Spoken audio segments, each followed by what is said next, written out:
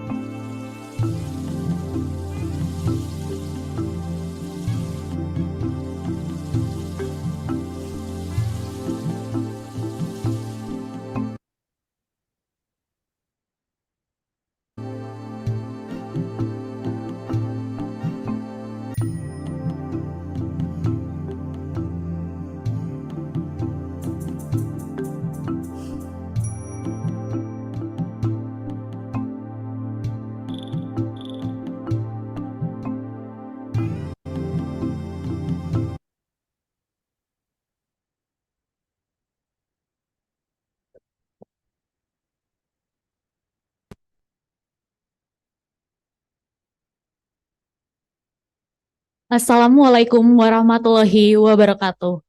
Good morning. Welcome to International Forum on Spice Route 2023 Day 2. Today we have some agenda where there are some keynotes from some great speakers. Also, we will have two panel discussion for today. First is the natural diversity commodities of the spice routes, and the second is cultural heritage management and in the geopolitics of heritage. So, without any further ado, let's get here a keynote speakers from Dr. Ince Hodijah as Indonesian National Commission for UNESCO. For Dr. Ince Hodijah, we invite you to the podium. The time is yours.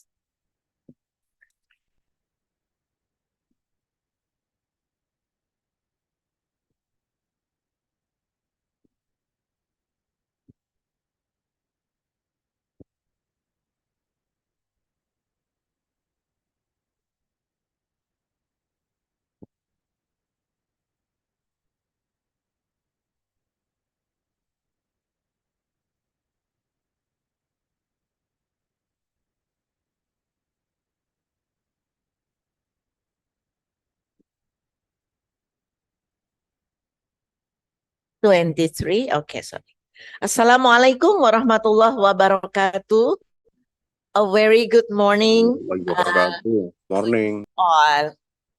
Mrs. Dewi Kumaratih, Organizing Committee International Forum on Spice Route 2023. Professor Dr. Friedus Stalen, Vrije Universiteit Amsterdam. Excellencies, distinguished guests, ladies and gentlemen. I'm honored to emphasize the profound importance of recognizing our shared cultural heritage as global responsibility. Today, we have gathered at the International Forum on Spice Routes 2023, a collaborative endeavor facilitated by the Spice Routes Foundation and the Research Center for Society and Culture in partnership with the esteemed National Research and Innovation Agency of Indonesia, BRIN. This momentous event carries the theme Reconnecting the Spice Route, Southeast Asia's maritime contribution to global transformation. This theme makes this gathering truly remarkable. because the revival of the spice routes is not merely a historical exercise. It's about understanding how these ancient spice routes continue to shape our modern world. Long before European nations set foot in the Indonesian archipelago thousands years ago, our ancestors navigated the spice routes. They used spices not just as commodities, but as symbols of friendship, fostering cultural assimilation and diplomacy at every stop along the way. This diplomacy at every these routes eventually connected the Indonesian archipelago to the world. The spice trade in Nusantara region has left behind a rich legacy of historical sites, cultural rituals, and a diverse array of cultural products inspired by the abundant natural resources of the Nusantara archipelago. It is evident that in the past, people from various nations flocked to the Nusantara not only for trade, but also to contribute to the development of civilization. Starting with the ancient port of Barus in North Sumatra, estimated to be 5,000 years old, to the era of kingdoms in Nusantara with bustling ports in Lamuri, Padang, Bengkulu, Lampung, Banten, Jepara, Tuban, Gresik, Banjarmasin, Makassar, Bali, and Ternate Tidore in Maluku. All of these flourished due to the spice trade. The global spice trade route connecting Asia, India, Nusantara, and China through the waters from the Indian Ocean to the Pacific has also left a significant mark on civilization. Situated along of the busiest maritime routes in the world, the Nusantara has been a strategically vital region and a trading destination for thousands of years as a result of the bustling maritime Recording in progress. in East Asia, the Middle East, Africa, Europe, and beyond, numerous civilizations interacting, exchanging knowledge, experiences, and culture. It evolved into a space for cross-cultural dialogue among people from various nations, fostering the exchange and understanding of different ideas, concepts, thoughts, and practices, transcending both space and time, united by rivers, seas, and oceans. The arrival of Austronesian speakers in the Indonesian archipelago around 5,400 years ago marked the beginning of spice and commodity exchange among the island in eastern Indonesia. As a precursor This of today's culture ever laid the foundation for the maritime traditions that transported spices to South Asia and East Africa. The spice route led to the flourishing of diverse knowledge and cultures, serving not only as a legacy for Indonesia, but also a heritage for the entire world. Thanks to its highly strategic geopolitical and geoeconomic position, nestled between two continents and oceans, Indonesia acts as a global meeting point and simultaneously a global melting pot.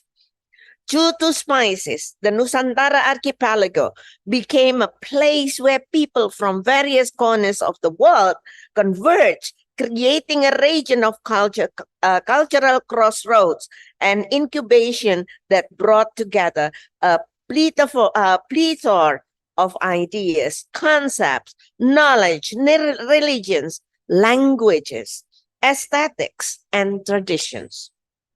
This maritime spice trade route became the conduit for cross-cultural exchanges, making significant contributions to shaping world civilization. Traces of agarwood have been found in India, while clove and cinnamon from eastern Indonesia reach Egypt and the Red Sea. Our ancestors also carried spices to Southeast Asia, from Cambodia to Kampa, fostering the spread of metal culture from Dong Son in Vietnam to Lesser Sunda Island to Moluccas and Papua. Since the early years, the spice routes connected India and China. Records indicate that Japanese sailors landed in China in the 2nd century. Nusantara shape were used by Chinese monks to travel to Swarnadiva or Srivijaya and India to study Buddhism. The great kingdoms of Srivijaya, Hindu Mataram, Singasari, and Majapahit made spice trade their primary route, connecting Nusantara with Southeast Asia, China, South Asia, West Asia, and even East Africa. It is undeniable that long before European nations engaged in trade in Southeast Asia, Nusantara traders were actively involved in the global trade network. Nusantara and Asian spice were well known in Europe long before they gained recognition in their home region. The strategic position connecting the Indian Ocean and the South China Sea, bridging East Asia to West Asia, the Middle East, Africa, and Europe, made Nusantara a vital hub in the world trade network. The spice routes, Nusantara spice, and the cultural exchange they fostered play a pivotal role in shaping our world long before European exploration in the region. Recognizing this historical legacy, we stand and united today in the International Spice Route Forum 2023 to celebrate the richness of our shared history. Since 2017, Indonesia, through the Ministry of Education, Culture, Research, and Technology, has initiated an initiative to propose the spice routes as a UNESCO World Heritage Site.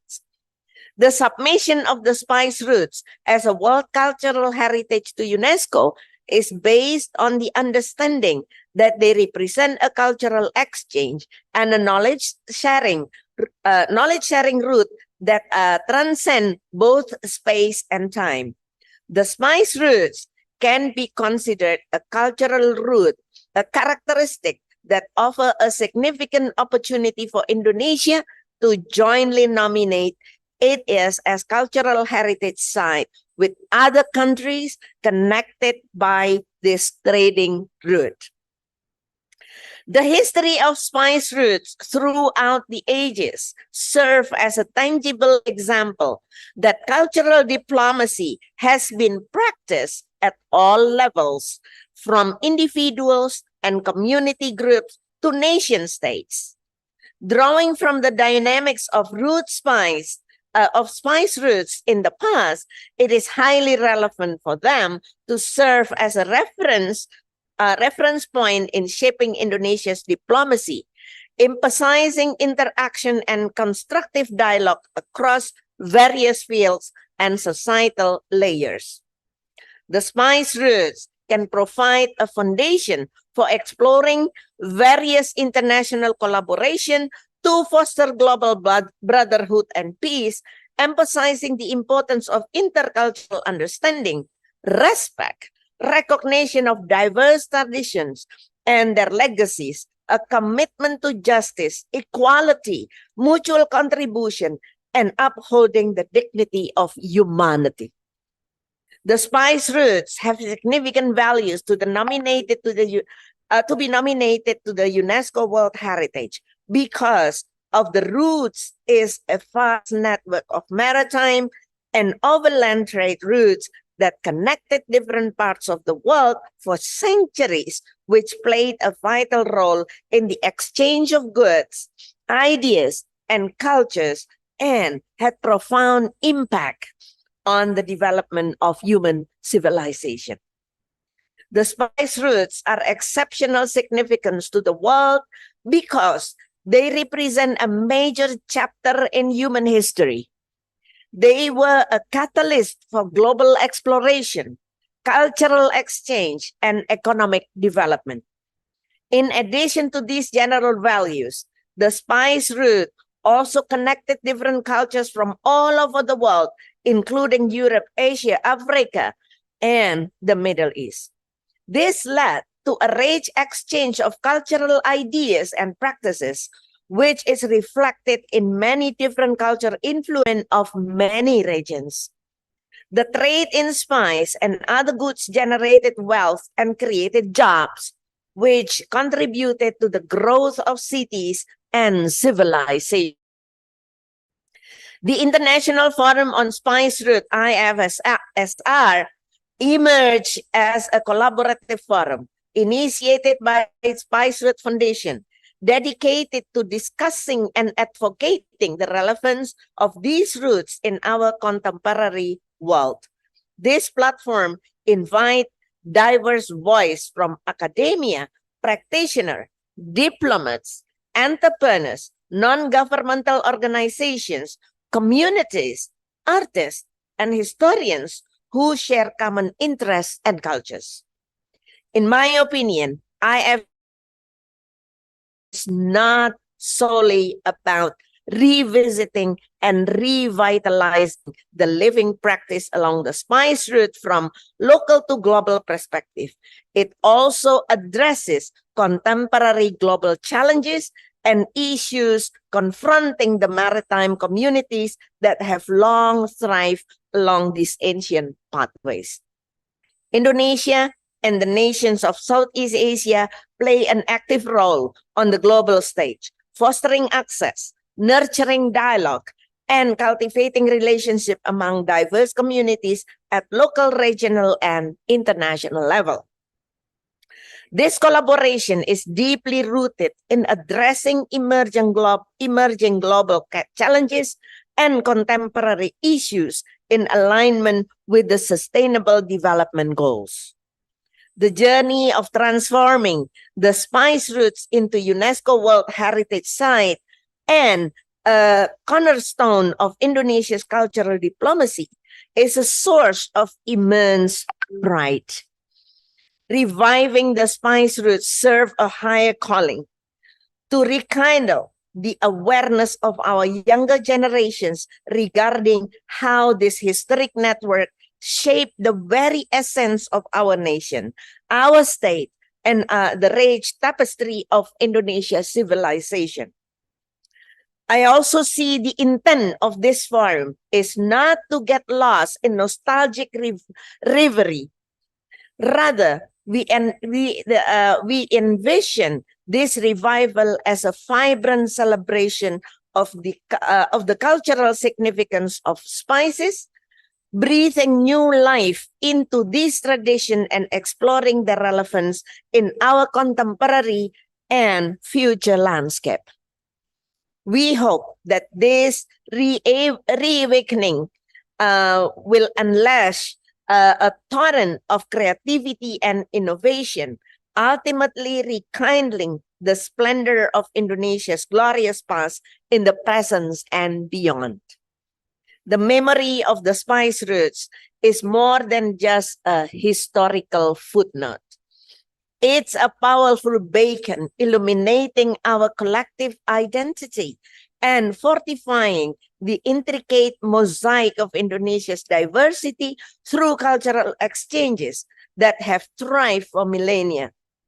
History has demonstrated that the intersection at these vibrant ports such as Aceh, Riau Island, Medan, Jakarta, Semarang, and many others, including other countries, have been fertile grounds for the exchange of knowledge, traditions, and artistic expressions.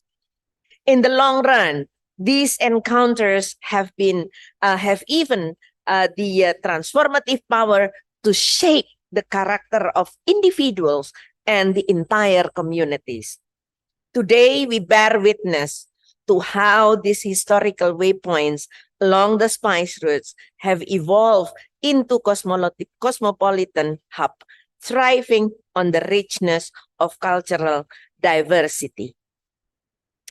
But revival on the spice routes carries a more profound mission for our present era. It's a call to action for all members of our society to actively engage in preserving, nurturing, leveraging this cultural treasure for the betterment of our physical and spiritual well-being. In this endeavor, people of all generations, backgrounds, and walks of life are coming together to harness the power of culture as both the driving force and enabler of sustainable development. Our aim is nothing short of for the Indonesian people, and every individual, group, and institutions has a unique role to play in rekindling the spirit of spice routes. In conclusion, I fervently hope evolve into a cherished platform for the exchange of knowledge, the nurturing cross-cultural understanding, and the collective celebration of our rich historical tapestry. I anticipate that the discussions and collaborations at the International Forum on Spice Routes 2023 will serve as guardian of our for generations yet to come. Last but not least, we must underscore the significance of our endeavor to engage with UNESCO. It is paramount that we emphasize how the spice routes encapsulate intrinsic value, transcending the confine of mere historical legacy to represent a living statement to the intercontinental ties that have profoundly shaped our world. Our quest that align with UNESCO is a pledge to safeguard and preserve these roots for the betterment of humanity, promoting cultural exchange and fostering mutual understanding among nations. We extend our deepest gratitude for our presence, and together let us steadfastly work to protect and cherish this remarkable legacy. Thank you. Wassalamualaikum warahmatullahi wabarakatuh.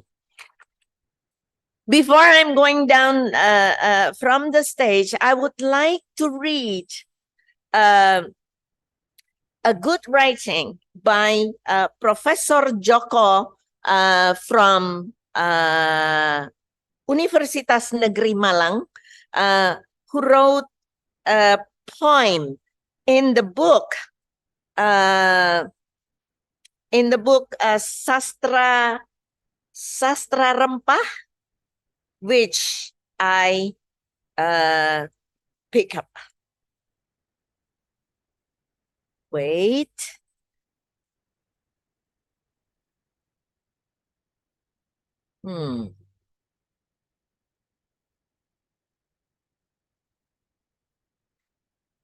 Sihir rempah.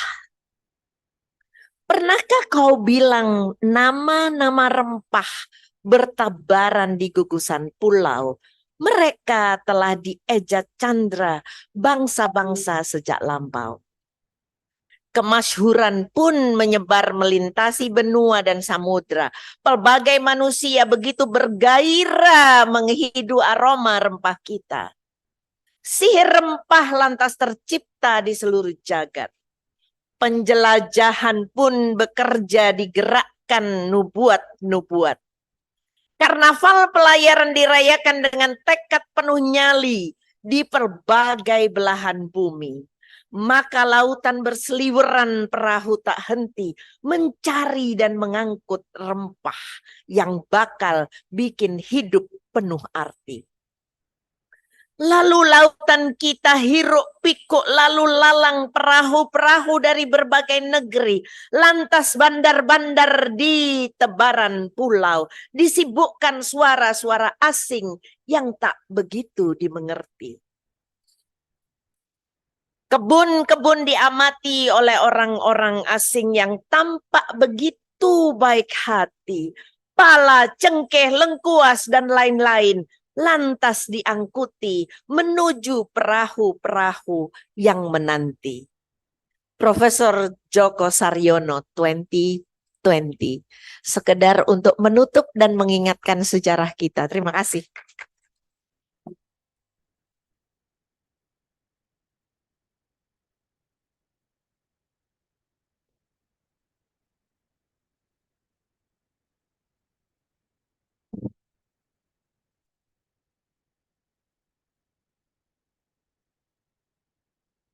Thank you, Dr. Ice, for the keynote for our discussion today. The next keynote will come from Professor Dr. Fridus Tielen from KITLV, Friday University, Amsterdam. For Professor Fridus, the time is yours.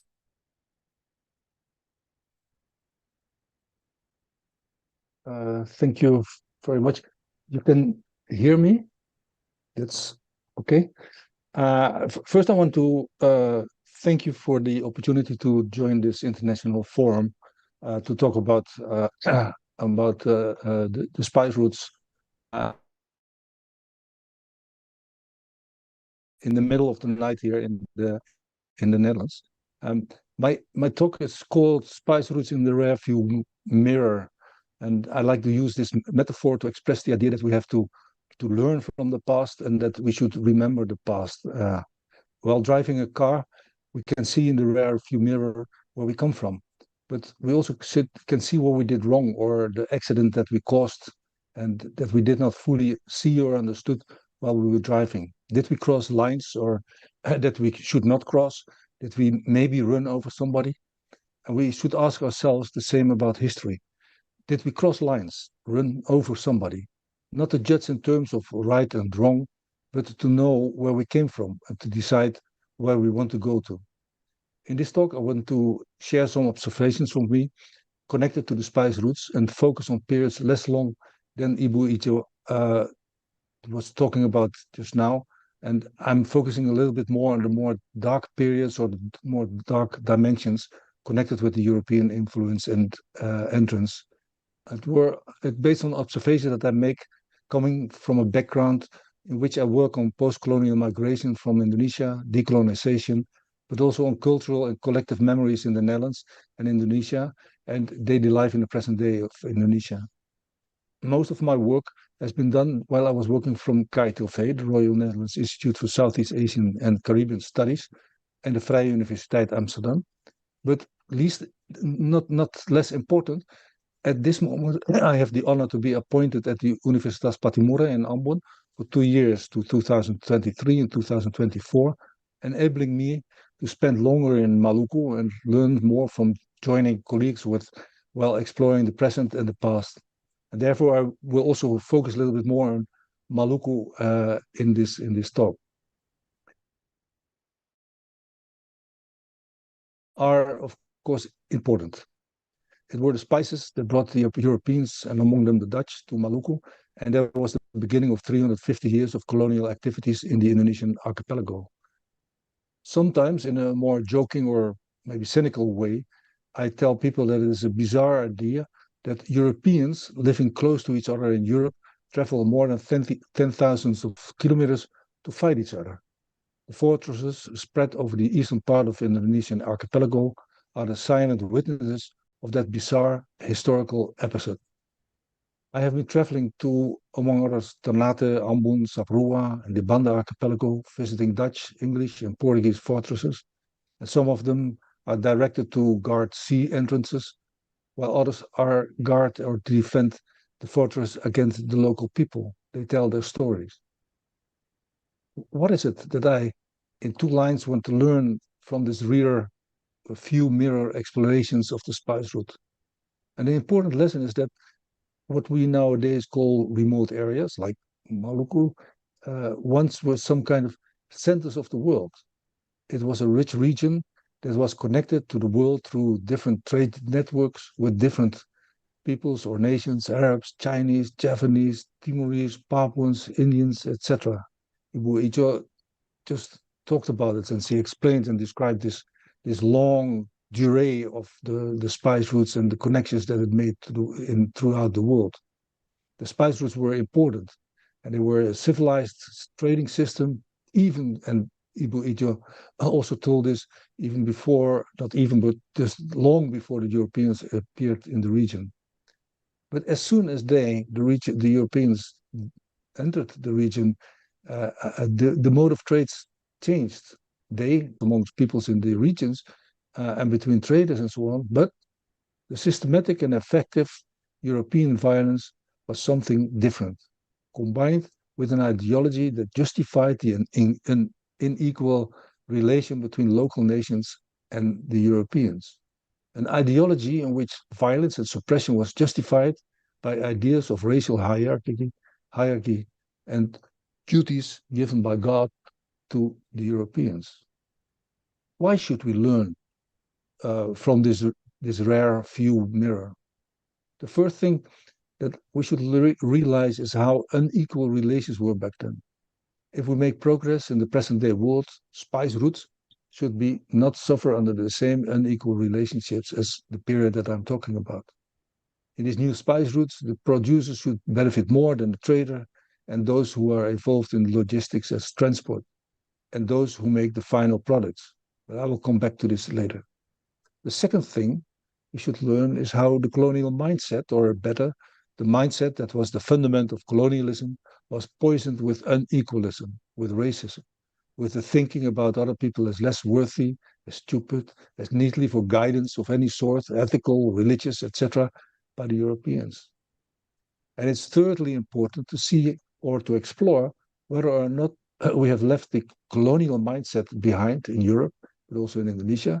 And my impression is that we, at least we in the Netherlands, have to admit that after the physical decolonization of Indonesia and later Suriname, industry needed hands in the 1960s and 1970s, and political migrants, they push the European societies to the edge and confront them with the fact that they are still thinking in colonial mindsets.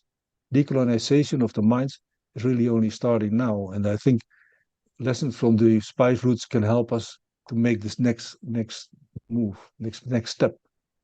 An important role to communicate the history of spice routes and what we have to understand about it is for education. We have to teach younger generations about the lessons that we learned, that had to be learned. And I was a member of a committee to advise the government, the Dutch government, on how to incorporate the Dutch colonial history in Indonesia in the regular curriculum. Among others, we pleaded for what we call key principles and ways to make sure that the content of the curriculum would be correct and that the quality of the material and didactical approaches were qualitatively high. And this is one of the most complicated things to achieve. Everybody can create some papers or some materials and call this an educational application. Just recently, I checked on the website on an exhibition on Moluccans in the Netherlands, and I was shocked by the educational application that accompanied the exhibition.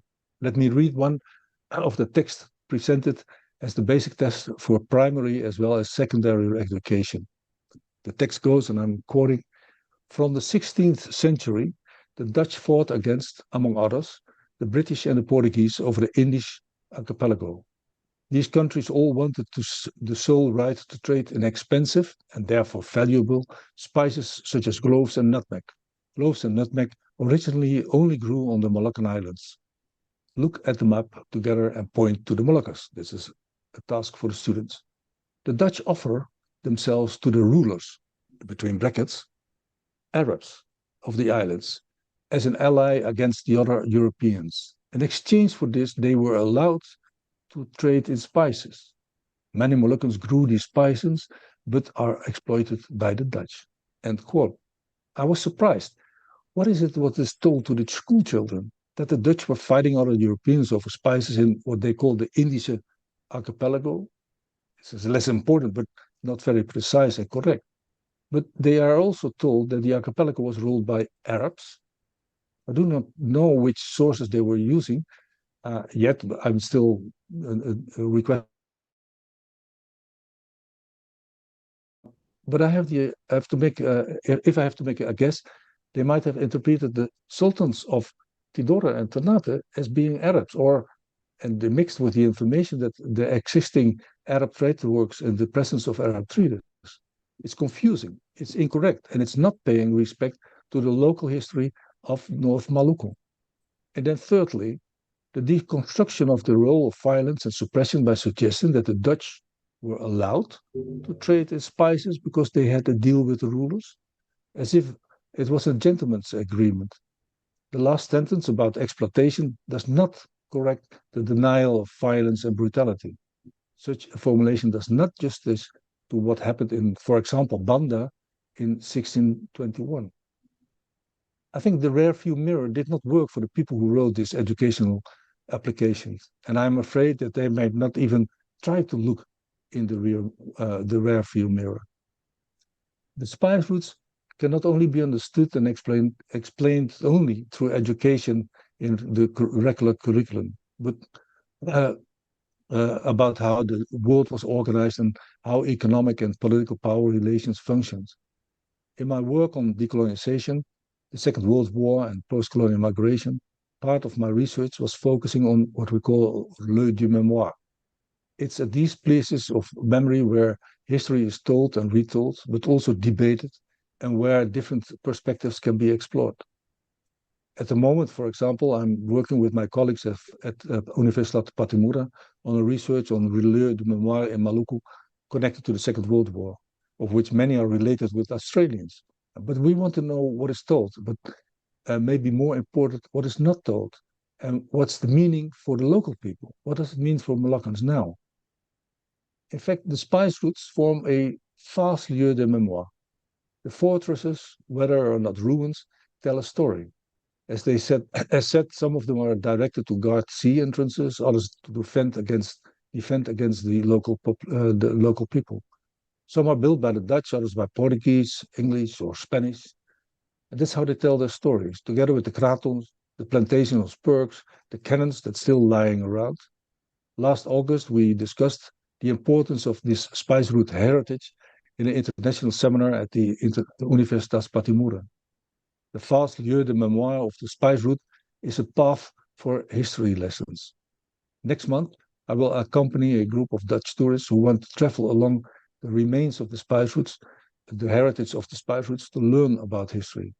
From Kota, the central power of the VOC, via Ambon, Saprua, the resistance of Patimura, to Banda, and to Ternate.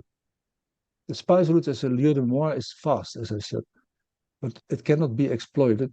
It can be exploited much and much more with when more heritage is prepared as objects that can be visited and where the story is to be told.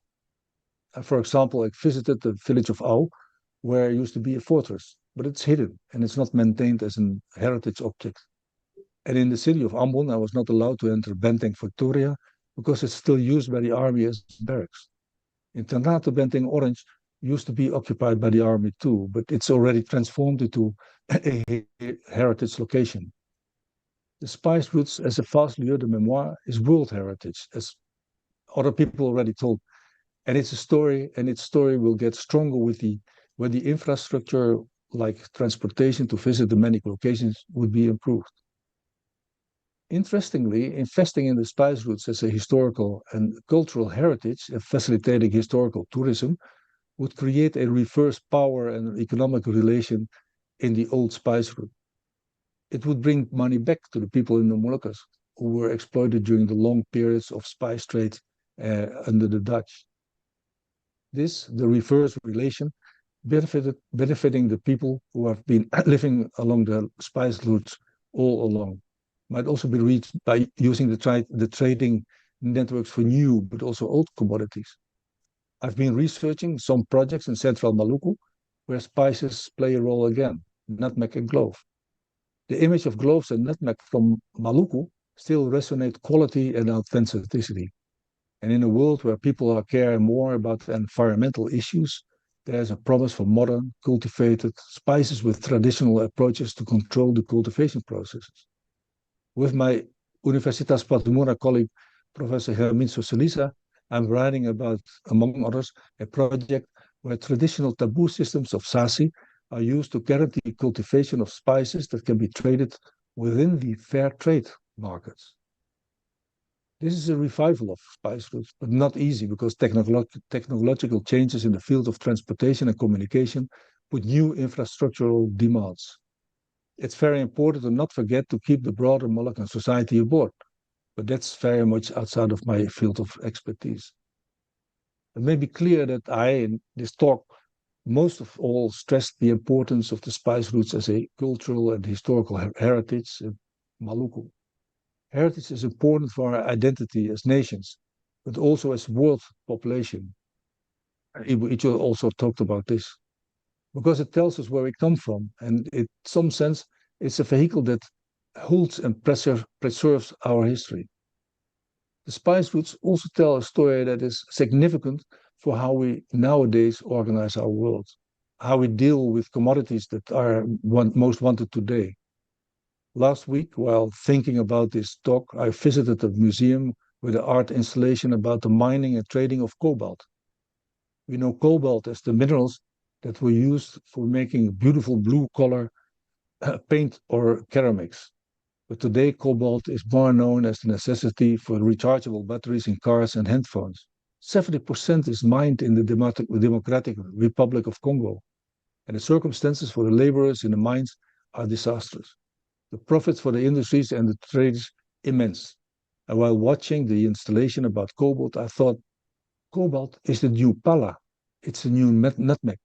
And I thought, did we learn from the circumstances that were created by the Dutch and Europeans when they demanded their monopolist role in the spice routes? I'm afraid we should learn more. It's therefore very important to maintain and value the heritage of the spice routes, to teach about it, to explore the spice routes as a vast lieu de mémoire and learn from it. The best way to do this is to combine the appreciation of the historical spice routes and lessons we take from it with the way we organize our trade and economics today, whether along the ancient spice routes that we discussed today or the new blue one coming from the mines in Africa. Thank you very much.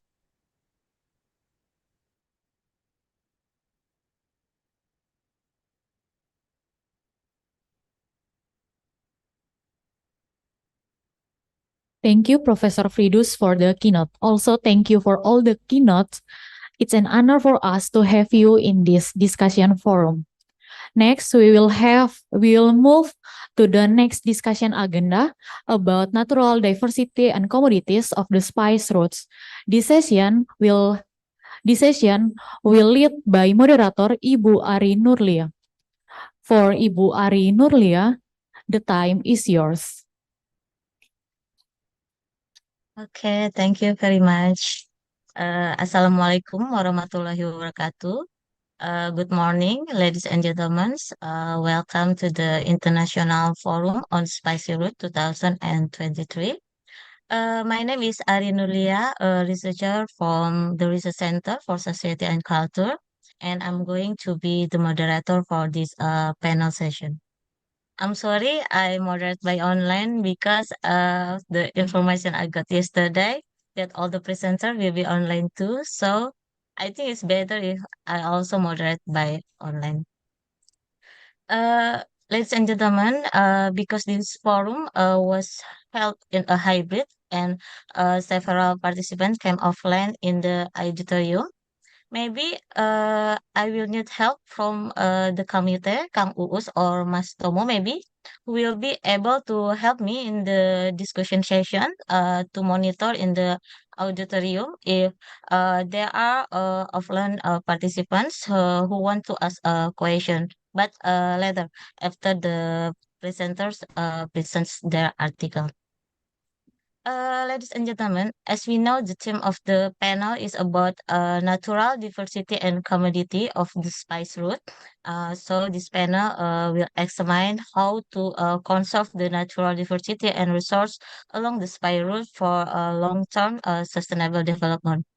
So the topic of discussion will include natural and marine resources that watered along the spice route, the application of ethnomedicine from various cultures, the restoration of maritime ecosystem, land and coastal degradation, local wisdom, and folklore in managing natural and maritime resources, as well as lands and maritime resource degradation. And now we have 10 presenters. With 6 presenters, we'll make a flash presentation, and 4 presenters will present the article in full presentation. The first presentation of the flash presentation is about forecasting production of ginger in Indonesia by Nabil Miftah Irfanda. Second one is the possible role of spice in improving the good microbiome during menopause by Juliana. And then the sweetness of sugar, the sugar factory industry in sugarcane plantation in Tegal and its distribution to Europe by Arfan Habib. And roasting coffee with Azadi Rahata indica firewood, a method for reducing acidity and caffeine by Toriki Firdaus. And then the strong potential of Soto Betawi to introduce Indonesia's spices and herbs by Sinta Teviningru. And the last is Sea Highway Policy in Indonesia by Cahyodo Edi Tando. And for full presentation, we have 4 presenters. The first is the Molucas spice trade from the early metal age to globalization by Aryani Ayuwidiawati. The second one is economic value of kunyit, temulawak, temukuci, and ginger for women spice farmers in Galis District, Bangkalan, Madura by Ekna Satriati. And then the cultural impact of the loss of clove plantation in North Maluku after the Hongi expedition by Raimizard Alifian Firmansyah, and the last is the role of rice in early modern spice trading routes, a revolution of its impact on biodiversity by Yuanita Wahyu Pratiwi. All presenters will present the article for 2 minutes for flash presentation and 10 minutes for full presentation. So we have approximately 1 hour for presentation and 30 minutes for discussion. And I think all presenters will use video for their presentation, or does maybe anyone want to do it directly? I think so, yeah. Okay. Ladies and gentlemen, let's listen and watch the video presentation from our presenters, both flash presentation and full presentation, of course. To the committee, please play the video and let's watch it together. Please, the committee. Good afternoon, ladies and gentlemen. My name is Juliana from Universitas Udayana. My title is The Possible Roles of Spice in Improving the Gut Microbiota in Menopause. Introduction. The estrogen decrease in menopausal women. Good afternoon, ladies and gentlemen. My name is Juliana from Universitas Udayana. My title is The Possible Roles of Spice in Improving the Gut Microbiota in Menopause. Introduction. The estrogen decrease in menopausal women increases adipose tissue and body weight. Spices could improve the condition of the gut microbiota through effect of metabolic activity. The gut contains several unique microbial species which are beneficial for the homeostasis of gut barrier. This paper aims to describe the possible roles of spice in improving the gut microbiota in menopause. Finding: curcumin increase the concentration of Muribaculaceae and decrease the concentration of Bacteroides and Ruminoscosae in a mice study. Curcumine might repair the changes of gut microbiota in ovariectomy rats. And cinnamon contain natural polyphenol non-flavonoid that is useful as antioxidant. Turmeric consumption might cause longer gut transit in a mice study. In conclusion, spice supplementation could improve the gut microbiota in menopause. However, some spices should be used with caution because there are dual effects of some spices. It might interact with some medicine. Okay, thank you. That's all from me.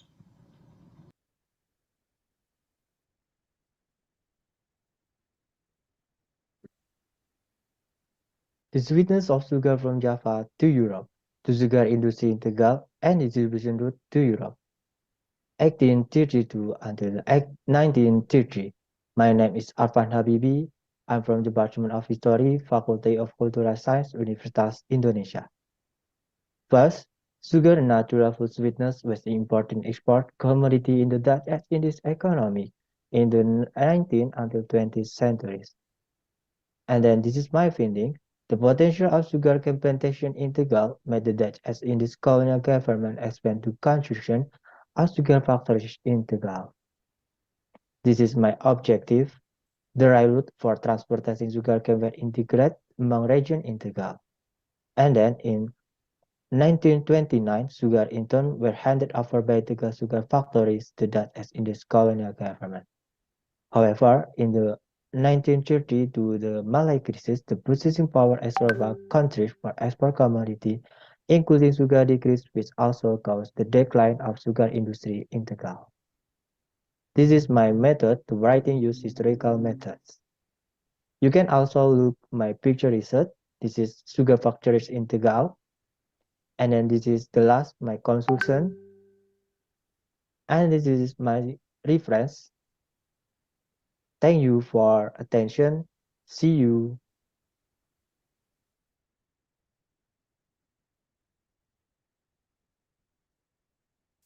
Hello, good morning, ladies and gentlemen. I want to introduce our team from University of Sriwijaya Madura, and the title of our research is Reducing Caffeine Acidity and Caffeine through the roasting method using Aza directa indica firewood. The reason for conducting in this research, one of the characteristics of coffee in Madura is very strong in traditional processes, and Aza directa indica is very easy to find in Madura, especially in description. A study was carried out on the method of roasting coffee using Aza directa indica firewood to reduce the acidity and caffeine of coffee. Objective of our research is first find out the effective of reducing caffeine and acidity coffee between three methods and provide a reference method that can be used to reduce caffeine and acidity coffee in the roasting process. This research is experimental in nature by using a completely random design or CRD arranged in a factorial manner with two repetition. This research have two factors. First factor is roasting method and second factor is roasting level. And the findings of our research are an effective method used to reduce caffeine and acidity coffee with manual roasting Aza directa indica firewood. And the use of Aza directa indica firewood is a more effective roasting method in reducing the acidity and caffeine of coffee, and the acidity level of coffee will decrease the higher the level. Thanks for your attention. Wassalamualaikum.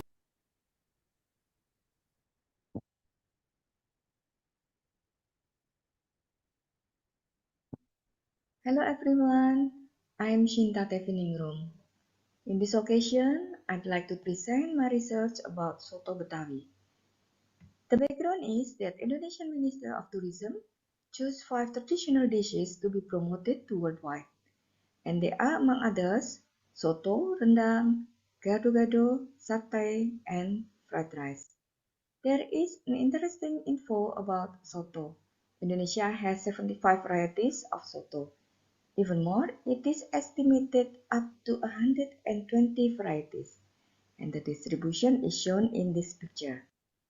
Based on my previous research, Soto Betawi is the third most popular soto. This is on the criteria like taste, flavor, price, and easy to get. Then I tried to find the strength of Soto Betawi compared to the others. I found that Soto Betawi use more herbs and spices that is 14 kinds. They are shallot, garlic, turmeric, ginger, galangal, pepper, star anise, nutmeg, clove, bay leaves, lemongrass, lime leaves, candlenut, and cardamom. So, with the special character of soto Betawi as a high energy dish and pleasant taste, we have chance to promote the dish and herbs of spices as well. Thank you.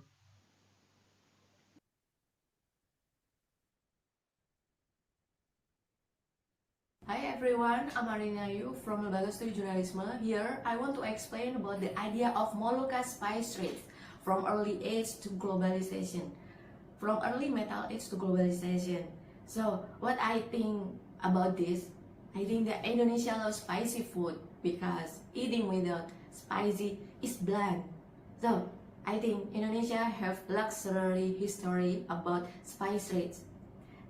When Turner say that is be true or not, for the West, it's very possible to include many spices in diet, considering caution in Bali, almost all spicy food to buy reduced in spicy in 20th century. But when we look back in past, I think the idea spice is brilliant. Maybe this is an expression, but spices are the message of luxury for his fan in this past. Who's the fans? I think that is elite, celebrity, and then the king loves spicy. Barbara Cartland, a romantic novelist, food for love, three spice are a luxury ingredient in her restaurant. So that may think about how spicy food is imagination for Midsummer Night Dream in Shakespeare's. So the poetry Titania tells Oberon about her dreaming about spice thing, that she wants spice thing in her garden. Okay, come from here, the idea again is so brilliant, but spices as limited like celery, so become a...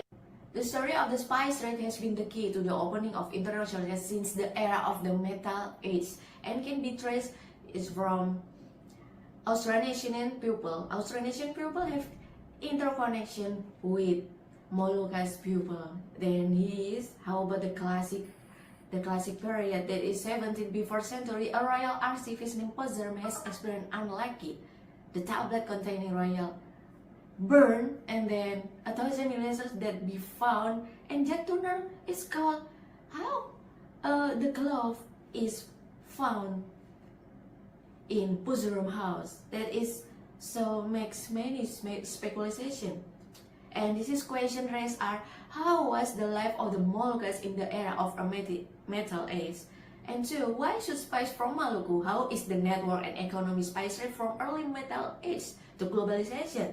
So, in this study, a maritime archaeology approach will be used to study means of how the presentation used by people in the past to trade, especially in Australian people with Moluccas people.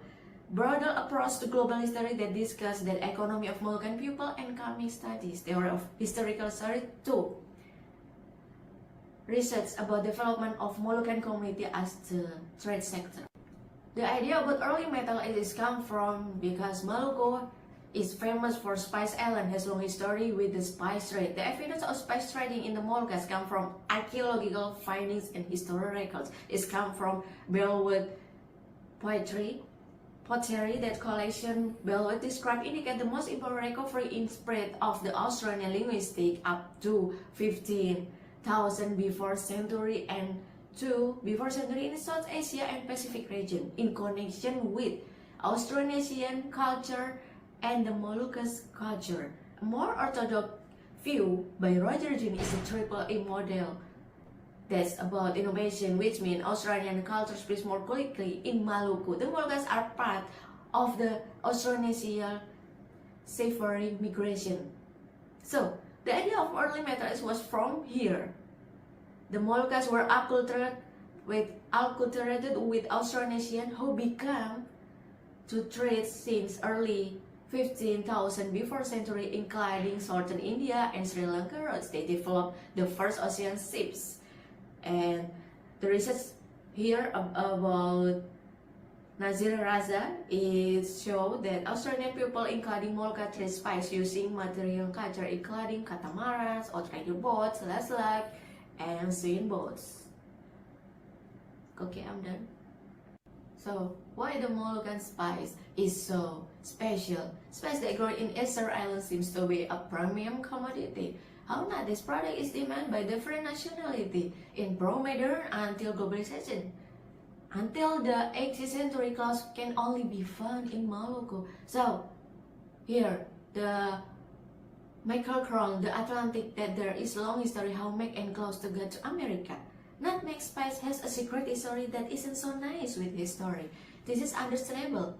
Eric Taglioso revealed that there is a long history of how the Dutch and English trade spices all over the world in 16,000th century. And the British began to take in Manhattan and New York. That specialty have a dark history about getting cloves and nutmeg. Okay, they make and quite cruel. It's like the salt was on your plate in 2014. The collective memory is so indeterminable, yet it is part of history. So, the clove buds contain essential oil from green to yellow, the pink and the dark brown, as clove is come from Maluku. For reason of both history and geography, the clove which grow only in Maluku is often paired with nutmeg and mace, especially in Western. The latter two are produced by one and same tree by Mysterica fragrans. This is what makes Moluccan spice very special. From nutmeg, clove, pepper, they are much sought after, not only for the unique taste and aroma, but also for their ability as an antibacterial and pain-relieving ingredients. Clove, more simple, are like a medicinal materials in the pre-modern world. It takes more than 1,000 kilograms of buds to produce 1 kilogram dry clove, and this fact is also explained why cloves are economically valuable and surplus for everyone. The spice trade from Maluku was always kept secret by Arab traders. No one ever know how the Arab kept the secret, but clearly throughout 17th before century there was a trade rivalry between Romans and the Arabs. Though this product in demand by different nations, and how not? Until 18th century, spice is so surplus from every people, and spice is come from Maluku. If you ask me, am I like spicy? Of course, as Indonesian with high spice culture, of course I answer yes, with not spicy to the level 500 on the Scoville scale. Spice culture in Indonesia is collective memory. Spice do play a big role in trade. They found that Europe and America are aware the spice is part of personal reference and health benefits. So the Indonesians become the second largest exporter in Europe until 200 million US dollars. So this is make conclusion that spice is exists in globalization. So the above facts show spice as surplus commodity and important until the era globalization. From a simple society that trades spice using boats, then globalization to form a modern society. In ancient Egypt, clothes were used to preserve mummies. In China, although with different names, spices are used ingredient for making medicine and to scan the mouth on the average the Han Dynasty in 3rd before century. The idea of spice is brilliant. Maybe this is an expression, but spice are reminiscent of luxury he spent in his past. For local people themselves, spice are certainly easy to get and become the part of daily food consumption. But for kings abroad, celebrity, art enthusiasts, spice are gold.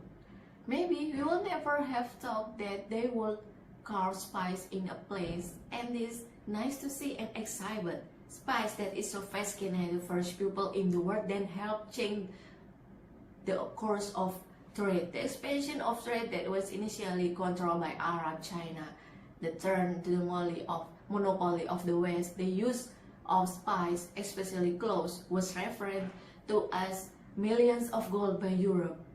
Until the period in 16th century, Maluku was connected to the rest of the world. Clothes as exchange commodity have an important role in this context because the Moluccas have a unique position in the global trade. Since the 15th century, the Moluccas almost entirely depend on imports of all necessity of life such as agricultural crops and clothes from the other land. So here, global market in Western Europe requires spice for household necessity, cosmetic and drugs.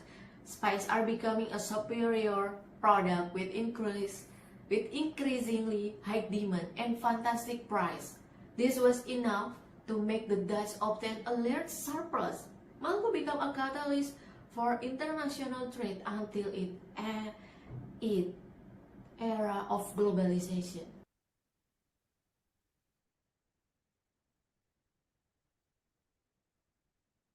Good afternoon, ladies and gentlemen. My name is Ekna Satriati from Trunojoyo University.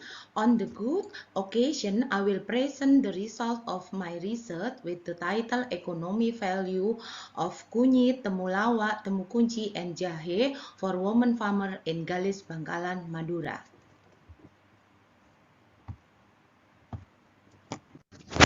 Introduction. Kunyit, Temulawak, Temu Kunci, and Jahe are potential superior plants in Galis district, Bangkalan Regency.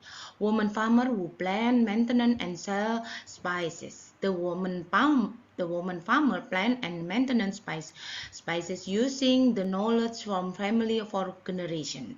Women farmers sell spice for their daily needs. Women farmer give economic meaning to the spice plant Kunyit, Temulawak, Temu Kunci, and Jahe.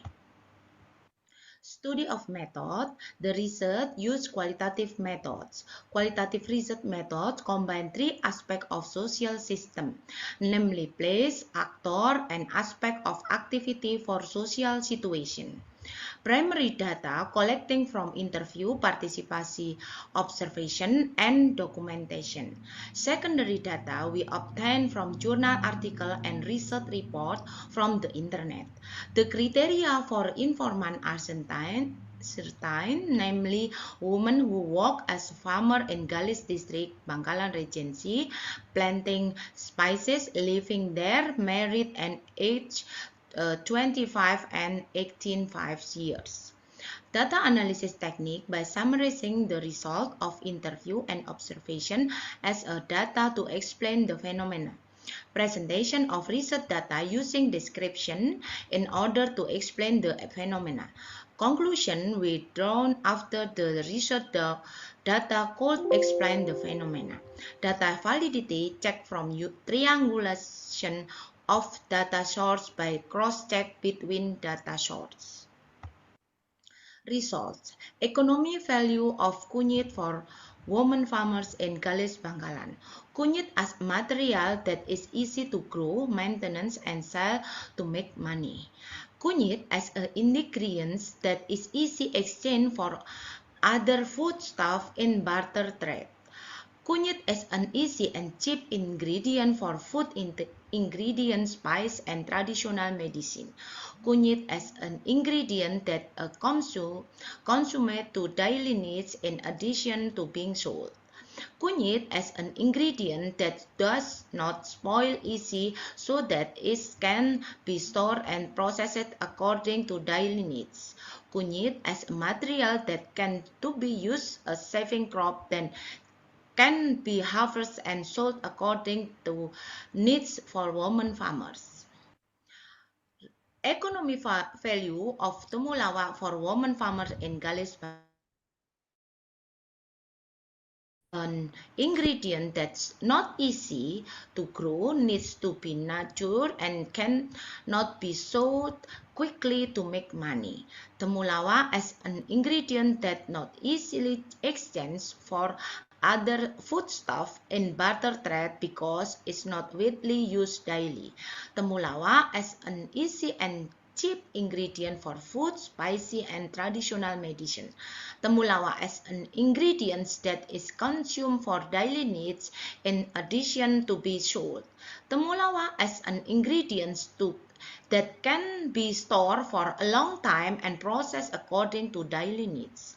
Temulawak as an ingredient that can be used as saving plant that can be harvested and sold according to the needs of women farmers. Economic value of Temu kunci for women farmers in Galis Bangkalan. Temu kunci as a material that is easy to plant, grow in between turmeric plants, and is easy to maintain but cannot be so quickly to make money. Temu kunci as ingredients that not easy exchange for other food ingredient in barter trade because it's not widely used for daily needs. Temu kunci an easy and cheap ingredient for food, spicy and traditional medicine. Temu kunci as an ingredient that consumed for daily needs. In addition to not be stored for long after harvest, so it must be sold immediately or processed according to daily needs. Temu kunci as an ingredients that can be used as a saving crop that can be harvested and sold as a need women farmers. Result, economy value for jahe woman farmer in Galis Bangkalan. Jahe as a material that easy to plant at the beginning of the rainy season, requires a larger area and of land to grow well, is easy to maintenance and quickly sold to make money. Jahe in ingredients that is easy exchange for other food ingredient in barter trade because it is used for daily needs. Jahe as a easy and cheap ingredient for food ingredients, spice and traditional medicine. Jahe as an ingredient that is often consumed for daily needs in addition to being sold. Jahe as an ingredient can be stored long after harvest and quickly sold because it must need for daily needs. Jahe as ingredients that can be used as a saving crop that can be harvested and sold a need women farmers. Conclusion, women farmer in Galis Bangkalan sub-district perform to action of planting kunyit, temulawak, temu kunci and jahe spices constructed by external factor in the form of kunyit planting traditional and profession as a spice farmer. Spice have meaning physical object for women farmers. Spice of object around women farmers have a meaning of value, especially economy. Kunyit, temulawak, temu kunci, and jahe are interpreted as an ingredient that can be sold easy to make money, also used as a medium of exchange and store for cooking, coating, medicine, and a saving. This is my literature. Okay, thank you. That's all for me. Matur sakalangkong, terima kasih.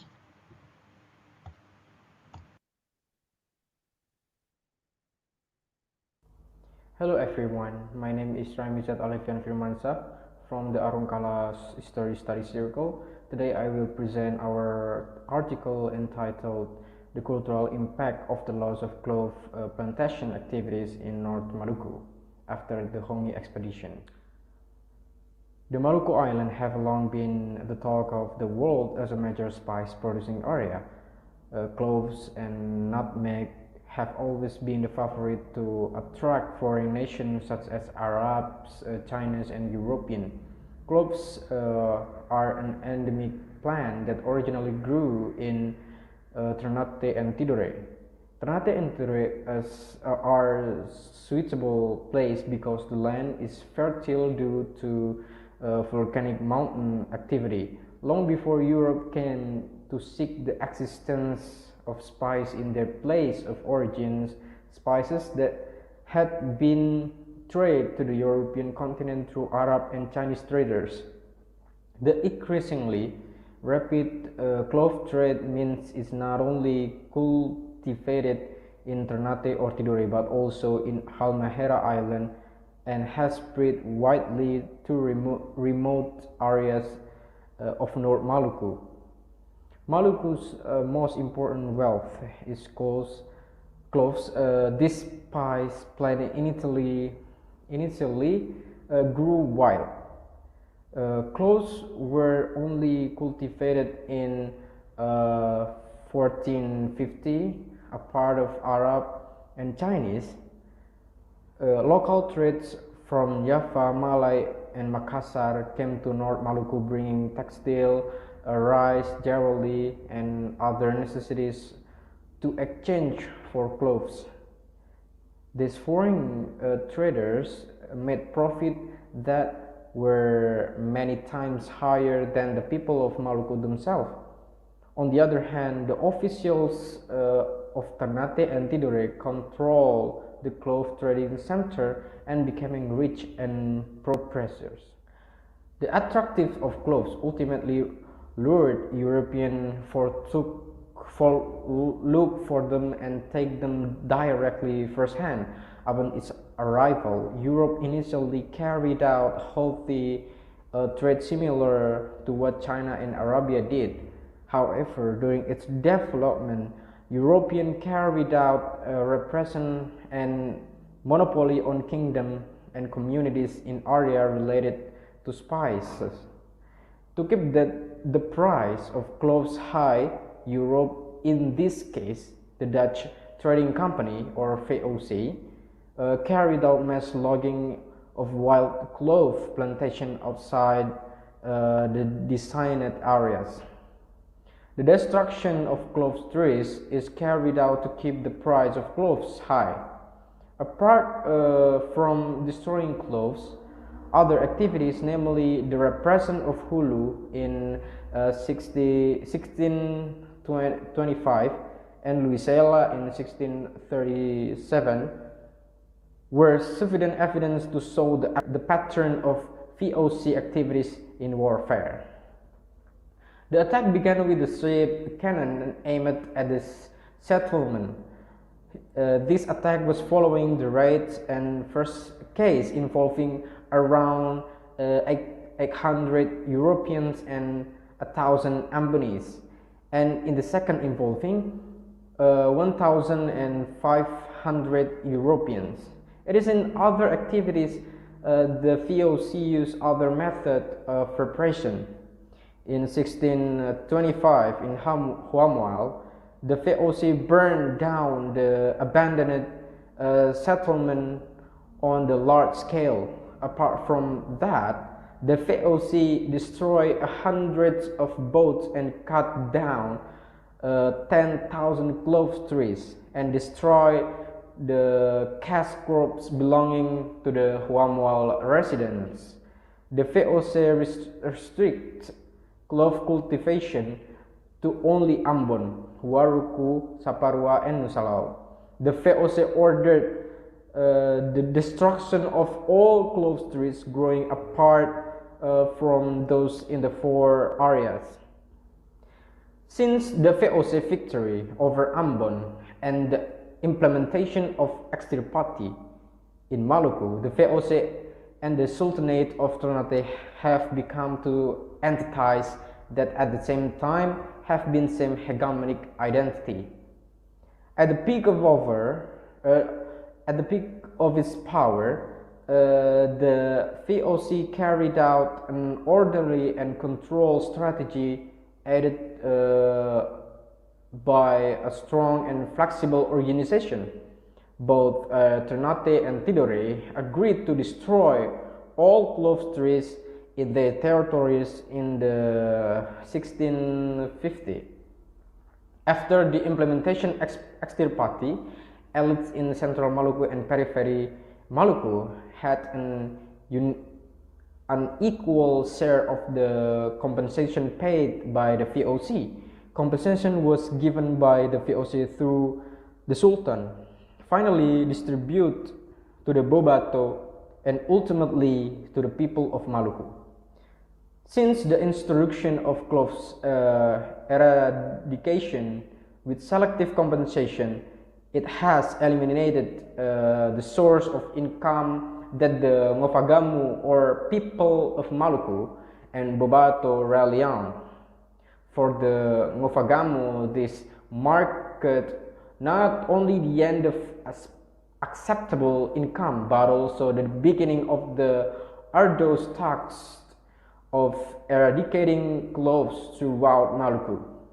Frequent clove killing expeditions mean that every adult man was eventually forced to take part. Other villages contribute the providing food, transportation, or temporary shelter. This contribution in the form providing food ingredients, it is the form emergency local food ingredient. Because as a full wages from the expedition, the VOC provide rice for the workers. However, in one report, the VOC governor in Ternate explained that sagu was emergency food as long as the rice supply had run out. From this, there are indication that sagu producing activities, which is in effect last longer than rice, are needed. Food supply is very important that expedition because it takes a long time and difficult of the terrain covered and difficult of the logging process.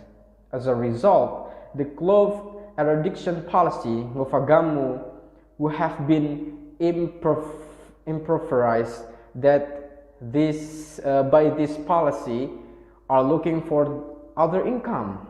Some of them collect certain bark and twist it into a cannon axis that sold the sweet twist from the VOC at Fort Orange for the wages. Apart from making wicks for cannon, other residents built oven or to burn coral rock and make it into lime, which would later be used by the VOC to build forts. In Tidore, the community provide with fish, vegetable, and local food such as sagu, which was consumed by people in Dutch settlement. Because since before Europeans arrived, sagu has been the staple food in Maluku. However, sagu production activities increased significantly after the work of gardening, harvesting, and drying cloves disappeared. In this way, sagu work becomes an alternative option to meet subsistence need after the disappearance of cloves in North Maluku. As a result, the VOC policy, which limited clove plantation in Maluku, North Maluku lost clove production activities for centuries. Cloves have served as a symbol for people of Maluku by planting trees on their ancestral land and enjoying the fruit.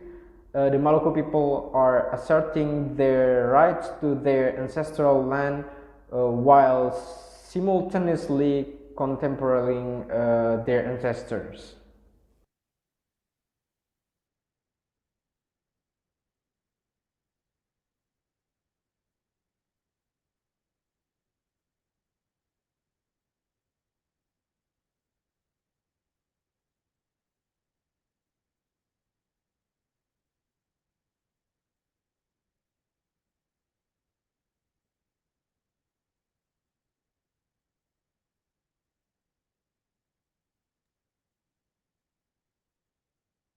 Hello?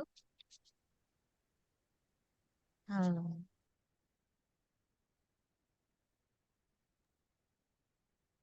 Hello, can you hear my voice? Yeah, hello, clearly. Okay.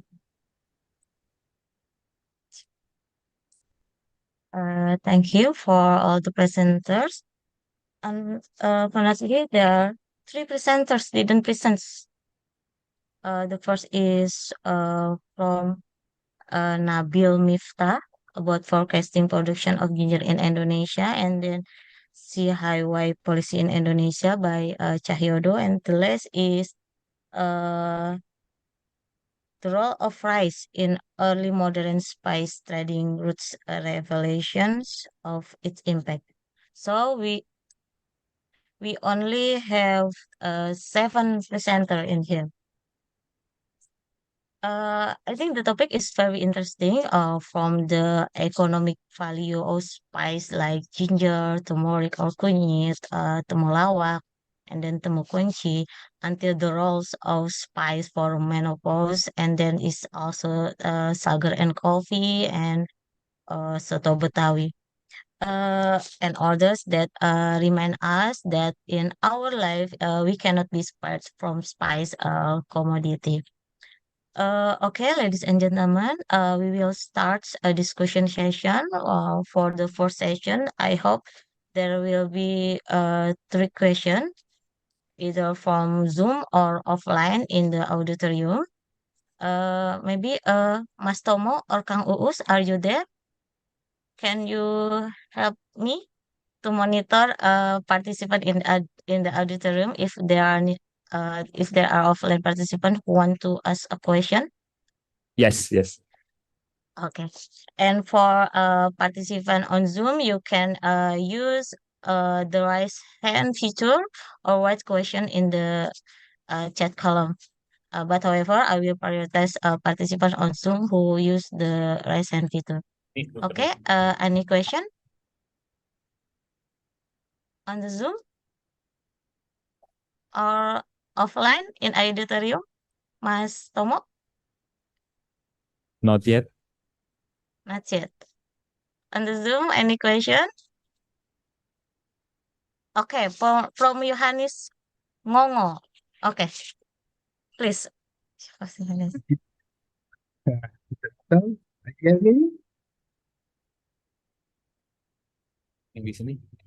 Thank you very much, moderator. I hear me. Yeah, I can hear you. Okay, thank you very much. I just share some of my talk, I think, but the first I want to discuss a little bit with Dr. Ekna related to the economic failure of some spices that you mentioned before. I think the economic failure it's much more driven actually by the market. By the market, what you mentioned actually more on the daily consumption. So any commodities, if there's a market, of course there's economic failure of that. And among that commodity that you mentioned, actually for me it's just ginger that really have economic failure for that. While others, for daily consumption they have. But could you please extend this one, because what we know that's for the crops that they use for estate crops, it's only ginger, what I know so far. So that's why they have economic failure if you plant in the large scale. But if you just plant in the small scale for daily consumption, especially for the rural area, for me, I think it's very, very, very small sale for the income. That's the first one. And the second one for Pak Rianiza, for the cloth plantation. It is interesting for me also when I see this presentation, because once the Dutch cut down the tree, cut down the cloth, develop their own strategy to get the money, to get the source of carbohydrate, especially for sago palm. So I think I agree that we cannot accept that the way the Dutch cut all the tree, but we should look the positive aspect for that. I think positive aspect that encourage the community to develop their own way to earn money, and then to develop the livelihood strategy. Thank you. Okay, thank you, Pak Yohanes Ngongo. Another question from the Zoom or offline?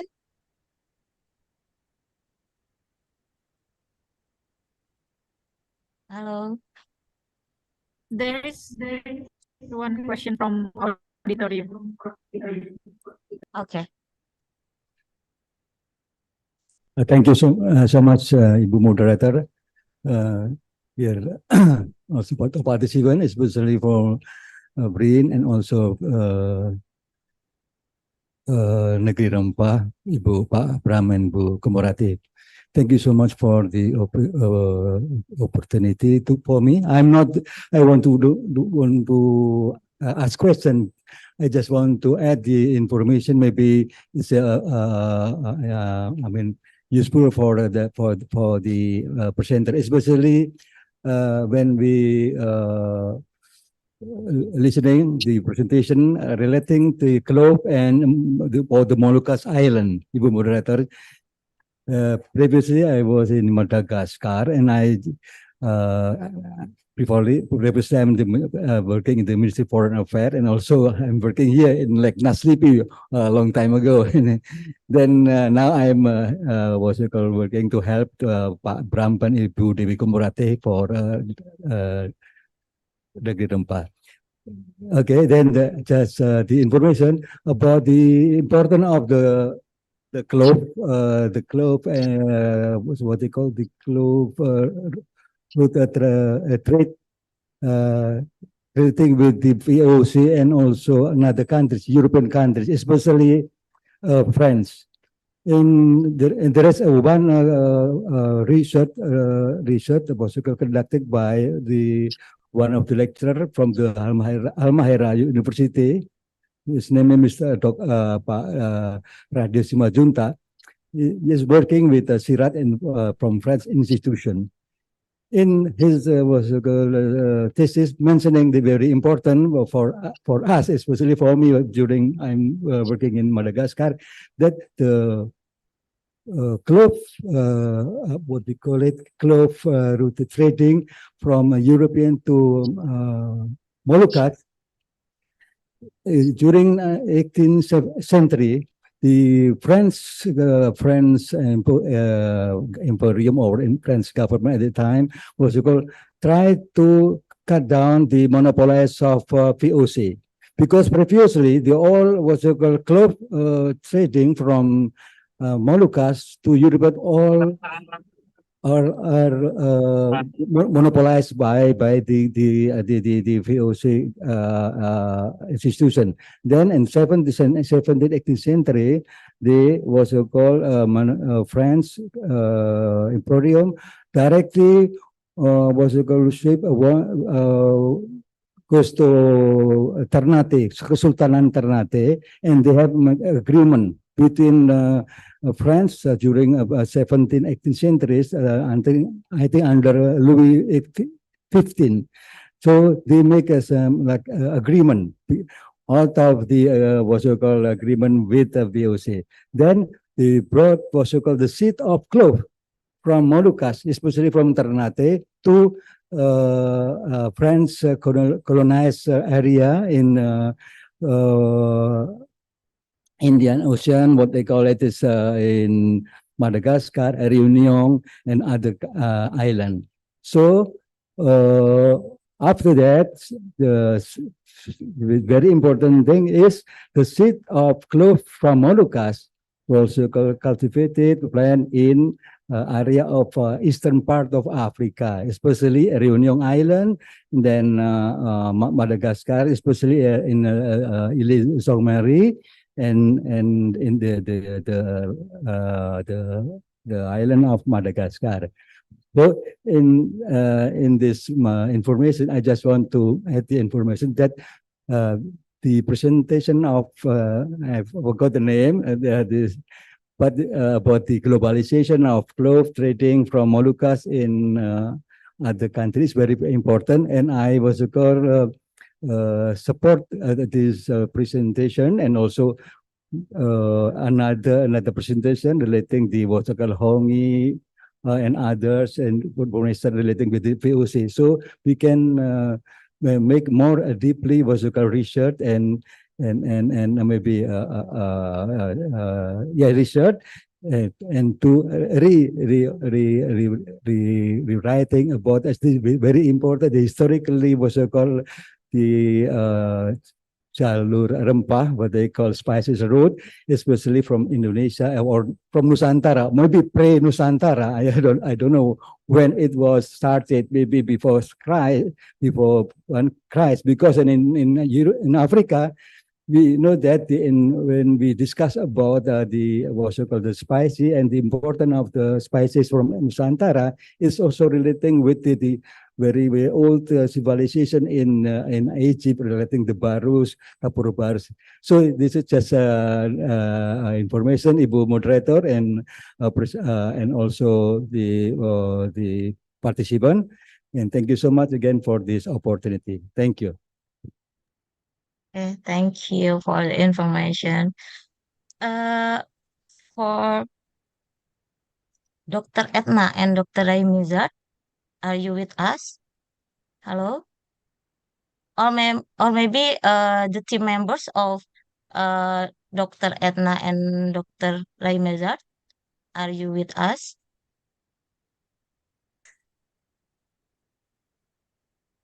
Hello?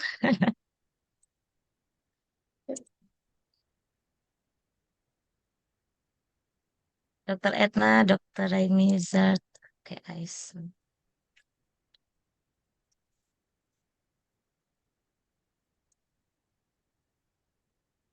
Okay, I saw only one presenter came on this forum. It's only for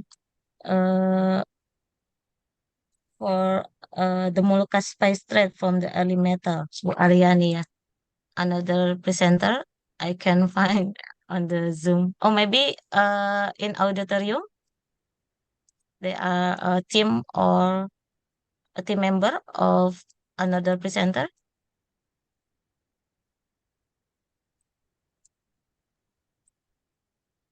Yeah, we have Bu Sinta here in auditorium. Halo Ibu Eko. Ada Bu Sinta tadi. Ada Bu Sinta ya. Sita Tepaningrum. Okay, but the question is for Dr. Etna and Dr. Raibizat. Maybe any question for Bu Sinta or Bu Arini? Okay. On auditorium, please help me, Mas Us, Kang Us. Yes. I'd like to ask a question to Ibu Sinta and Ibu from Trunojoyo University about the economic value of spices. The first one is what are the to Ibu Sinta, what are the challenges of packaging this culinary tradition to be packaged in a form of export products? What are the challenges in developing such product? And the second one to Ibu Ekna, do you see any potential in these women spice farmers furthermore than just for the economic, domestic economic purposes?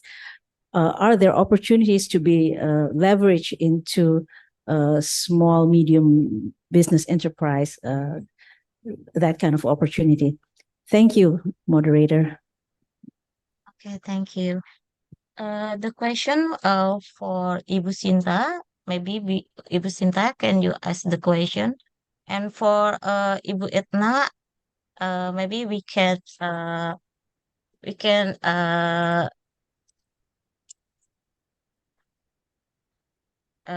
tell me later, tell her later, in in all of this discussion, because I saw her not in her forum. Okay, Bu Sinta, can you ask the question? Okay. Answer the question.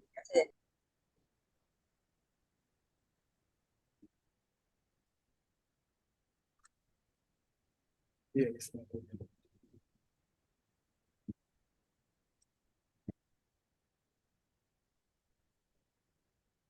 Okay, thank you very much for your question, Bu Dr. Kumorati. Thank you for the opportunities. First of all, before I answer the question, the first program is based on our government program about make it popular, our culinary such as sate, soto, gado-gado, nasi goreng, and rendang. As long as I know, most of the spices are exported in a tonnage or a bulky, a very big amount, such as the single spice they export. Pepper, they export nutmeg, just single spices. But by this research, I found that we have the opportunity to export in group, like season for soto. Whereas my research shows that the soto itself, most used herbs is soto Betawi. As I have already presented, we have 40 kinds of herbs in soto Betawi. So if we export it, the season of soto Betawi, at the same time we export 40 kinds of spices. So far I know that we only export season for soto, just soto. While in soto, it's perhaps only 5 to 6 kind of herbs. Compared to soto Betawi, it's far differences. So that's why I make the research. And soto Betawi itself, actually, we can use it not only the coconut milk or milk for the broth, for the soup, but we can use it in clear soup. But it's okay. Then they can use both either meat or chicken, it's okay. But as we already know that soto Betawi is very popular, it's very aromatic, it's very spicy. That's my answer, Bu Komorati. Thank you very much.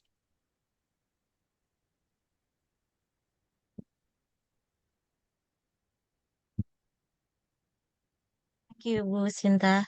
The committee has several questions for Bu Etna and Pak Rai Mezat. Maybe we cannot them and convey them to the team later because in this forum. In this forum, is only 2 presenters has come. They are Bu Sinta and Bu Arini. Apa? Excuse Maybe me, Ibu the Ari. question.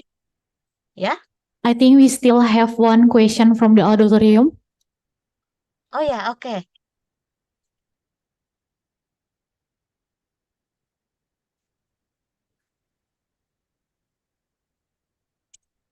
Thank you. Okay. Thank you. Is Ibu Arini still in the Zoom meet? Because I would like to ask the question to Ibu Arini Ayu. Ibu Arini, are you with us? Hello, Ibu Arini. Yes, I am. Yeah. Thank you. It was a really nice presentation about your paper in the Moluccas spice trade from the early Metal Age to the globalization. But I'm not found any new updates about the globalization periodically. The recently what's happening in the Moluccas. For example, if you're aware about the news update nowadays in Moluccas, especially in North Maluku, in the island of Halmahera, Obi, Bacan, and the area surrounding, the new spice there is the nickel. The mining, the nickel mine, the mining of the nickel is a kind of the new spices there. So it looks like the history came again over and over. Many people around the world coming to that area again in this recent period. Exactly the same thing as 500 or 1,000 years ago happened there. That is the globalization aspect. So what do you think if we learn from history, if we learn from the past, what can people from Maluku or people from Indonesia can have a good example to learn from history, so we cannot defeat again by the colonization period. In the past time, we are colonized because of the spice, the clove and nutmeg. Nowadays, nickel is the new things that still produce or still getting high in the North Maluku province. What do you think about the new era of mining the nickel period of in the North Maluku? Thank you.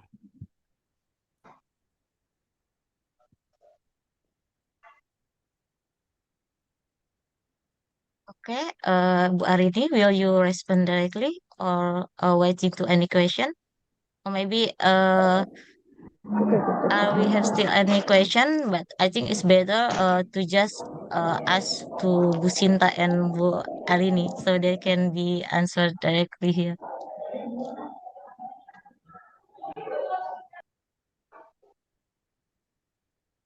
Okay, I think Bu Arini you can to respond directly.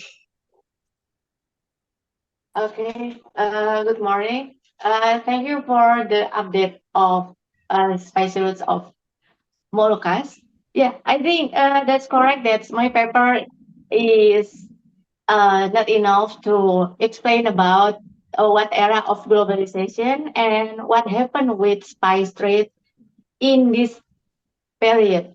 Yeah, I think what people can learn about the history of spice trade from Moluccas, especially, I think that's come from education, maybe. That's from literature. That is, I think that's something important for us to learn about that. So, I think Indonesia is the second largest of exporter for UK for the spice trade until now, and then the third largest of USA to export the spice. And I think Indonesia is still big for that trade, I think. But yeah, because our society is just export about yes like bahan mentah like that, not about to I think about ini ya seperti tidak memperbarui lagi gitu produksinya gitu. Uh, I think this is important that society must have been to learn again how about the glory of the past from the spice trade. The key is it's all about education, how maybe teaching that to young people and old people that we have something luxury history of the spice trade. I think that is enough for me. Thank you. Thank you, Bu Arini. Ladies and gentlemen, Bu Yuliana has joined with us. Are there any question regarding to Bu Yuliana about the article, the possible roles of spices in improving the gut microbiome during menopause?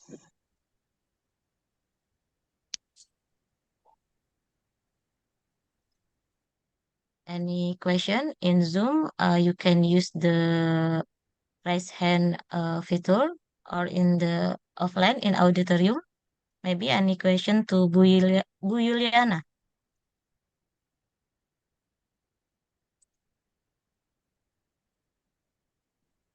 I think Ibu Yuliana is on the Zoom meet, but the audio is still not connected. Oh, I see.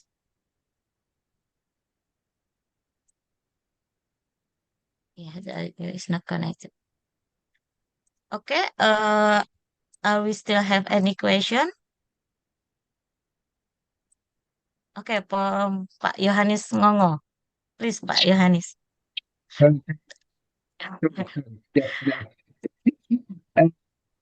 Actually, I just want to say a little bit my talk, what the professor uh, Professor Ridus mentioned in his presentation, I think so ago. I'm just thinking why do we review or value or judge the past you know experience or what happening during the colonial era by using our present value, what we call the human right, etc., etc., or and why not use the past value and then to think and rewrite something that you think that is not went well during the time. So we cannot use this present value to judge the past one, I think.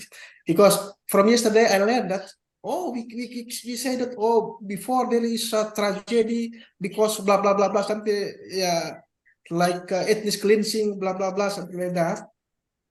But what we understand now, but before maybe just about war, just to monopolize that kind of the commodity. There is no something what we think about it now. Secondly, I learned also from the spice trade, actually not just about the commodity per se, but also, sorry, I am coming from background, it's agriculture. Yeah. I learned that actually not just the commodity, but actually the local people in Indonesia also, they exchange the commodity. So take for example, that commodity maybe never exist in Southeast Sulawesi. During that area, because of the war and etc., they brought to Southeast Sulawesi and plant there. And of course, we need to study to really understand why this kind of commodity. But at least the spice rate also trigger the economic development, but also the agriculture civilization to improve the source of carbohydrate, etc., etc. That's for Prof. Ridus, I think, just my comment. The second for percentage talking about food, I think in general, especially maybe about soto, I think. I'm just thinking now why we are not using this kind of our spices to produce Indonesian food cycle, like McDonald's, something like that, or California fried chicken, something like that. Because it is a big market, because we're just thinking about something local. Okay, that's good also to preserve that. But we should think also use our ingredients as a branded for us to increase our economic pillar or economic market abroad. And you just think that's out of the box context things, but I'm just thinking also that maybe we can develop that kind of spices, not just a brand in our local, but also maybe for the international market to increase the economic value, what you mentioned before. Thank you, moderator, and sorry if I'm a little bit out of the context. Thank you, Pak Yohanes Ngongo. Bu Sinta, you will respond from Pak Ngongo, Pak Yohanes Ngongo, about the soto tadi. Yes, thank you very much. And I absolutely agree, 10,000% agree that we shouldn't only export herbs or spices in a big amount of single spice, but in a complex package, such as seasoning or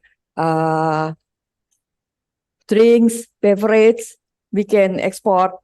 We namely, perhaps everybody know about wedang uwuh, but we can create formula that would be liked by other nations.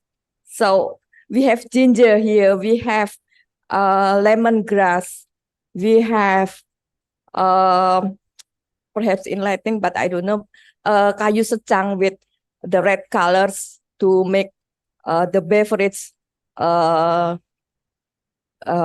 produce red color.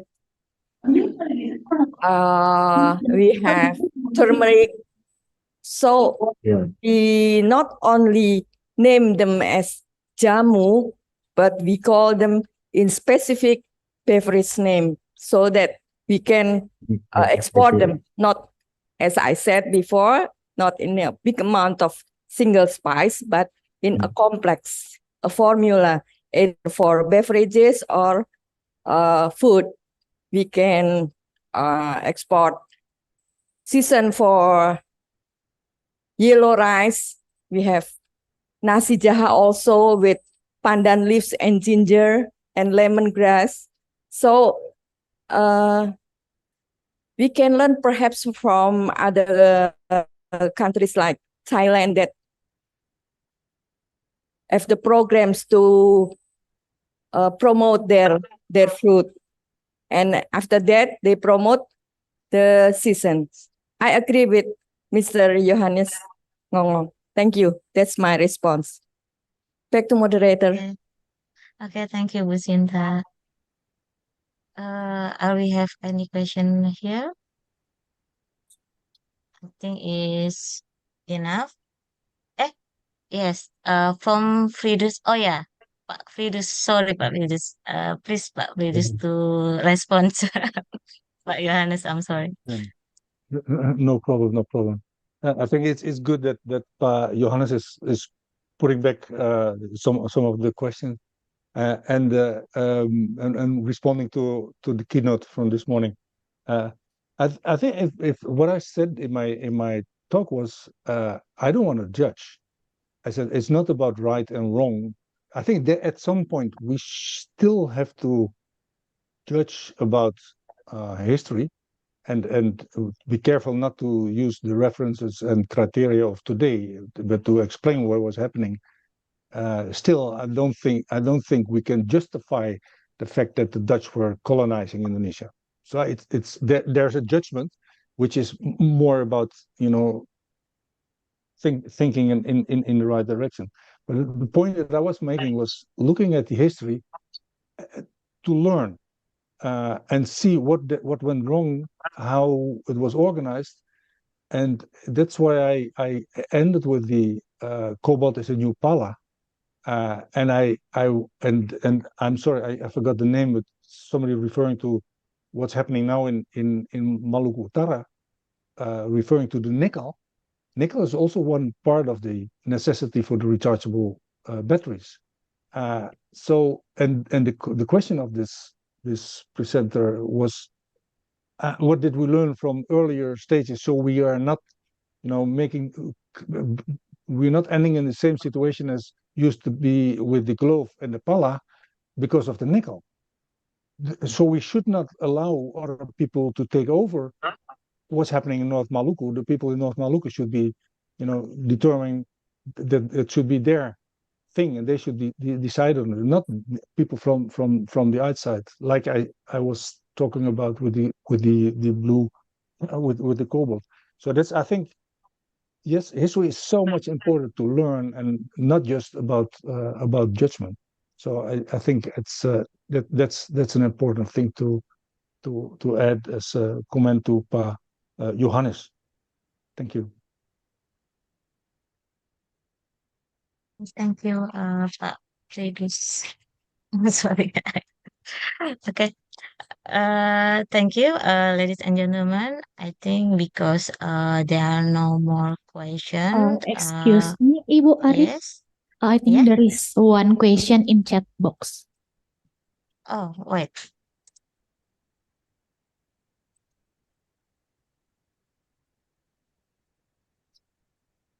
Oh yeah. The question from Rina Pusparani, from Patimura University. disclaimer. The question is for all presenters today. Are Indonesian space a blessing or a disaster? Uh, who will be respond the first? This is only Bu Sinta and Bu Arini ya. Maybe Bu Arini the first. You can respond the question. Okay, thank you. Maybe just my perspective. I think spice trade is a blessing, but sometimes in history it's tragedy because it's like the Dutch have some violence on our society in past, but that is like catalyst to our society to increase our economic until now. I think that is something for me. Thank you.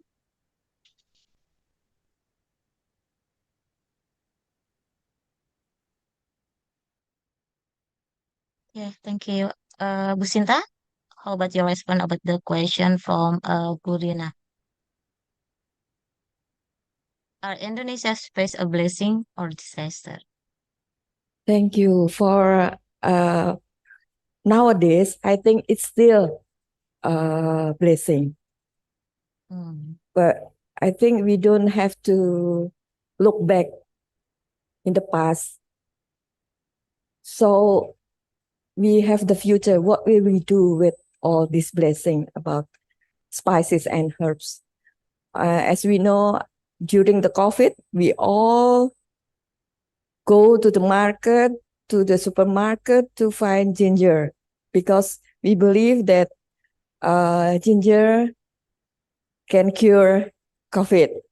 That's one of the example about the blessing. So I have opinion that we have to nurture our blessings. That's herbs and spices.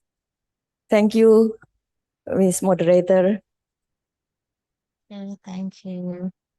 Actually, we have one question for Pak Raimazard, yeah, from Prof. Henny. What about the new condition of clove plantation and where are these production in the region in Indonesia? Maybe we can write this and send to the team because Pak Raimazard not in this forum. Okay. Any question for the presenters? Bu Arini or Bu Sinta?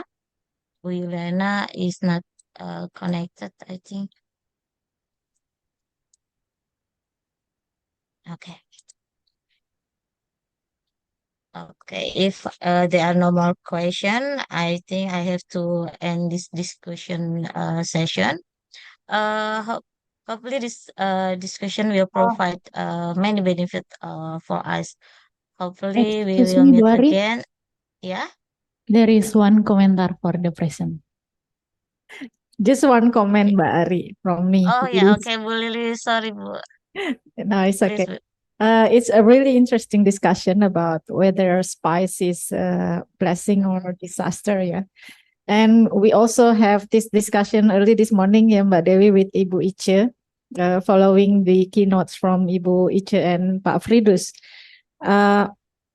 We believe that spice is contains local wisdom, local knowledge, and culture, yeah, and it embraces the all aspect of humanity. Only if we don't try to manipulate or to control or to accumulate in a massive or large scale, or in other terms, when capitalism is not involved in this. So in local areas in Indonesia, spices is like the life of the people. It contains a lot of knowledge on medicine, on cuisines. We heard a lot of the use of spices in cuisines, yeah, in Indonesia in this chapter as well. So but we local people usually use it only just enough for themselves. They don't try to monopolize and to sell them for economic accumulation. So that's probably the time when spice can become disaster, when one people or one person or one group try to accumulate this huge amount of knowledge, local wisdom for themselves. That's probably my comment. I think this has been a very good discussion for this panel. Thank you very much for all the presenters, and thank you, Mbak Ari. Back to you. Thank you, Bu Lilis. Before I end the discussion, maybe any comment again from the forum?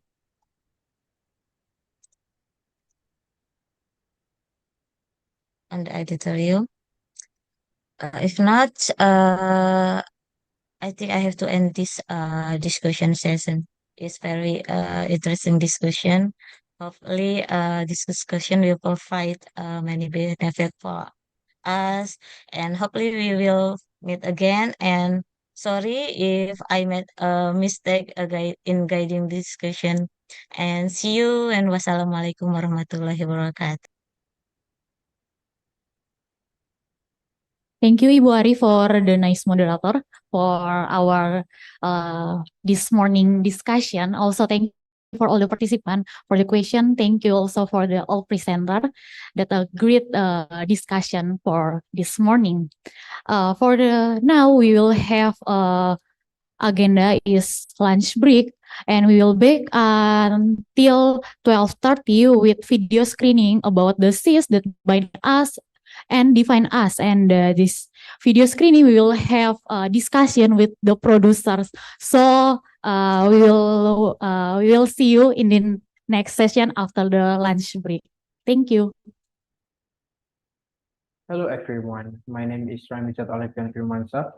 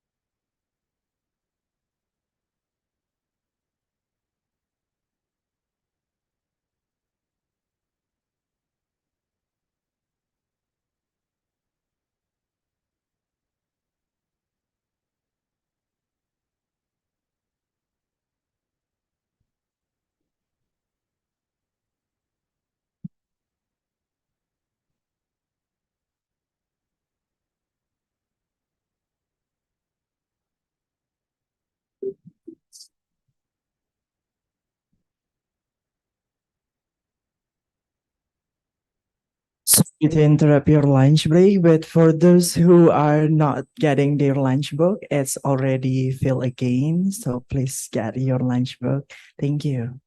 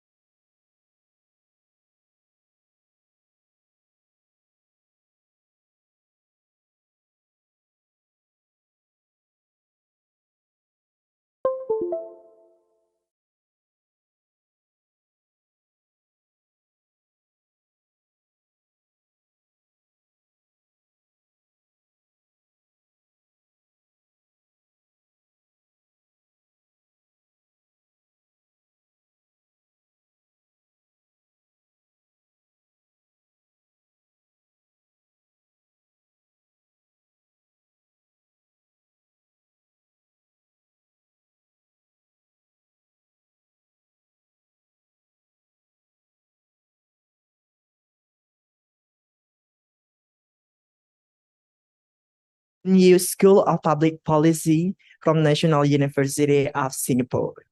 And this discussions also moderated by Dr. Maulana Ibrahim. And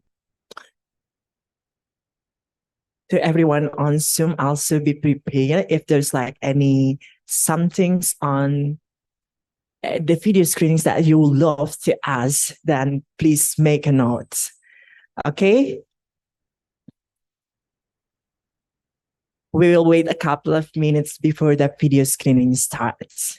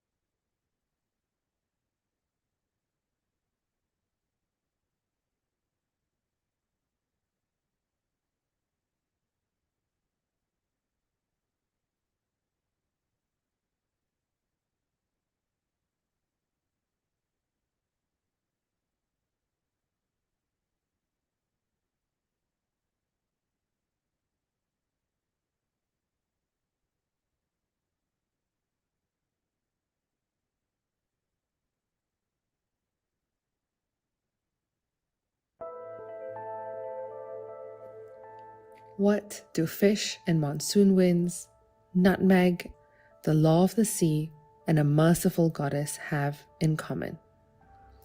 And add to that shipwrecks and ancient tombstones, pepper, and pearls. You are correct if you have guessed that each and all of these are often invoked and fought over as part of conversations about maritime heritage. How is it that so many different stories, objects, laws,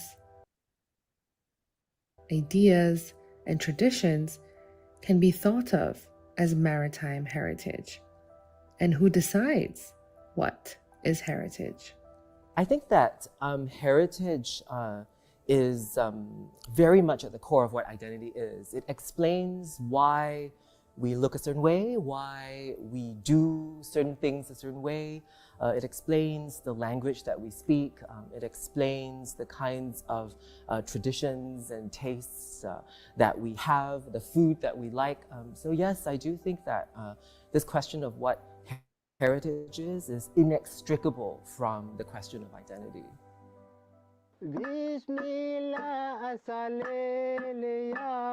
In this episode, the first in a two-part series on maritime heritage in Asia, we share some stories and voices associated with maritime heritage.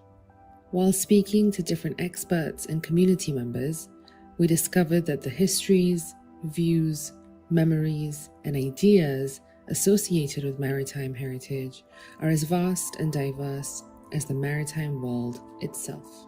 Some speak of shipwrecks, others of food or religion, and yet others think of heritage communities, symbols, practices, and oral histories.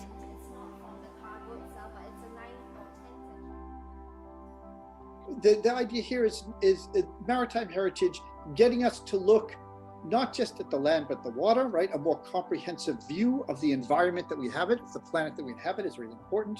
And I think that because now, before the digital revolution, before the jet revolution, and before the steam revolution, we had this sail-based maritime culture, right? It was a very different way of imagining space, imagining time, and imagining interactions between different types of human beings. And I think that one important thing this heritage can do is to give us access to pictures of radically different ways the world once was, to help us see a broader range of possibilities about how the future might go for us. Maritime does not mean only shipwrecks. Maritime means society's viewpoints, the communities, their involvement with the sea, but more importantly, how did the sea impact people? and in what ways did it impact people? And I think the emphasis so far in a lot of maritime history, particularly of the early modern or the ancient and the pre-modern period, has been on trade. Maritime is much more than just trade and just economic activity. I'm born in Japan, surrounded by sea, 360 degrees. So we are islander as well. But then, yeah, I never really pay attention. We have like people like Okinawa and Ryukyu people. It's really like they are islander. I'm sure they have much more strong maritime identities. But yeah, you know, we kind of disregard those Ainu culture, Ryukyu cultures for a long time, and then yeah, people just incorporate it into the central government system. So then, you know, those cultures, you know, wasn't really respected. So, you know, those attitudes, everything really reflect on how, you know, we interpret maritime heritage and identity. A state or a tribe or a family comes from the top down. The patriarch of the family, the ministers, that's top down. They decide this is what should be remembered about our community. But what about the members of the family or the community at the bottom there? Do they passively accept that this is what should be remembered? Or is there a resistance, a negotiation, a tussle between what they feel about the directives, the ideas of the top, and counter by saying, no, this is how we remember ourselves in the community. When we say about maritime heritage, it could be anything. Some people would say food is maritime heritage because I eat fish, it's connected with water and so on, so on. But to some people, it's more emotional, probably. It's because they have the tradition of like cloth making, dress making, because it's passed from their grandmothers and it's very personal. So different perspective on heritage. What I learned from the community is how they put meaning, they give meaning into this object, or maybe it's not an object even. Like if we say it's a heritage, warisan, it's pusaka, then if you lose it, you're losing your sense of identity, you're losing your sense of dignity. But there's also heritage that has different layer in that. It's tangible. If you need it, you can give it away. It's still our heritage. But those kind of understanding, I found many in the communities, and it's not a single perception. I would say, you know, for some communities, like the Gujarati communities, they have a very maritime community, right? Even before the coming of the British that I mentioned, and they have continued that, right? So they do understand this maritime issues. There are some very small communities, cultural manifestations through practices and rituals which are pretty sort of requires this maritime, like riverine and the maritime, and you know, so this kind of exercises like, you know, floating the boat in the water on a certain day, or looking at the sea, I mean, you know, going to the sea and worshipping it for certain reasons and so on and so forth. So I wouldn't say maritime is completely out of their you know, vision or their idea, but for many it just came sort of as a part of their conditioning and not essentially they're thinking that it is a maritime. So this happens, he's gone to earn money and he comes back. So is it the maritime which is helping me or not? You know, I believe that's not that they are focused in their thinking about, right? So that is one historically. In a present sense, with the kind of communication links that we find, I don't think people even think about whether it's maritime, airborne, riverine, anything, you know, land. Everybody's flying, right? The allure and mystery, danger and promise of the sea means that from ancient times, people's associations with the maritime world also involved many celestial and supernatural beings. Heritage, in this context, comes with the stories and rituals meant to appease and express gratitude towards those who have unyielding power to interfere with human plans and destinies. Over many centuries and until today, one of the greatest protectors for Chinese seafarers has been the sea goddess Mazu. Temples dedicated to Mazu stretch from Fujian through the Indonesian archipelago and all the way to South Africa. Mazu is the heavenly embodiment of Lin Monyang, a shamaness from a small fishing village, once situated in the Fujian province. Inscriptions record Lady Lin as being able to foretell a man's good and ill luck, and her ability to predict the weather and sea conditions. The background processions here show Mazu's birthday celebrations in Singapore, which took place even during the COVID pandemic, with Mazu's explicit approval. What the story of Mazu suggests is that at the level of communities, heritage invariably reflects an interconnected history of shared traditions, beliefs, and customs. An idea very different from how nation-states today try to use heritage in order to streamline a notion of national identity. A similar flux of identities, cultures, and practices are captured in the rituals and traditions in Kalimantan, Indonesia. In the area of Singkawan, or what to the Hakka community was known as... It's called Shangkoyang, the town below the mountains on the mouth of the oceans. I just visited there a couple weeks ago for their festival of the first full moon of the lunar year. On that day, about 1,000 spirit medium troops, or spirit mediums sitting on sedan chairs made out of knives and nails, are carried through the streets. And about half of them are Dayak community, so wearing big kingfisher headdresses and feathers and adorned with skulls.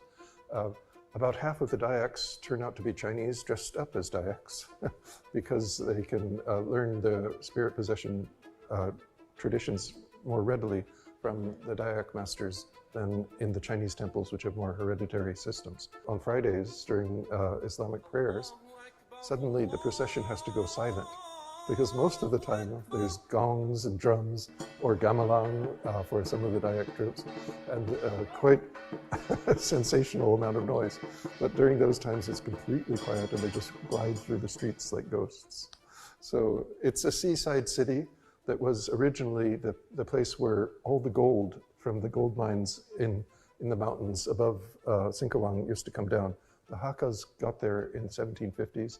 They built an independent kingdom outside of China that lasted for 100 years. You can see how the story of Singkawan is not part of a national heritage, although the practices and traditions of the community are central to the local sense of identity. The ingenious combination of local identity and sense of heritage and tradition are also visible in communities' symbolic representations. Consider, for example, the unusual seal of Salem, Massachusetts. Yes, this is the Salem of witches, but in fact, the city flag of the city of Salem has a guy standing on the beach wearing a sarong and a really funny hat under a palm tree with a big Salem ship out in the roads. And it's the legend of the city flag of Salem describes this as, quote unquote, a native of Achin welcoming a Salem merchant vessel into port. British trading ports were closed to the Americans for understandable reasons. And so we had to go find our own sources of pepper. So we could no longer, for example, go and buy pepper from Malabar. And so you began enterprising Salem merchants trying to find places where they could trade without going to British ports and without having to pay Dutch taxes. So the west coast of Sumatra, because it was part of the sovereign sultanate of Aceh, but as Aceh weakened in the 18th century into the early 19th century, those ports were under only very nominal Achenese control. And so a bunch of local Chinese and Tamil traders had set up there, and they were the ones doing business with the Salem merchants. So it was sort of under the radar for both the British and the Dutch, and it's allowed the Americans a kind of niche market for a brief period in the mid-19th century.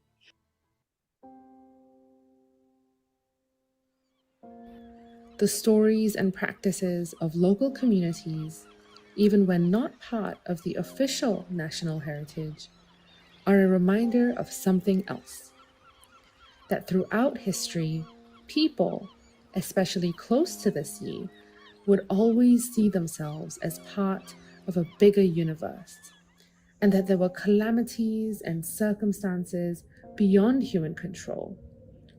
This was especially the case for those who would travel across the seas. The ocean is regularly referred to as the world's largest museum. And so if you're interested in heritage and not looking at the ocean, you're missing like 70% of the story. UNESCO is responsible for the 2001 Convention on the Protection of the Underwater Cultural Heritage. There's a sentence on that website that says that there are estimated to be 3 million ancient shipwrecks in the world. And so that doesn't even account for the modern and contemporary shipwrecks. There's a lot of heritage in the ocean.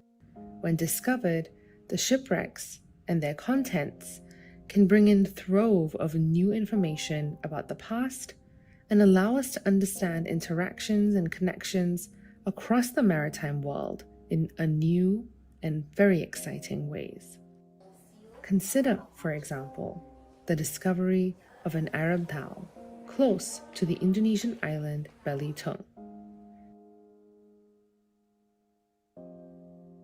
Today, the contents of the shipwreck are on display at the Asian Civilizations Museum in Singapore. In Southeast Asia, this was a big theatre of war during World War II, and there are about 2,000 World War II shipwrecks in Southeast Asia. While I was working on the Belitung shipwreck and undertaking research on that particular shipwreck, which was wrecked in what would become Indonesian territorial waters in the 9th century, I became aware of other issues that were emerging in the management of underwater cultural heritage in Indonesia, in particular the salvage of World War II shipwrecks from Indonesian waters.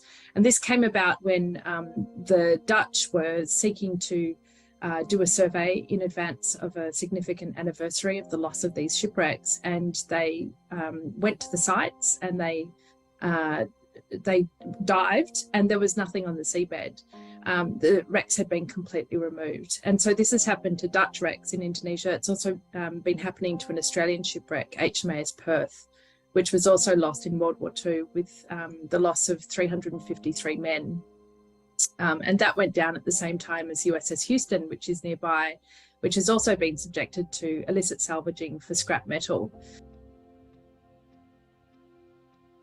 Whereas the shipwreck stuff really only started around the early 90s.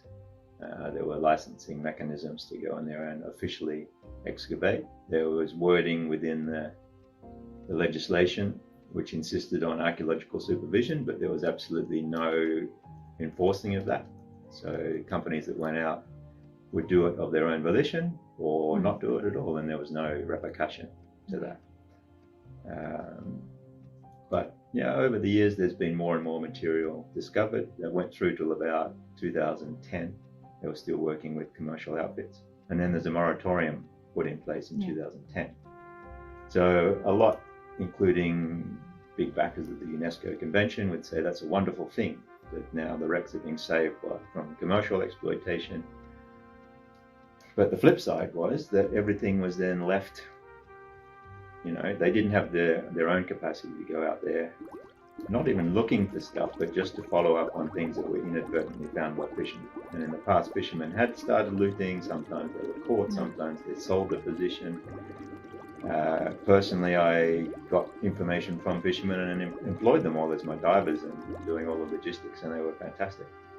But that's no longer an option for the fishermen, and they bring up one plate which can feed their family for months. So they've got so much incentive to carry on. They're working out of a small fishing boat, which is almost impossible to detect. So the looting went up, exponentially since that moratorium came into place, and we know nothing apart from what you might go and walk down Jalan Surabaya and go past an antique shop and see ceramics with coral, then you know a new wreck's been found. But that's all you know. And then you don't know which one that's come from, and other stuff is mixed with it. So all the context is gone, all the information. We never know what sort of a ship it was. You can see how, for many, conversations about heritage are indelible from conversations about shipwrecks. But while the primary focus had been on the content of the shipwrecks and what it can tell us about the past, there is yet another way in which shipwrecks are directly linked to heritage. They are located on the ocean floor, which has been recognized as the common heritage of humankind as part of the United Nations Convention on the Law of the Sea. Yet, today, the ocean floor is facing utter devastation from trawlers casting their nets. The latest convention on the high seas can hopefully have an effect on such practices, preserving the heritage of the sea and the memories of the past. These examples only scratch the surface of the different ways people conceive of the past and of maritime heritage. They also reveal the intense, dynamic, and constantly evolving universe of memories, practices, objects which can constitute heritage. But do they? And who is to say what constitutes heritage? It's a process where communities, I would say, come to understand themselves in the context of others.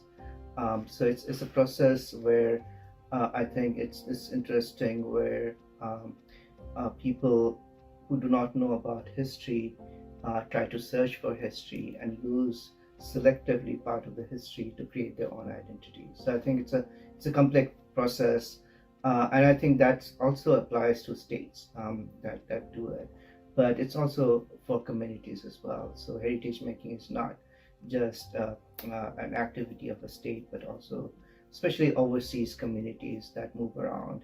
They have lost their histories and they try to find their histories as part of identity making. These questions are important because they inform understandings of identity and values, ranks and prestige in the international system. In the words of a scholar, heritage produces something new which takes recourse to the past, which means heritage is a process it's more about heritageization and putting valorization of these many events and things of the past, of some of them. Taking the question of heritageization seriously, in the next episode, we will add yet another layer to the heritage problematic, the digitization of heritage. While much celebrated and endorsed by many, perhaps there are some aspects of the practice that require further thought. We invite you to explore this topic with us in the next episode.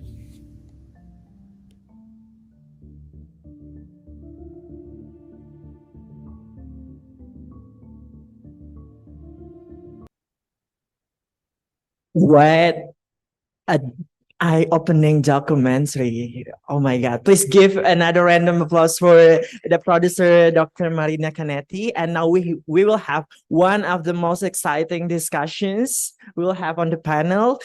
Please welcome Dr. Maulana Ibrahim, who will moderate our sessions today, and Dr. Marina Canetti. And also Dr. Yeah, please, Ma'am Rati. Yeah, sure.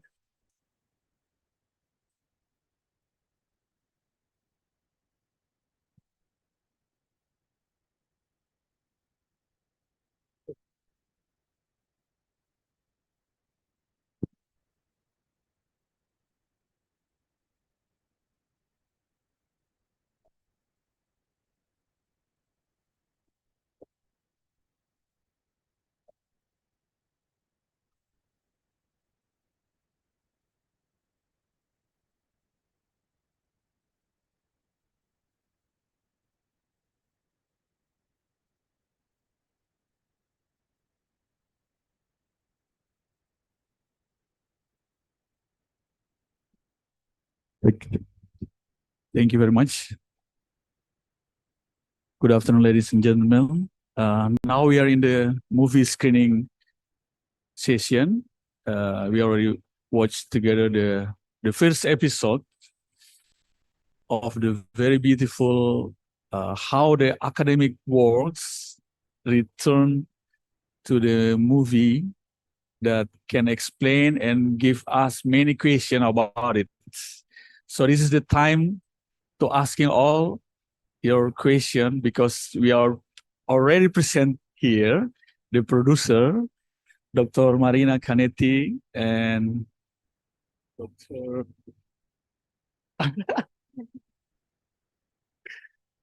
Dewi Kumurati. So anyone in the Zoom meet or in the room can raise your hand and asking all the question. I just directly give this opportunity because we only have 20 to 30 minutes. It's very limited time for asking and discuss about this great first episode of the movie. So please, the audience, if there are any in the Zoom, can rise. Okay, one, another one, two. Okay, let's start with the two participants in the room, please.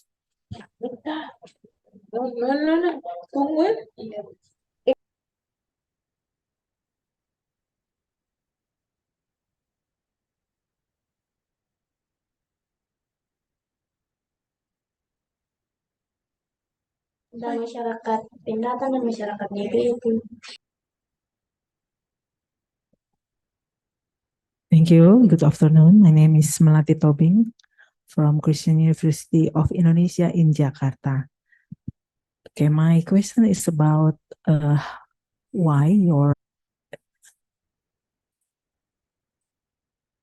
Singkawang, because there are many places in Indonesia, but perhaps you have a good choice, yeah, a good choice. Why you choose Singkawang than other places in Indonesia? Is it understand? Okay, give me.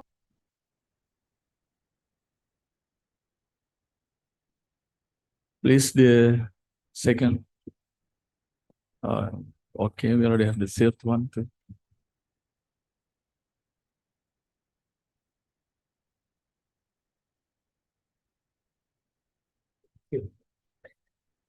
Good afternoon, everyone. My name is Anas Anwar Nasirin. I'm from Department History, University of Indonesia. I'm sorry, saya akan bertanya menggunakan bahasa Indonesia. Untuk pembuatan film dokumenter ini, yang pertama, berapa lama proses menjalani syuting hingga terciptanya film yang sangat luar biasa ini. Kemudian hambatan-hambatan apa saja yang ditemukan di lapangan pada saat syuting, termasuk bagaimana penelusuran untuk bisa sampai pada narasumber atau topik yang mau dibahas bisa akhirnya terdokumentasikan dalam film ini. Thank you. Wassalamualaikum warahmatullahi wabarakatuh. Yeah. The third one. Okay. Hello, my name is Etrida Pulungan. I'm policy analyst from Secretary General, House of Regional Representative of Republic of Indonesia. I was focused on promoting cultures, education, and peace. And today is International Peace Day. We commemorate today. My question is, from the video, we see more perspective about the maritime heritage. And then I would like to know how much the impact when we make a movie or films to promote to the young generations about this maritime heritage because most of the peoples now, as a younger generation, they are more going to YouTube channel, Netflix, and everything, and they didn't want to see the like documentary movie. And how do you see the impact of it?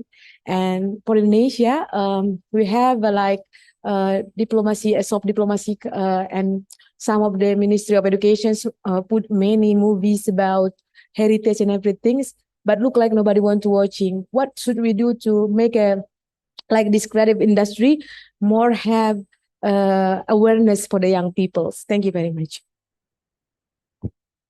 Thank you. And the last person.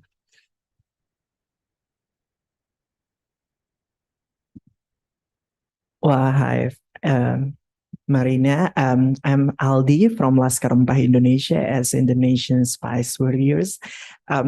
We also have experience of sailing in a couple of areas in Indonesia, which have like local communities that working in the seas itself.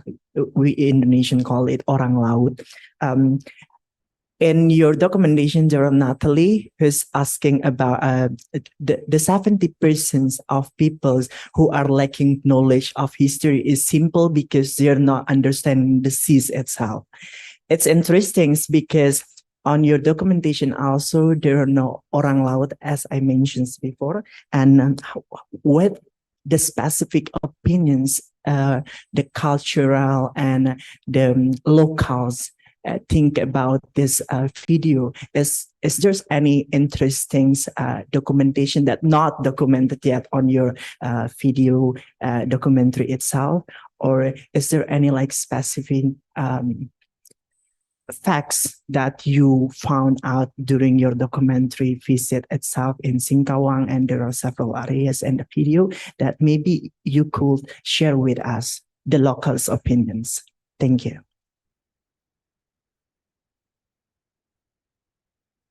Okay, there are already 1, 2, 3, 4, 5 questions from 4 persons because we have very limited time in this session. So I would like Dr. Marina to answer the question. If you still want to ask some of the questions, you can ask me, please.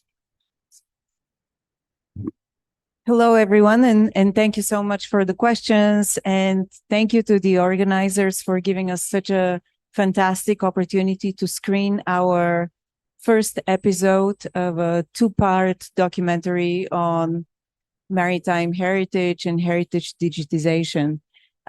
Just to clarify here that this movie is co-produced by me and Kumo. So although only my name appears as a producer, actually the entire work was done by the two of us. I would not have been able to do it by myself. So all the bad questions are for her. I will answer only the good questions. Okay, this is a joke. Let me start with a little bit of a background, and I think this will answer some of the questions that were raised in the audience. The most important thing to say here is that this documentary was produced as part of a workshop which we organized back in February at the National University of Singapore, and the name of the workshop was Locating Maritime Heritage in Asia. And so as part of the workshop, as you probably know very well, usually academics, when they gather together, they write papers. And I said, we're not going to write papers because I don't want these papers to just lie on a shelf and nobody ever sees anything that we have been talking about.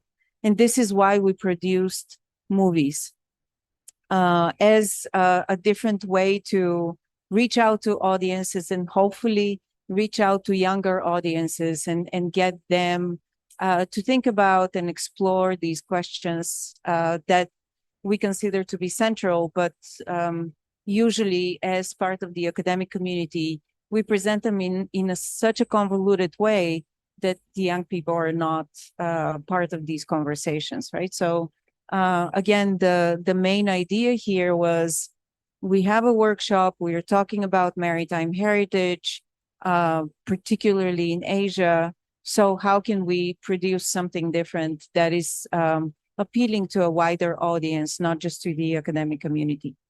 And so this is how we produced the two movies. and you saw the first part here. Related to the question about Singkawang and what is in the movie, again, because it was part of a workshop, we just followed the themes and topics that were part of the workshop. So to a large extent, what we ended up doing was constrained by the workshop itself. Many of the people that you saw interviewed for the movies were participants in the workshop, and they shared their opinions with us. We did try, and I appreciate very much the question about Orang Laut and actually local communities. The truth is, we did try to reach out to Orang Laut in Singapore, and they were not interested to work with us. There could be many reasons. I will not speculate why this was the case, but we tried our best to go beyond the academic community and engage others. And that is also particularly if you heard one of the speakers who's quite famous in Singapore. His name is Kwa Chung Guan. He said, it's really important that we get the community perspective. We cannot just listen to what governments say or how we as academic define heritage. But again, in our very limited time to work on this, it was impossible to have the time, the effort, the resources to engage with local communities. It is not something that we don't want to do. And hopefully in the future, and with funding from BRIN and others, we will continue this work because we are very passionate about this work for sure. Let me see. Let me just also say something about Singkawang here. Again, this was an example given by a very famous professor in the National University of Singapore, Kenneth Dean. Some of you might know him, who has been working on Chinese diaspora communities across Asia for many years, right? So this is in a way of presenting maritime heritage to us. He gave us many examples of his work because he wanted to kind of bring attention to what different communities consider maritime heritage. One of the reasons why this made it into the movie was not just because this is Singkawang or because it's Indonesia or anything else like this. It's also because it portrayed a maritime heritage and connectivity and traditions that are very mixed. So the Hakka community with the Dayak community, very different religious traditions, all combined in this place called Singkawang. So this type of heritage mergers and co-creation of memories and traditions and ideas of identity was something that we wanted to capture by including this specific episode. Yeah, I don't know if there was. Oh, there were many challenges to produce this movie. And this is why I have a co-producer. Let me see. In general, my training is not in movie production, right? So my own personal engagement with this is really from the perspective of we need to reach wider audiences. We cannot just produce academic papers and stick to the people that we usually talk to. But having said that, I don't have training in movie production. So all the technical aspects had to be coordinated with others. And this is where Kumo's participation was central because she has much more of a background in this type of fancy stuff than I have. The other major challenge was we wanted to introduce and have a lot of original footage. We didn't want to use stock footage. And this is how we ended up footage that was collected from previous field work, right? So particularly for these documentaries, we did not engage in that much field work, but prior field work, including going to Ternate, was incorporated into the movie. And still it was not enough. So this is also why we hired illustrators to work with us. And we also thought perhaps having illustrations is something that will be appealing to a younger audience better. And this is how we also invited illustrators to work with us. I'll stop at the challenges here because I want to be in a good mood. But maybe I'll ask Kumo to add a few words here. Kumo. Yes, it's in addition to what Marina have shared with you all, some things that I found very challenging is how to gather the footages, because besides it's from the previous field work, but we also try to collect footages from communities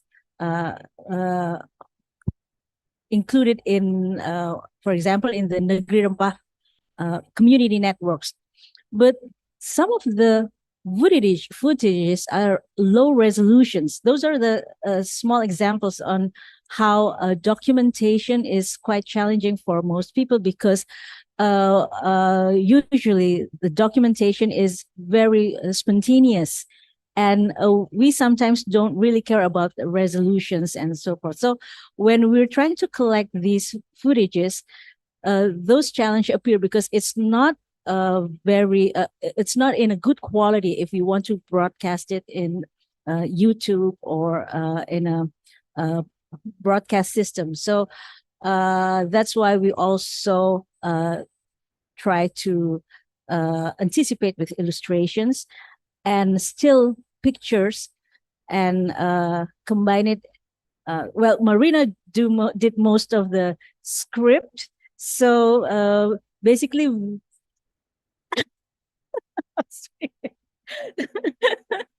so yeah, we're trying to work that out, because we also feel that the most important thing is the substance of the content, about questioning what is maritime heritage for us.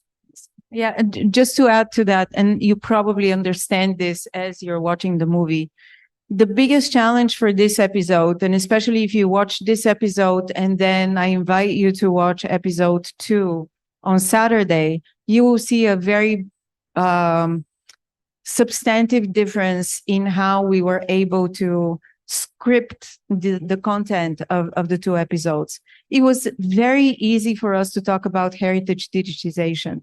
It was a subject matter that lends itself very easily to what it is and what are some of the controversies. With what is maritime heritage, we were not very sure how to even combine all of these different perspectives, and ultimately to kind of relate to the audience that there is not one perspective on maritime heritage. Everybody defines maritime heritage differently. And a lot of people who watched the movie initially told us, oh, but this is very confusing. Well, it is confusing because maritime heritage is confusing. So welcome to our world, right? So this was perhaps the biggest challenge for this particular episode, that we couldn't create a clear message that says, okay, maritime heritage is A, B, and C. Have a nice day, and let's all be happy ever after. Right? It's more of the other way around. There are many different stories, many different voices. Some people want to associate it with shipwrecks. Others think about it as memory. Others say it's just the utilization of history for the purposes of political ideas. Right? So there were many very different stories. And this is how we ended up creating this little bit of a mishmash of an episode on maritime heritage. Thank you. But there's still one more question that you don't answer yet. I forget. Is there any local a tough moderator? Is there any local aspect that never shown in your documentary, or you already have it but you don't put on your movie? Well, so again, and Kumu, you're welcome to speak to this as well. My biggest regret is that we could not get stories from Orang Laut. about maritime heritage, because I think it would have been a very different expression of what maritime heritage is. And to sort of offset that as much as possible, we brought in Kumo to talk about the work that she has with communities here in Indonesia. But again, it was not the voice of the Orang Laut themselves. It was more of a kind of passing an idea of someone else as to what maritime heritage might mean to them. So that is my biggest regret, but hopefully, again, this is something that we can address in the future. Okay, but I just checked the time. You're already running out of time here, but my question. Lana's question. Can I have a question? Of course. Okay. It's a kind of a moving from academic workshop paper to the movie itself that Marina already explained. This movie based on the workshop that was held in Singapore in February, right? But why always, if you move to movie, you're still thinking like academic paper? Why it always start with definition? Why don't you let the audience or the people who watch this movie made up with their own definition? Yeah. Because when we saw in the first 10 minutes of the movie, it's always about definition coming from the academic perspective. There's no definition at all from the common people or from the Orang Laut or from the public. Why you just move from like chapter 1 and move to the movie, still chapter 1 in the first 10 minutes of the movie? That's my question, also my critics. I see. Okay, so thank you for this. Well, we cannot escape who we are, right? So I think we need to embrace who we are, and we need to approach matters in a manner that makes sense to us, right? So we wanted to ask people how they understand maritime heritage, and this is what sort of the beginning of the movie posed as a question. And as I mentioned already, we posed it as a question, but we couldn't answer it because everybody was giving us a different answer. And this is why we just integrated the different answers into the movie itself. And just a small correction, it is not just academics, right? Actually, the first person that you see speaking about heritage is a practitioner. He's a curator of a museum. And that was very important for us because a lot of the thinking around heritage, maritime heritage, comes from the curatorial community, not just from academics. And actually, the curatorial community is much closer to the public, sort of influencing how the public thinks about maritime heritage than anything that academic does. And in this case, the curator was the curator of the Asian Civilization Museum in Singapore. And you're probably well aware that this museum holds the Belitung shipwreck. And this Belitung shipwreck has been used as a kind of symbol of Singapore's own standing within the maritime world. So it's a quite bizarre combination of heritage, which is not necessarily Singaporean heritage, but then used as a maritime heritage of this region to then allow Singapore to position within this broader region and to speak about its own significance in the region.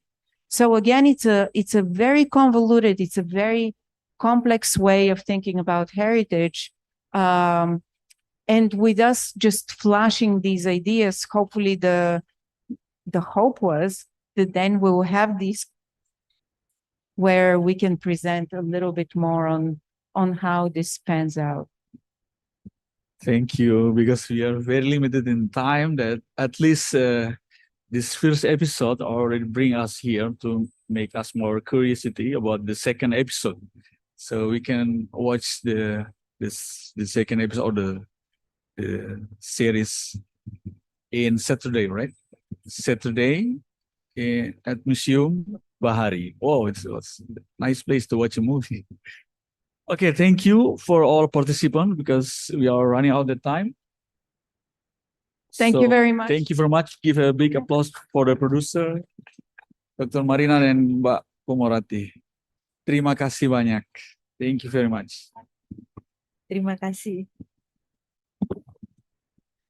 Yes, we could give another random applause for everyone on the panel that's sharing their thoughts on the video screenings today. Again, that you can still watch the second episode of this video on Dr. Marina YouTube. Okay, so before we start the next sessions of panel, I just want to inform you again that we already have natural diversity and communities of the spice root, the panel ones that we already have. It's about 7 presentations, and now we are bridging to the second panel, which cultural heritage management and the geopolitics of heritage, which we will have 2 flash presentations and also 3 full presentations. This panel will be moderated by Mr. Terry Indrabudi. So, Mr. Terry, can you say hi on Zoom? Hello, everyone. Okay, Mr. Terry, welcome. And the sessions and the panel is yours. Thank you very much. Right. Assalamualaikum warahmatullahi wabarakatuh. Selamat siang. Good afternoon, everybody. My name is Terry Indrabudi from Research Center for Society and Culture, a National Research and Innovation Agency.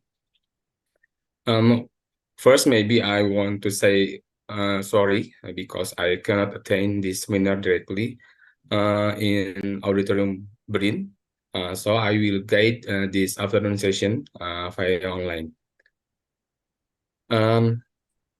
Ladies and gentlemen, welcome in panel 3 with term Cultural Heritage Management and Geopolitics of Heritage. In this panel, covers issue related to the public discourse in cultural heritage management. For example, the issue about the tension between preservation and access to heritage, and another issues about who should play a leading role in protection and preserving cultural heritage between the state, private sector, and local communities. And the third issue about how we dealing with major threats caused by climate change, such as sea level rise, extreme weather, and change in precipitation patterns, which can damage or destroy cultural heritage site.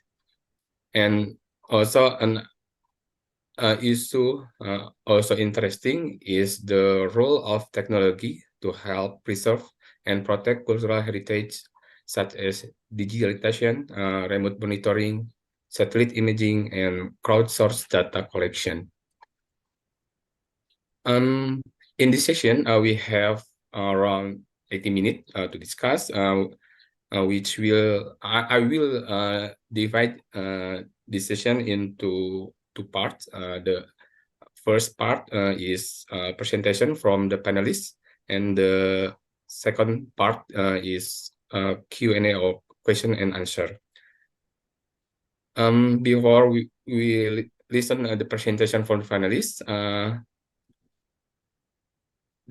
we have 5 presentation, or we have 5 panelists who will present their research. We have 2 flash presentation and 3 full presentation. The first flash presentation will be delivered by Bapak Maulidan Nur Margana.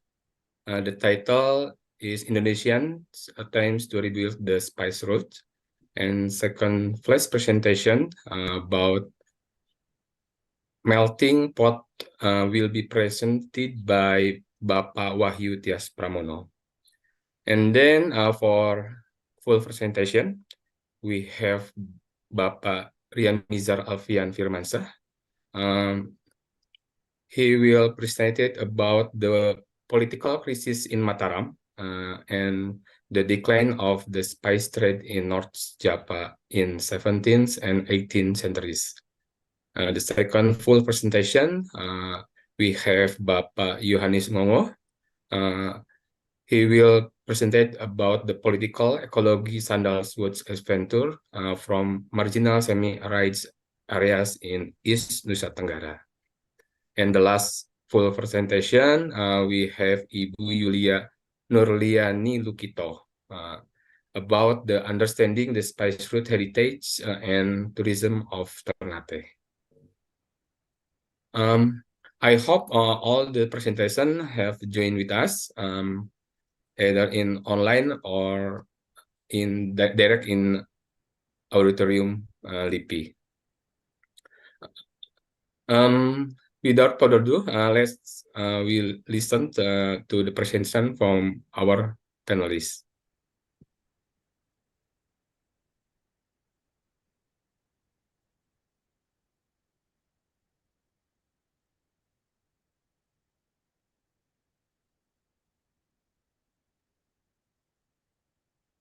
Yeah, for committee, we can start for the first presentation. Hello.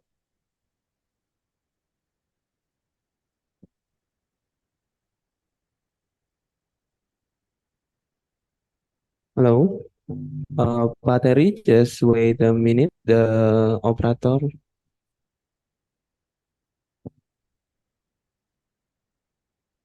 All right. They still working for sharing the screen.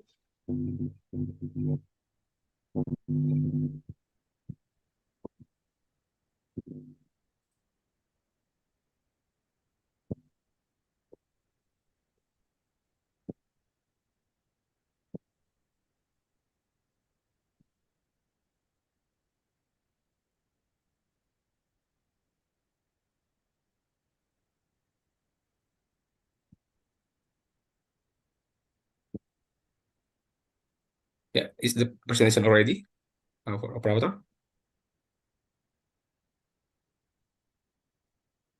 Still on progress, Pak. Just wait a moment.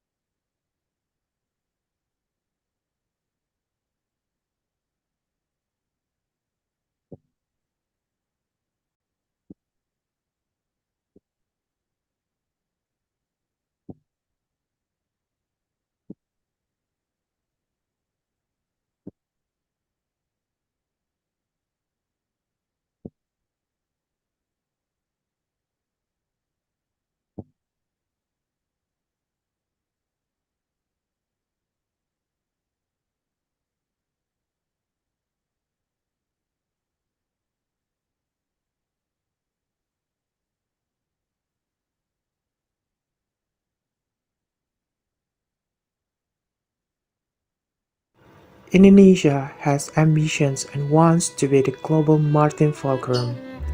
One of the steps toward the global maritime fulcrum is the revival of spice routes. The agenda of the spice routes are rebuilding the maritime culture of Indonesia, revitalizing oil harbors, managing maritime resources, and many more. On the other hand, China also has a big project called the Belt and Road Initiative.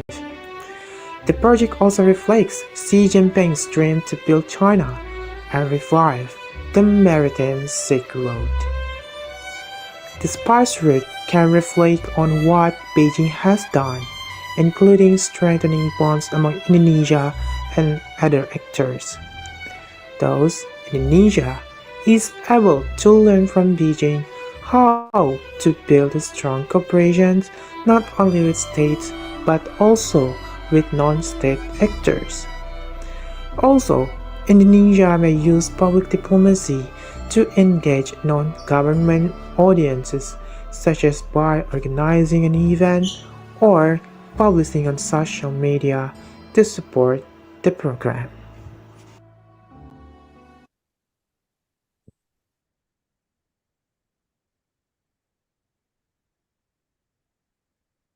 My research under the title Pre-Colonial, Colonial Independence and the New Order, Color of Lasem as a Melting Pot of Chinese Locus in Java, in general has three important findings. The first, Lasem is considered as one of the oldest Chinese settlement and community in Java, which proved by the Chu An Kiong Temple that was built in 15th century. Before visiting Semarang, Zheng He or Cheng Ho in Indonesian anchored his boat in Regal Quay in Lasem first. Second, during the colonial era, ethnic segregations that initiated by the Dutch colonial do not gain any success in Lasem due to massive acculturation process prior the European came to Java. And the third, after Indonesian independence, especially under Presidential Instruction number 14, 1967, in order to accelerate integrations of Chinese community in Indonesia with the locals Indonesia, some cultural heritage, both tangible and intangible elements, were missing from practices. And no exceptions, it also affects the Chinese community in Lasem.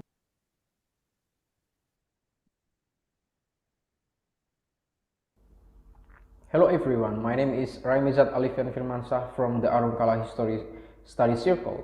Today I will present our article entitled Mataram Political Crisis and the Decline of Spice Trade in North Java 17th and until 18th century. Since the middle 12th century, one of several Japanese kingdoms became the leading trading power in an archipelago. This kingdom arranged change of rice from Java for spice and sandalwood. The Japanese sailed in a complementary way, heading for Banda or Maluku and then returning home from both. As a result, two roads and an intertwined trading system were formed, which emerged at the ports in northern Java. In the early 19th century, from west to east, there were the ports of Demak, Jepara, Tuban, Surabaya, and Pasuruan, which handled the spice trade from the east. These areas have a distance of about half the distance between Maluku and the Malacca Strait. In Java, during the 15th century, Tuban played a role as an emporium, the trade between the west Malacca region and the east Maluku region. Malays and Japanese in Tuban and Gresik both rice and textile from Gujarat, Bengal, and Coromandel. Tuban position became stronger with the support of surrounding shipbuilding industry in Rembang and Lasem, as well as the vast agricultural areas in its interior. Tuban position was later replaced by Gresik. In its activities, trade in North Java at this time had minimal trade monopoly compared to what VOC did. The duality of power on the coast and in the interior has developed since the disintegration of Majapahit has greatly influenced the Mataram expansion movement with its Ostpolitik. At the end of the 16th century, Gresik and Surabaya had the extensive trade networks, so that every center of power in Central Java, including Demak, Pajang, and Mataram, want to conquer it is so that it could eliminate any attempt at political resistance and control at the wealth obtained from the trade. It should be added that the dependence of the coast on the agricultural products of the interior in East Java determines the existence of kind of symbiosis. The ups and downs of the center in power in Central Java had the result at each time that conquered vassal and independently the central ruler each time needed to fight against in order to establish his hegemony. The war that continued from Sultan Trenggana to Sultan Agung not only destroyed coastal trade but also squeezed to the agricultural power of the interior. Viewed within this framework, the expansion of Mataram has contained the seeds of the self-elimination. Is nothing new in Japanese history. This politic of expansion is suspect of being aware of colonialism, extending the territory of power, which is clearly linked to the idea of the mandala in ancient Indian political thought, or even Majapahit in Java. Like Singosari or Majapahit, who conquered Swanarama Dwipa to stem the Mongols, apparently Mataram, who was obsessed with Majapahit, also did the same thing. But the VOC in Batavia was the image of the new Mongols.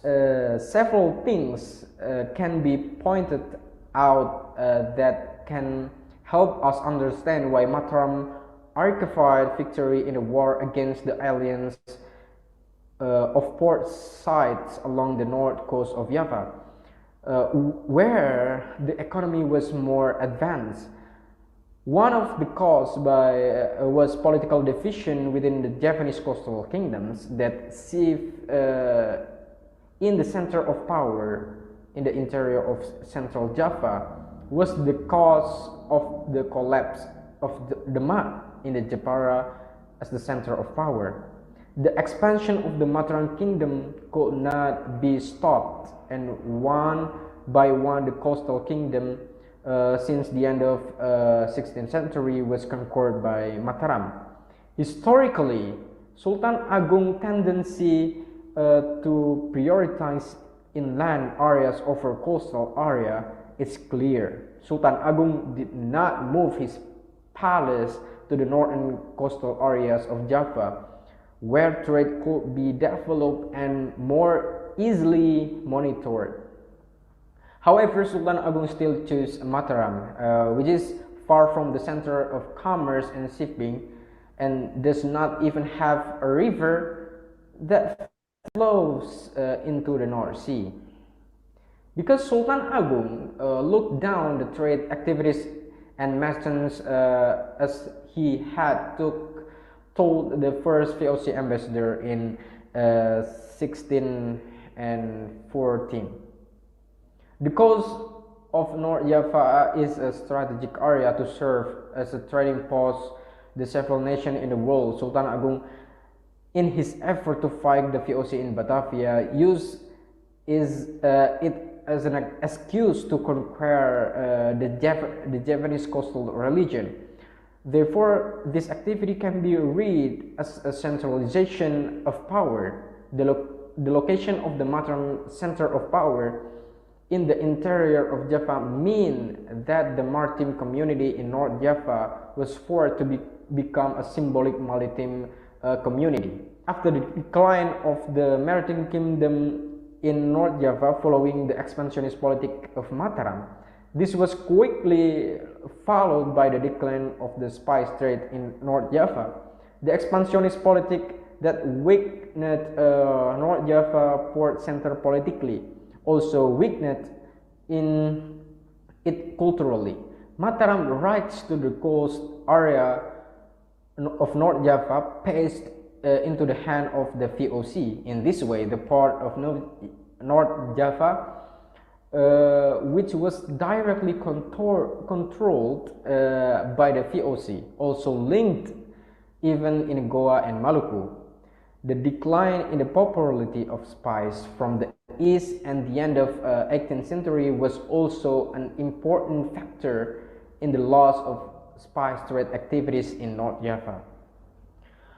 From the conquest of Pati to effort to fight Blambangan, Sultan Agung expansionist politics have changed the social reality of Japanese society, especially Japanese maritime society with its spice trade. Mataram expansion has destroyed many communities on the north coast of Java. Economic and trade activities in North Java experienced a major change, one of which resulted in the change to the trade routes in the Indonesian archipelago. Mataram expansion on the island of Java caused by the loss of records and memories of the past on the coast of northern Java, the lack of historiography that discuss the relevance of the Mataram political crisis and spice trade activities in North Java make this article an entry point to the further research. Thank you.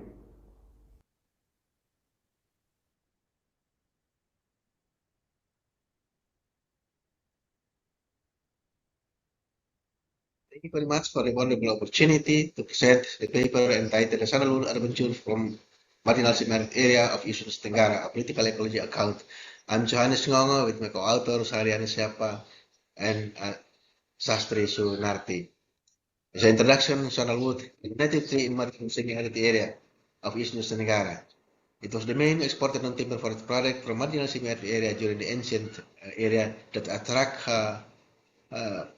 Indian and Chinese traded to visit Timor and Sumba Island and other marginal area in the East Nusa Tenggara.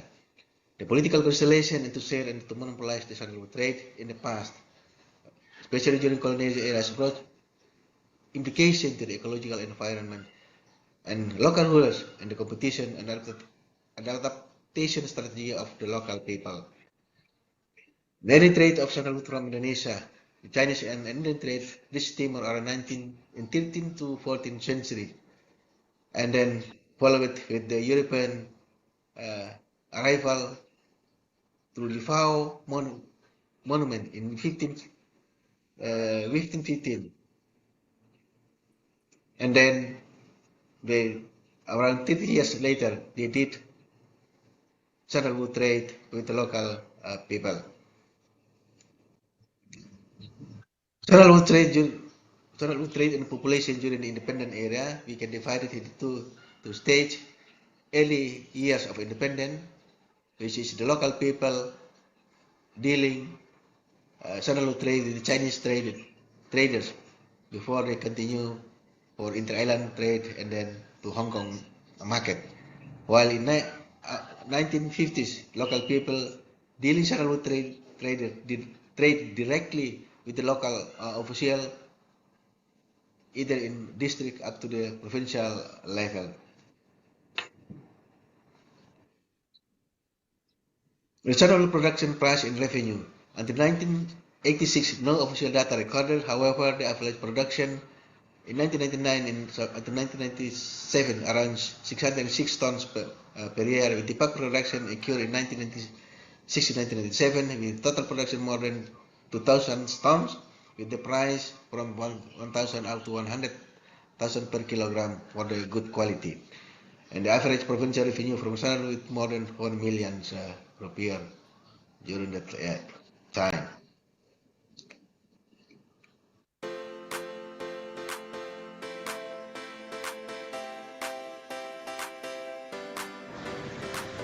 Sandalwood-related customs regulation. Long before Indian and Chinese traders reached Timor and probably other dry islands in East Nusa Tenggara, most local people simply treated and used the sandalwood trees as a magical tree to cast out demons. Bone tree in the field during the land preparation has considered to fertilize the soils.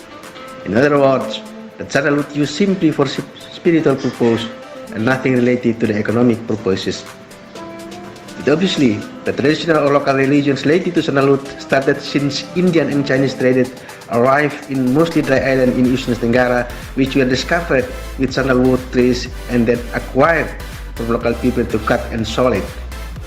Since then, sandalwood traditional management or custom have been part of the traditional upland farming management under local rulers. In case of Meto tribe in Timor Island was under the Tobe of overseas. This traditional custom seems to work well for at least until Europeans arrived in Timor Island. Since the arrival of Europeans, they have noticed the use of fire were the widest spread for land preparation in upland farming. These practices was increased the maize production as staple. However, it was contributed to declining of sandalwood population. As a response of it, the colonial regime in 17th century was imposed restrictions to limit the sandalwood degradations. The restrictions through the colonial regulation include heavy fines and imprison those who found guilty. There was no study in the impact of colonial regulation of the Talum population. However, as plant slow grows and with no planting or cultivation efforts, the population presumably continued to decline during that period. The very early regulation related to sandalwood during independent area was the Regional Regulation Number 4, 1953, that regulated the sandalwood distribution in Timor Island, which mostly under the local rulers' control, which the majority of local or ordinary people did not or less got the benefit. The state attempted to own and control or monopoly the sandalwood trade, which neglected the individual right growing naturally upon communal and even in the private land, was leading to over-exploitation sandalwood. The fear and punishment stated the regulation had even created the worsening the black market of the sandalwood. The main instrument used to maintain sandalwood production and earn revenue for local government were through provincial regulation number 16, 1986. Unfortunately, this regulation reality seems counterproductive to protect sustainability of sandalwood production. Although the regulation number 16, 1986 was abolished, the trauma being the victim of mistreat the sandalwood and the no economic benefit to cultivate and look after the sandalwood trees, have threatening them to plant the sandalwood trees. As a response of it, thank you very much for the wonderful opportunity to present the paper entitled The Sandalwood Adventure from Marginalized Area of East Nusantara, a Political Ecology Account. I'm Johannes Ngongo with my co-author Sariani Siapa and Sastri Sunarti. As an introduction, sandalwood is a native tree in Maritim semi-arid area of East Nusantara. It was the main exported non-timber forest product from marginal semi-arid area during the ancient area that attract Indian and Chinese traded to visit Timor and Sumba Island and other marginal area in the East Nusantara. The political constellation and to share and to monopolize the sandalwood trade in the past, especially during colonial eras, brought implication to the ecological environment and local rulers and the competition and adaptation strategy of the local people. The early trade of sandalwood from Indonesia, the Chinese and Indian trade reached Timor around 13th to 14th century, and then followed with the European arrival through the Fao monument in 1515, and then around 30 years later they did sandalwood trade with the local people. Sandalwood trade in population during the independent era, we can divide it into two stages. Early years of independence, which is the local people dealing sandalwood trade with the Chinese traders before they continue for inter-island trade and then to Hong Kong market. While in 1950s, local people dealing sandalwood trade directly with the local official, either in district up to the provincial level. The sandalwood production price and revenue. Until 1986, no official data recorded. However, the average production in 1999 and until 1997 around 606 tons per per year, with tobacco production occurred in 1996-1997, with total production more than 2,000 tons, with the price from 1,000 up to 100,000 per kilogram for the good quality. And the average provincial revenue from sandalwood more than 1 million per year during that time.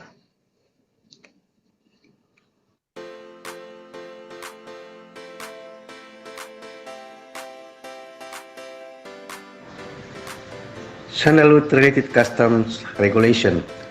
Long before Indian and Chinese traders reached Timor and probably other dry islands in East Nusantara, most local people simply treated and used the sandalwood trees as a magical tree to cast out demons. Bone tree in the field during the land preparation is considered to fertilize the soils. In other words, the sandalwood used simply for spiritual purpose and nothing related to the economic purposes. But obviously, the traditional or local religions related to sandalwood started since Indian and Chinese traders arrived in mostly dry island in East Nusantara, which were discovered with sandalwood trees and then acquired from local people to cut and sell it. Since then, sandalwood traditional management or custom have been part of the traditional upland farming management under local rulers. In case of Meto tribe in Timor Island was under the Tobe of overseas. This traditional custom seems to work well for at least until Europeans arrived in Timor Island. Since the arrival of Europeans, they have noticed the use of fire were the widest spread for land preparation in upland farming. This practice was increased the maize production as staple. However, it was contributed to the declining of sandalwood population.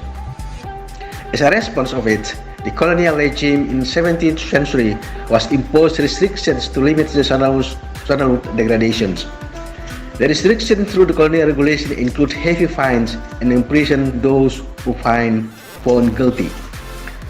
There was no study in the impact of colonial regulation of the Talum population. However, as plant slow grows and with no planting or cultivation efforts, the population presumably continued to decline during that period. The very early regulation related to sandalwood during independent area was the Regional Regulation Number 4, 1953, that regulated the sandalwood distribution in Timor Island, which mostly under their local rulers' control, which the majority of local or ordinary people did not or less got the benefit. The state attempted to own and control or monopoly the sandalwood trade, which neglected the individual right growing naturally upon communal and even in the private land, was leading to over-exploitation sandalwood. The fear and punishment stated the regulation had even created the worsening the black market of the sandalwood. The main instrument used to maintain sandalwood production and earn revenue for local government were through provincial regulation number 16, 1986. Unfortunately, this regulation in reality seems counterproductive to protect sustainability of sandalwood production. Although the regulation number 16, 1986 was abolished, the trauma being the victim of mistreated the sandalwood and no economic benefit to cultivate and look after the sandalwood trees, have threatening them to plant the sandalwood trees. As a response of it, East Nusantara Province Regulation Number 2, 1999 had been implemented to promote the sandalwood conservation. This provincial regulation had been followed with the similar regulation in the district levels in favor to the local people that to promote the sense of belongings and therefore encourage local people to cultivate it and look after the sandalwood trees.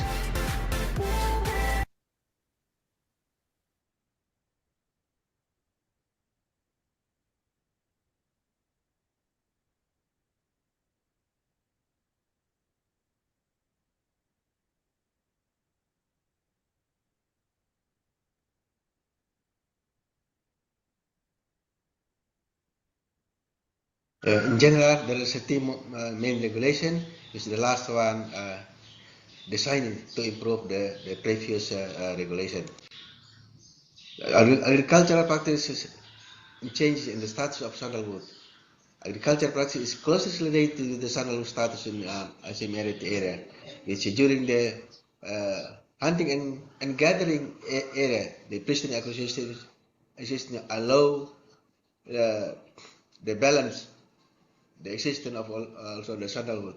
However, when the agriculture practice going to intense, the population of sandalwood is also affected, and the population is going down. As a conclusion, the ecological marginal semi-arid ecosystem of Indonesia Tenggara is natural ecosystem for sandalwood, and there was ecosystem balance during the time. Access and control for the sandalwood, for the local rulers, and arrangement to manage the sandalwood. Social conflict among local rulers and European occurred when the regulation related to sandalwood established. Local elites, political system, the long relation with the local people, Chinese traders were able to more adjusted with the local political system. Sandalwood function shifted from magical to more economic and social hierarchy. And the sandalwood trade created the power struggle among local rulers and all actors involved in sandalwood management. Thank you very much.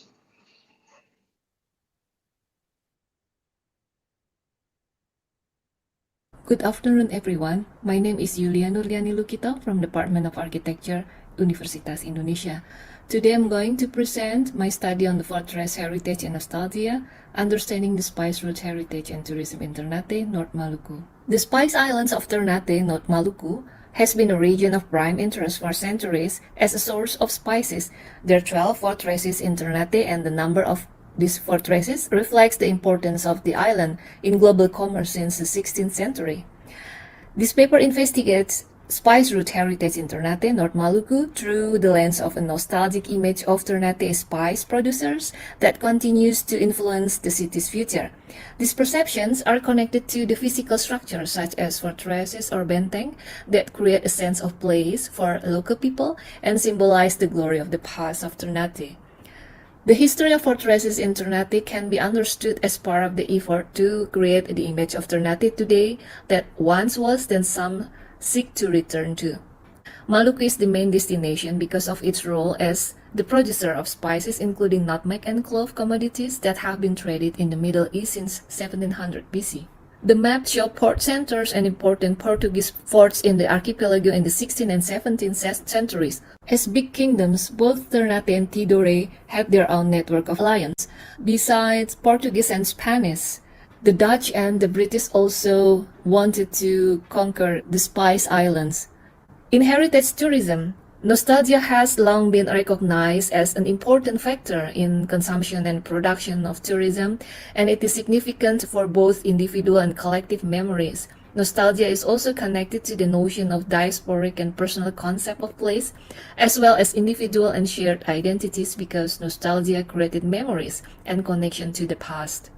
Cultural heritage is a crucial foundation for establishing identity and sense of belonging for the communities. Cultural heritage represents the legacy passed down to society and helps in depicting the character and memory of a community, as well as shaping its future. By encouraging the preservation of local heritages and strengthening locals' feeling of place, attachment, and identity, heritage tourism can serve to reinforce place identity. When we talk about heritage, we talk about the past and nostalgia.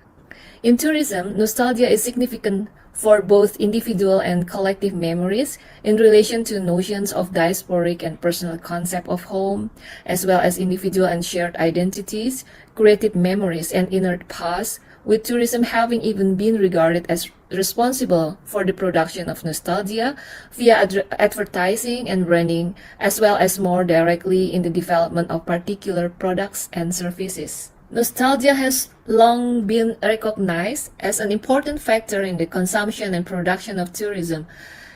It has been associated with historical events in heritage tourism by examining a relationship between socio-cultural conditions and heritage tourism institutions.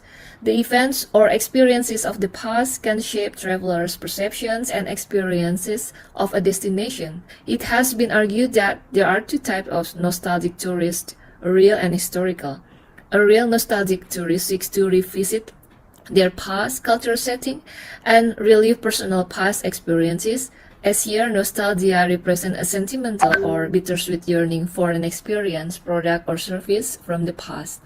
In contrast, a historical nostalgic tourist seeks to visit a cultural environment that has been indirectly conveyed to them through marketing and advertising, which creates an idealized perception of a destination. Some of forts in Ternate still exist today, but some have disappeared. One of the fort that still exists is Fort Orange, built in 1607, and up to now the buildings are still intact and functions well. The image shows Fort Orange, that used to be the residence for the Governor General and also the regional headquarters of VOC.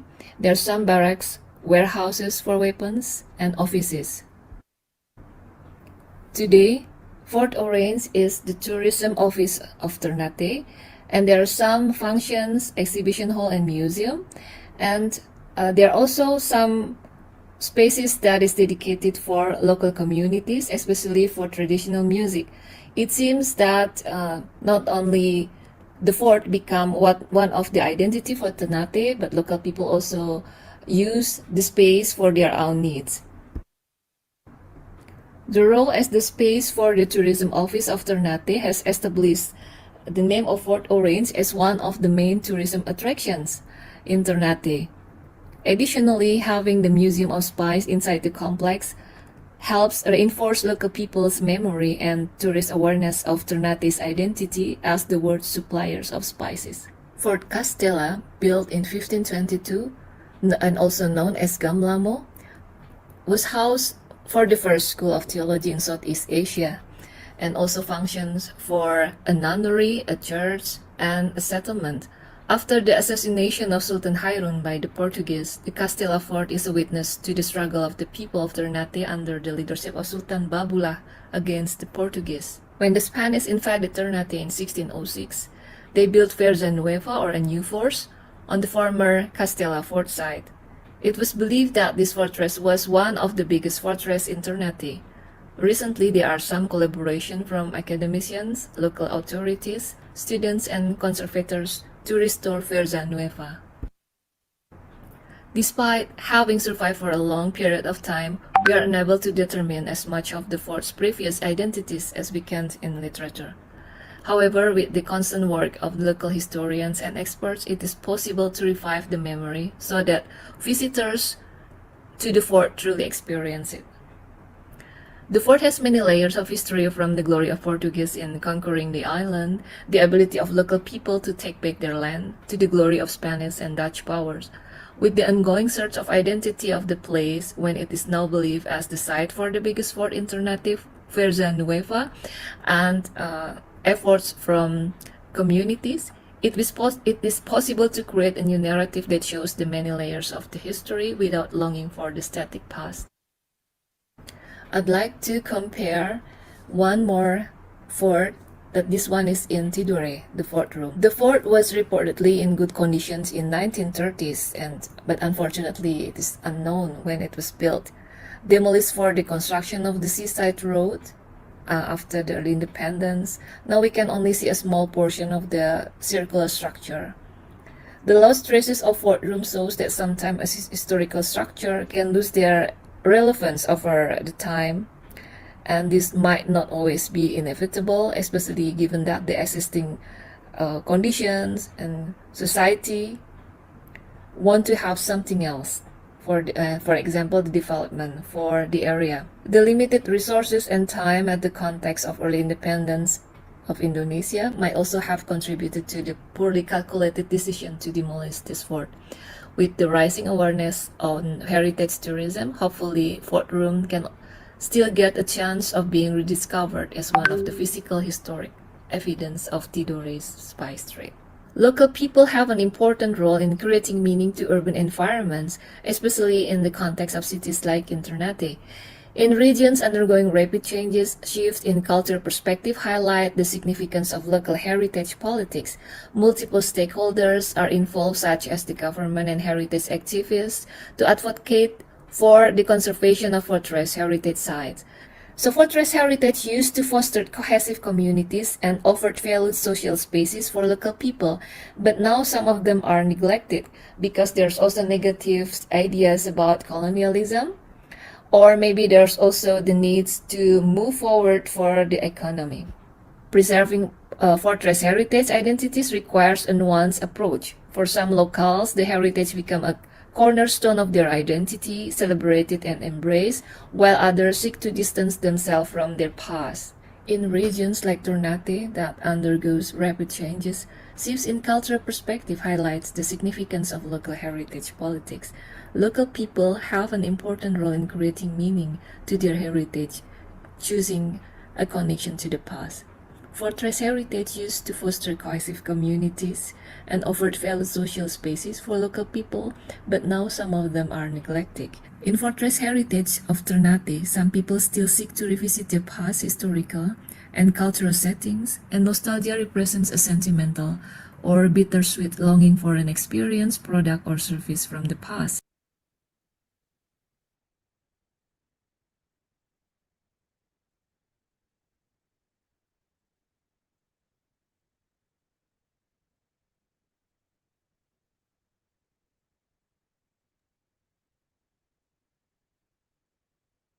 Wow, it's very interesting and very attractive presentation from all panelists. All right, we already have our panelists who joins in Zoom meeting. We have Pak Yohanes, Ibu Yulia, and Pak Raimizard, ya. And then Pak Maulidan join in the auditorium. Now we are going to question and answer session. We have about 20 minutes for a question and answer session. First, maybe I want to inform for the audience who have question for our panelists. Please, before you ask the question, please mention your name and your institution. For those of you are in the auditorium, maybe I will invite you ask question first, and for the online participant, can ask question via chat or ask directly by pressing the raise hand button first. All right. For the participant in auditorium, do you have any question for our participant? For our panelists? Yeah. Yeah. I'm Lilis from the auditorium. I would like to ask question to Mauli dan Nur Margana and Ana Maulana, yeah, first. You're here? Okay. I just want, because it's only a flash presentation, but this is a very interesting paper, yeah, about Indonesia's attempt to rebuild the spice route, a comparison to the Chinese government's Belt and Road Initiative. Maybe you can explain more about your paper, and what do you see this attempt, because this conference objective, one of them is also for support the nomination of spice route for the UNESCO. Yeah?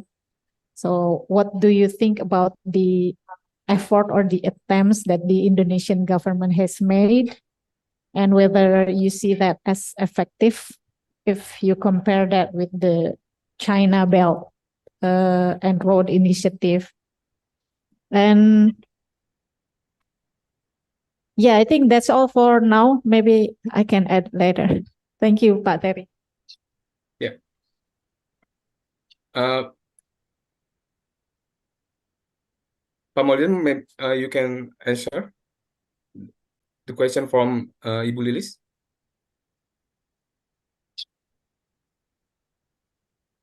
That's okay. Thank you so much for the question, Ibu Lilis. And I would like to answer the question. And I point out about the interesting topic about this issue because we can reflect on or we can learn on what the Chinese government does so far and regarding on the attempts of Indonesian government on this issue, on the spice route issue. And Indonesia has built a lot of things such as new harbors, revitalizing harbors to maximize this potential aspect. But one point that we see that Indonesia can improve, can learn from China is to work together to the other actors besides state. And because and when we can go back to the spice route or the ancient routes at the time, we can see that the ancient route not lies on Indonesia, but the spice route spreads from Indonesia, Malaysia, Singapore, and other countries. So this is the best the great potential that can we improve to collaborate to strengthen our relation to other nations, such as what the China does, what China did. And speaking of the attempt or maybe the another attempt that Indonesia can improve is Indonesia can make a strengthen their cultural diplomacy or public diplomacy, because as we know that not only Indonesian public know this issue, so we can make something like a progression to something like a creation of video or public campaign to make an engagement so that people can know what Indonesia has done, what Indonesia has to do for the next step. So maybe my friends would add some. Okay, beside about what we look with the Chinese government about how the public diplomacy work, we also we want Indonesia take an opportunity to have cooperation with Chinese government, because we know that one belt one road is anywhere. So we cannot deny that one belt one road that always exists in our world. That's why we must take opportunity with this spice route. Beside of that, we also have the main source of spice, and without Indonesia, one belt one road cannot live. And also we can reflect about how they explore much about the heritage. So I think Indonesia should reflect on that because we have a lot of heritage, but many foreigners don't know what heritage Indonesia have for spice route. They know just the past story, but we not explore the real history. I don't want make Indonesia just talk about the history, but we want to prove that we have the real existence. Because and also China also say about they have heritage, then they give a proof, and I want Indonesia also have a heritage, then they have proof. Thank you.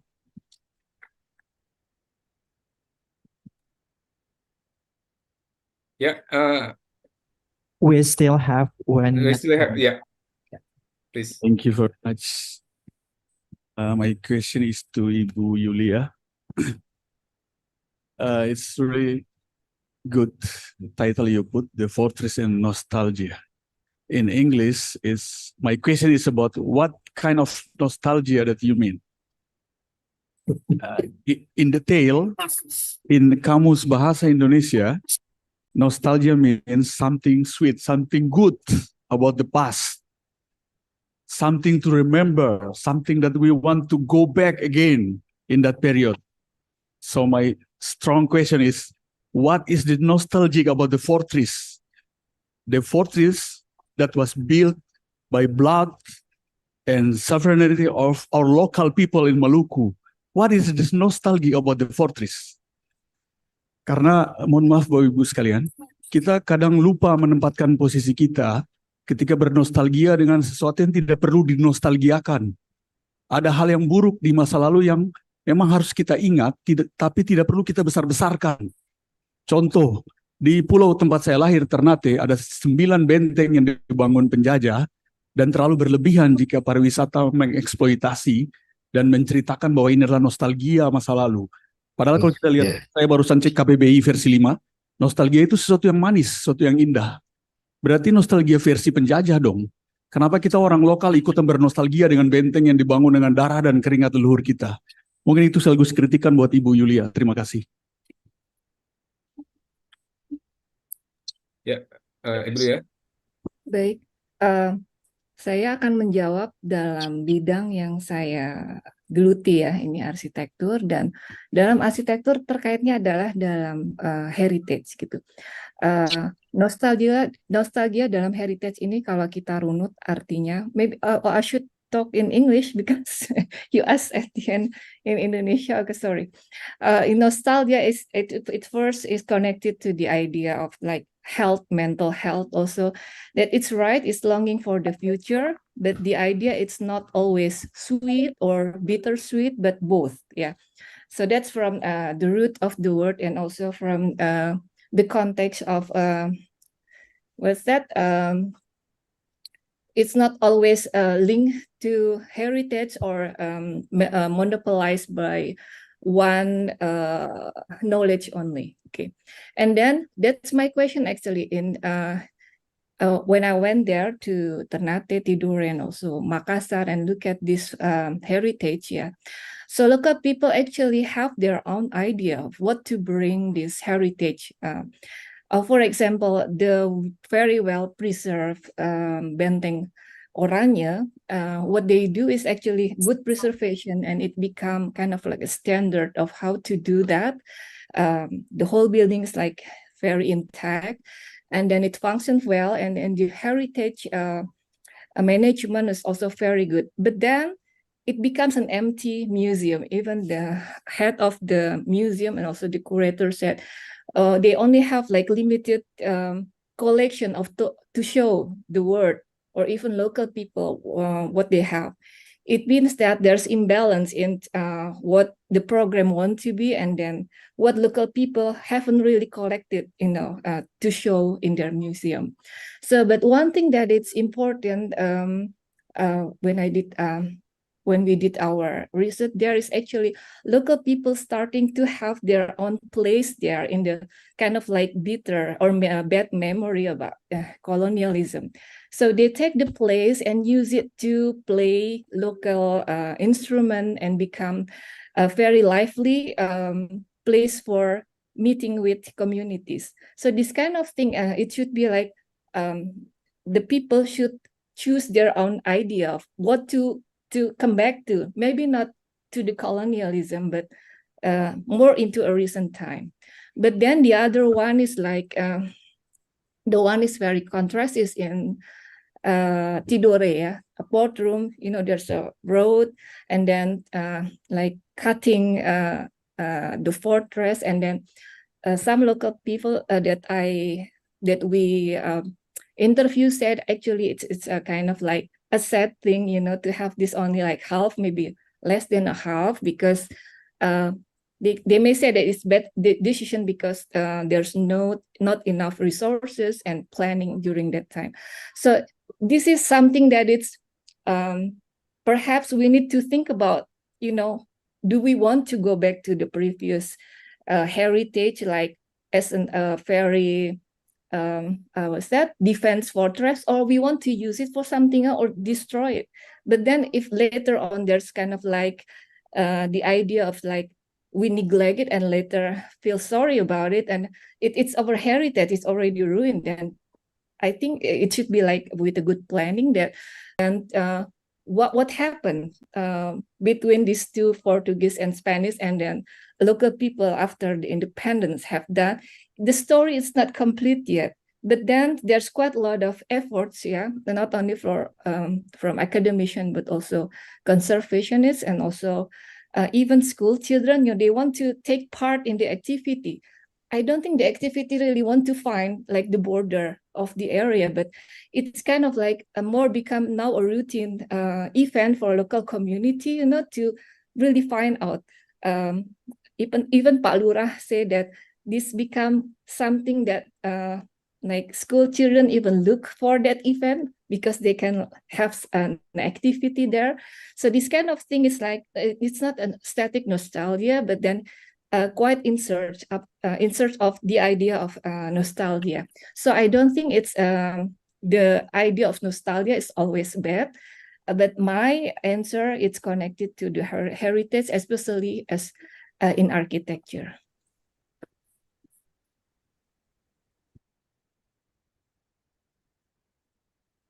Yeah, thank you, Bu Yulia.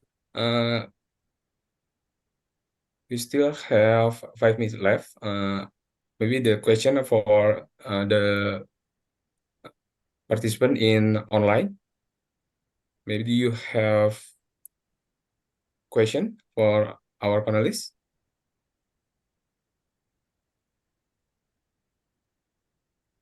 Yeah. Okay. We still have another questions from the auditorium, sir. Yeah, please. Okay. Please mention your name and your institution. Yes, thank you. This opportunity. I'm Cahyas Prego from Institute Home Affairs Ministry, according the Ministry of Affairs of Republic of Indonesia. Based on what was presented regarding the history of Sultan Agung Mataram, Sultan Agung's policy of destroying parts of the north coast of Java resulted in a paradigm that was oriented towards agriculture and no longer maritime. This data shows that state policy with an agricultural paradigm was not just a policy during the Suharto regime. What do you think about this story? Thank you. Sorry, who's this question addresses?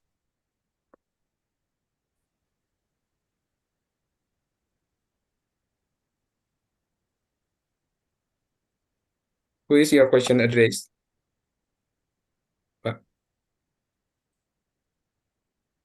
For Mr. Yamin sir. Yeah. Mr. Bapak Riamizar? Excuse me, I don't get the point. Last point.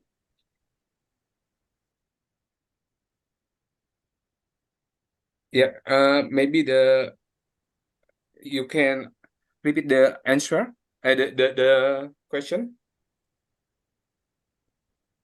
Yes, according to your presentation, Mr. Remizat, based on what presented regarding the history of Sultan Agung Mataram, Sultan Agung's policy for destroying ports on the north coast of Java resulted in a paradigm that was oriented towards agriculture and no longer maritime. This data shows that state policy with an agricultural paradigms was not just a policy during the Suharto regime. What do you think about this data compare between policy Sultan Agung policy Mataram and Suharto regime with his policy? Thank you. Yeah, I believe that I see Sultan Agung is not only what historical linearity about the time, but history always repeated as a cyclus. So what Sultan Agung does and what Sultan does is the same. There is some term at the past. Sorry, Mr. Mr. Yeah, your voice is quite low. Can you increase the volume on your personal computer, please? Okay, check. Okay, it's better.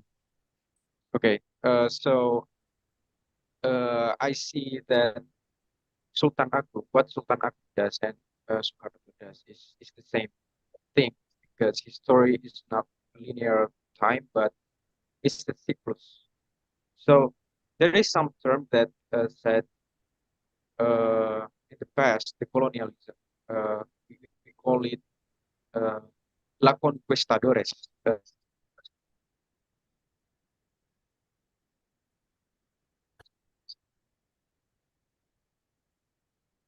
Connection. The contemporary era, we call it La Nueva Conquistadores. So the regulation about what Sultan Agung does at the time is the same.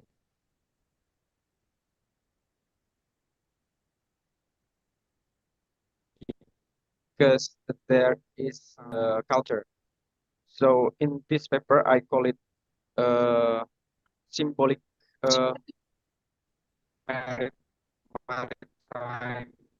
culture. Is that my answer?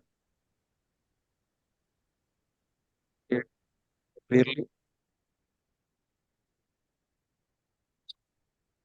Yeah. Sorry, Mr. Pak Remizar, we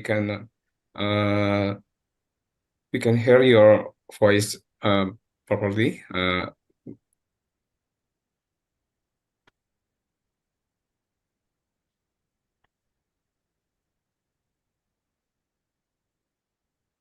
Lost connection. Yeah.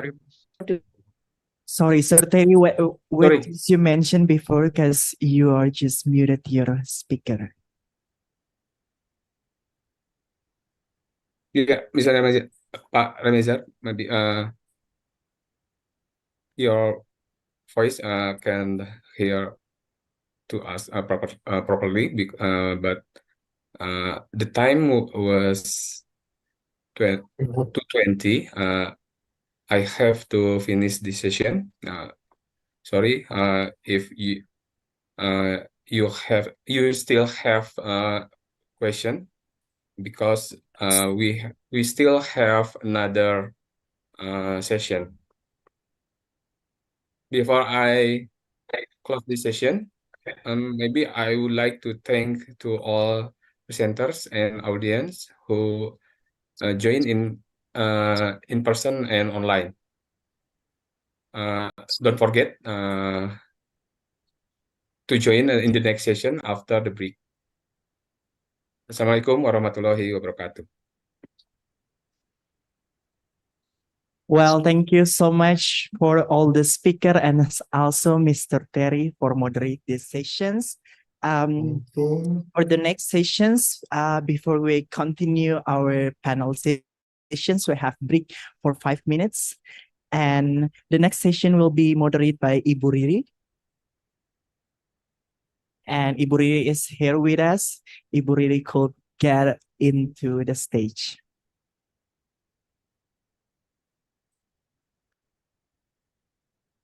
Oh, sure. Maybe after 5 minutes, we have a break. Yeah. For informations that for the next sessions, we will have 6 presentations, including 1 class and 5 full presentations. And thank you so much for our sponsor for Lunchbox today, Rempah Kita, to successing the collaboration between National Research and Innovation Agency and Negeri Rempah Foundation for this IFSR 2023 collaborations. Enjoy the break.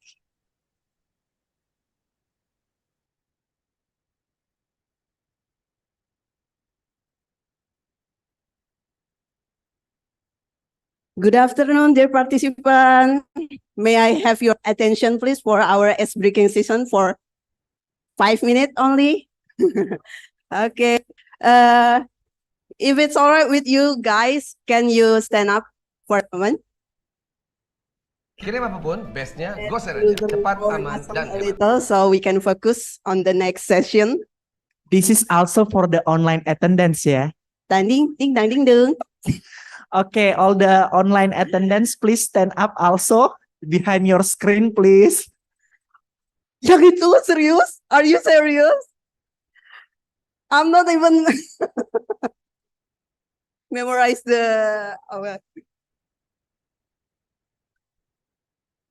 Okay, we already have a video here. Before I thought I will be leading you guys, but let's just copy the videos. But before we copy the videos, I want to give you pemanasan tuh apa ya? Exercise, early exercise. So let's everyone stand in the in the ice. I'm sorry. So that you can move your feet, also your hand, without bumping on your table or your chair. So I will say any odd number. When I say odd number, I want you to move to the right and lift up your right arm atau right hand. And when I say even number, I want you to move to the left. Even number to the left, odd number to the right. And don't forget to lift your arm. Okay, now inhale, exhale, inhale, exhale, 3. What number? Where is your number? At the right and your right arm. Okay, and then another 7.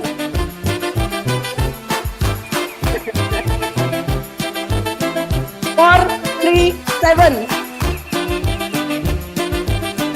4, 3, 7. Okay. Let's make it straight in the ISO.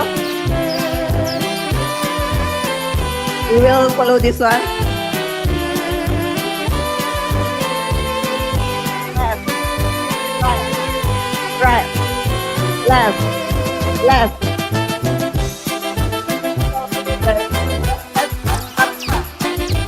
Up.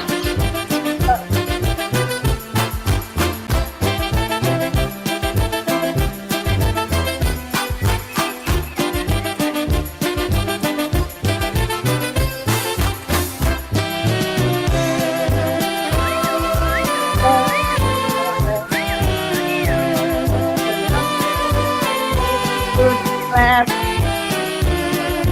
right,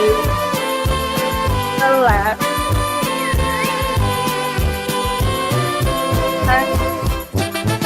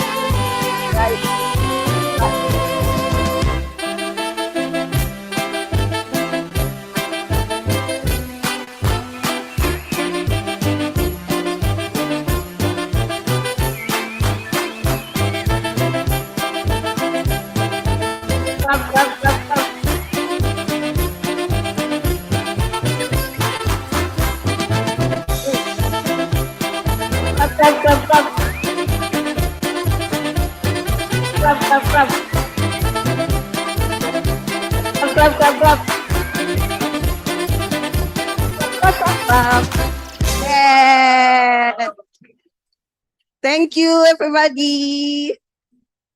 Well, thank you so much for the ice-breaking sessions.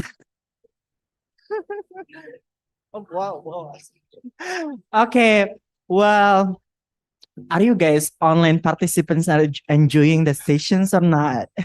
Because we're having fun in here. Okay, we will continue our sessions, and for the next sessions, we have Ibu Riri as the moderator for the 6 presentations. For Ibu Riri, the stage is yours.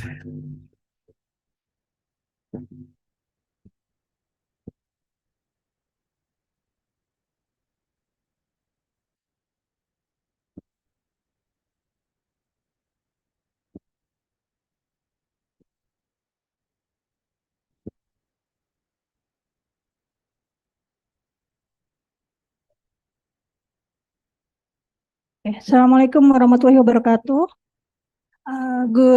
What is it? Good afternoon, everyone. Everybody feels warms up a little bit.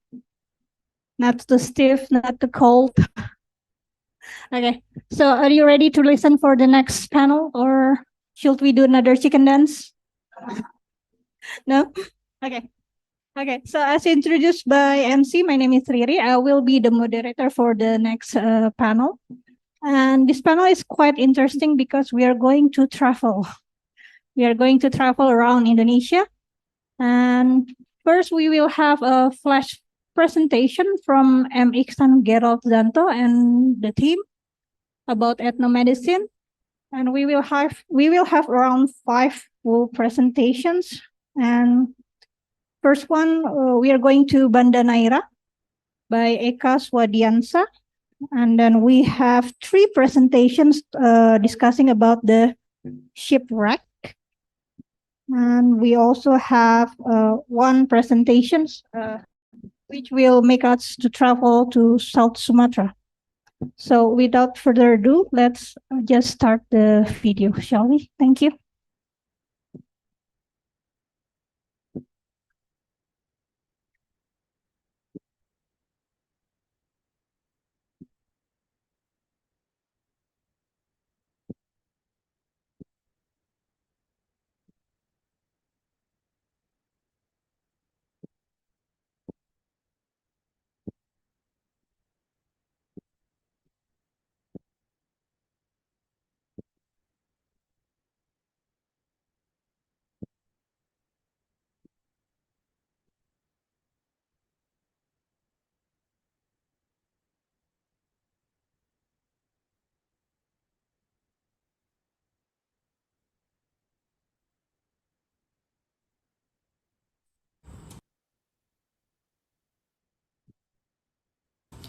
The jury and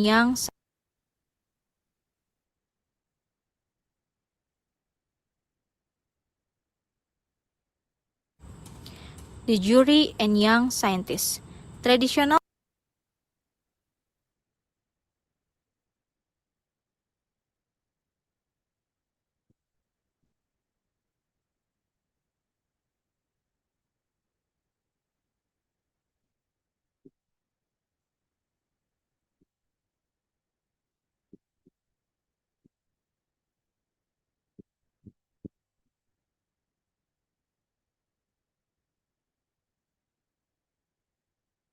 Okay, maybe while waiting, can I invite, maybe there are presenters who come offline today to join me in front, so I won't be alone.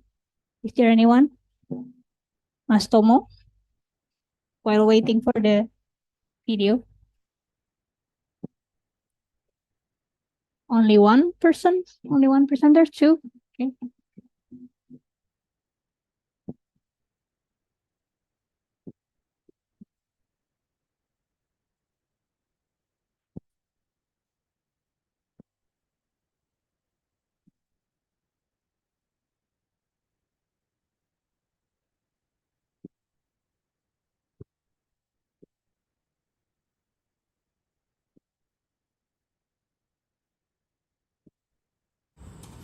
The jury and young scientists. Traditional medicine is one of Indonesian local knowledge. But in these modern times like today, traditional medicine is in stagnant position due to the lack of interest in consuming traditional medicine and the impractically on findings and processing commodity in a sustainable manner to make traditional medicines. If this continues, local knowledge as a national identity just will end up being an academic record.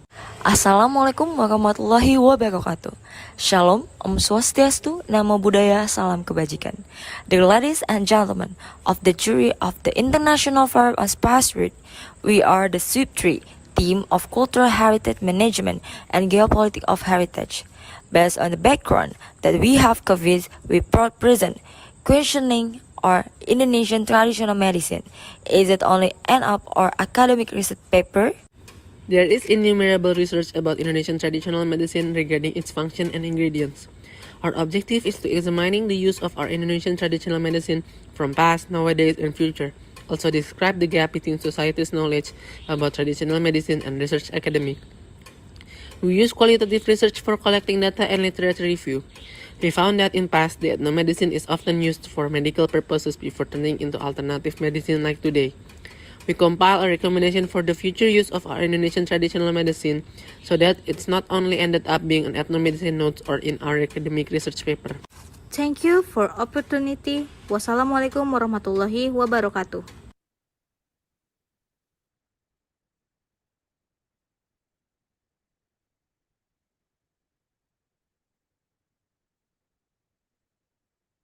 Assalamualaikum warahmatullahi wabarakatuh. Salam sejahtera, Shalom, Om Swastiastu, Namo Buddhaya, Salam Kebajikan. Good day, ladies and gentlemen. First of all, I would like to thank the Negeri Rempah Foundation and BRIN for organizing this wonderful forum. I'm delighted to be here and thank you for the opportunity. Okay, so my topic today would be the college inversion zoning. One of the most comprehensive study ever made on the master planning, tourism master planning on Banda, Naira's cultural heritage tourism area was entitled "A Revival of an Old Dutch City."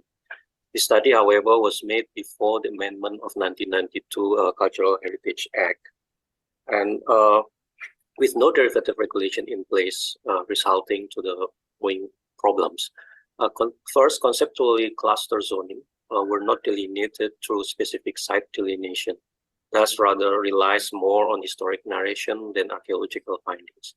Second, the study provided inventories of 100+ old buildings, but conceptually old buildings are not necessarily cultural heritage. Thus, technically, the difference between the two definitions may cause further management issues. Third, technically, the master plan coverage was too large to manage, plus minus 72 hectare study area, 40 hectare design consultancy area, and 13.5 hectare pilot projects, which practically consisted almost a quarter of the island or more than 3/4 of its urban area. Hence, the local government of Central Maluku, through its Office of Public Works, commissioned new research and master plan projects 2022 and 2023 for Banda Neira and its surrounding islands. Here are some of the highlights. First, the new master plans being designed using specific method to comply with the new 2010 Cultural Heritage Act and its derivative regulation in relatively more viable scale, which start from 22 hectare study area. Accompanying to the Act, Article 41 and 49, 249, study area delineation is set within the close proximity of 5 cultural heritage buildings on national level and 4 cultural heritage buildings on provincial level. So as you can see, these are the 5 and 4 cultural heritage buildings. And these are the proposed study area, 32 hectares, that is closely knitted to the 9 cultural heritage. Now, some of them, House of Exiles, 4 of them, and then 2 large forts, Belgica and Nassau, and some of the colonial heritage, from the mini palace to the old church. Now, accompanying to the 2010 Cultural Heritage Act, Article 41 to 49 study area is also identifying for the 11 allegedly cultural heritage buildings on northwest sector and 59 allegedly cultural heritage buildings and structures on southeast sector. Thus, in total, the research identifies 79 definitive and allegedly cultural heritage buildings and structures, where with few very exceptions according to Article 5 can be grouped into the following three different stylistic timelines with specific context representation. First, we have the pre-colonial period in the northwest sector, consisting of, among others, old markets, among others, Klenteng and 4 Chinese captain houses. And then the second, we have the early colonial period with defense context, which consists of 2 large forts, Nassau and Belgica. And third, we have the early colonial period with urban context in southeast sector, which consists of mini palace, Société de Harmonie clubhouse, and many partners' house. Thus, the new cultural heritage tourism master plan is proposing the formation of 3 cultural heritage sites, very specific sites, which includes first port city site on the northwest sector, and then the 2 fort site on the center sector, and resident Huis, a colonial city site on the southeast sector, which includes ex-Perhimpunan villa compound that will become the focus of this presentation. Now, the 3 sites that made up the 17.8 hectare only core zone delineation for the proposed Banda Neira's cultural heritage area. So as you can see, these are the 3 proposed cultural heritage sites with all of the definite and allegedly cultural heritage inventories. And these are the 17.8 proposed core zone delineation for the establishment of Banda Neira cultural heritage area. Very manageable, very quite small actually. Now, to understand more about the context of the importance of the sites, we need to go back a little bit to the historical context. Okay, so in 1622, Governor General Jan Peterson Koen led 19 galleons with 1,655 Dutch soldiers plus 2,286 Japanese missionaries to kill, enslave, and displace 14,000 native Bandanese, approximately 90% of all the island's inhabitants. Now, the genocide soon followed by the establishment of Perk colonial plantation system, which divided Banda Neira, Banda Besar islands into 6, 3, and 15 perks respectively. Slaves were mostly brought in to work on this nutmeg plantation from Java, Sumatra, India, and China. Later on, Banda Neira's residence Swiss was established as Perhimpunan villa compound built within the walking perimeter of Mini Palace and Société de Harmonie. This is a clubhouse building. This 23 blocks compound is uniquely distinguished through its villa walls that surrounded most, if not all, of its compound. Many of these walls still exist today. Now, concentration of the ex-Perhimpunan villa compound can best found through the mapping of 7 specific corridors, i.e. the A to G corridors, which are all within proposed cultural heritage area delineation. A detailed documentation on the area found how together these allegedly cultural heritage buildings and, most importantly, structures may potentially be the main visual backbone in recreating or rather preserving the ambience of the sites and its timeline-specific stylistic expression. So these are the documentation, detailed documentation for AA corridor, BB corridor, D, D, E, and FF corridor. As you can see, there are a lot more structures rather than buildings or structural work. So the research questions are, technically speaking, the status of cultural heritage areas should be enough to safeguarding the preservation and conservation of Banda Neira's buildings and structures. But these buildings and structures are mostly located on privately owned land in urban living monuments, meaning that people live in settings. Now, these settings in itself may pose challenges such as, first, compensation complexity, where receiving cultural heritage status usually comes with compensation, such as a reduction or even waiver of land and building tax. But does the state, in this case the Regency governmental level, willing to lose income in such kind of urban scale? Second, tourism complexity. Granting certain cultural heritage status to boost up tourism industry in its surrounding region is becoming common practice in Indonesia. Now, the practice itself is not against the law, but in some cases it might cause a logical fallacy. And this is especially true in the not yet developed tourism frontiers such as Bandanera and the surrounding islands. Also, well, first since 2011, Bandanera had been enlisted as one of the 88 National Tourism Strategic Area, SPN. But 12 years on, and nothing had changed much. This exemplified by the lack of availability of daily passenger boat and airplane services from and to its regional hub, Ambon. Now, second, perhaps it is this lack of infrastructure development that had safeguarded Banda's rich heritage in the first place. Hence, there is no guarantee that once the tourism project finally took off, preservation and conservation will still be appealing to the Bandanese. Now, this is because the tourism brings economic improvement, which in turn fosters changes.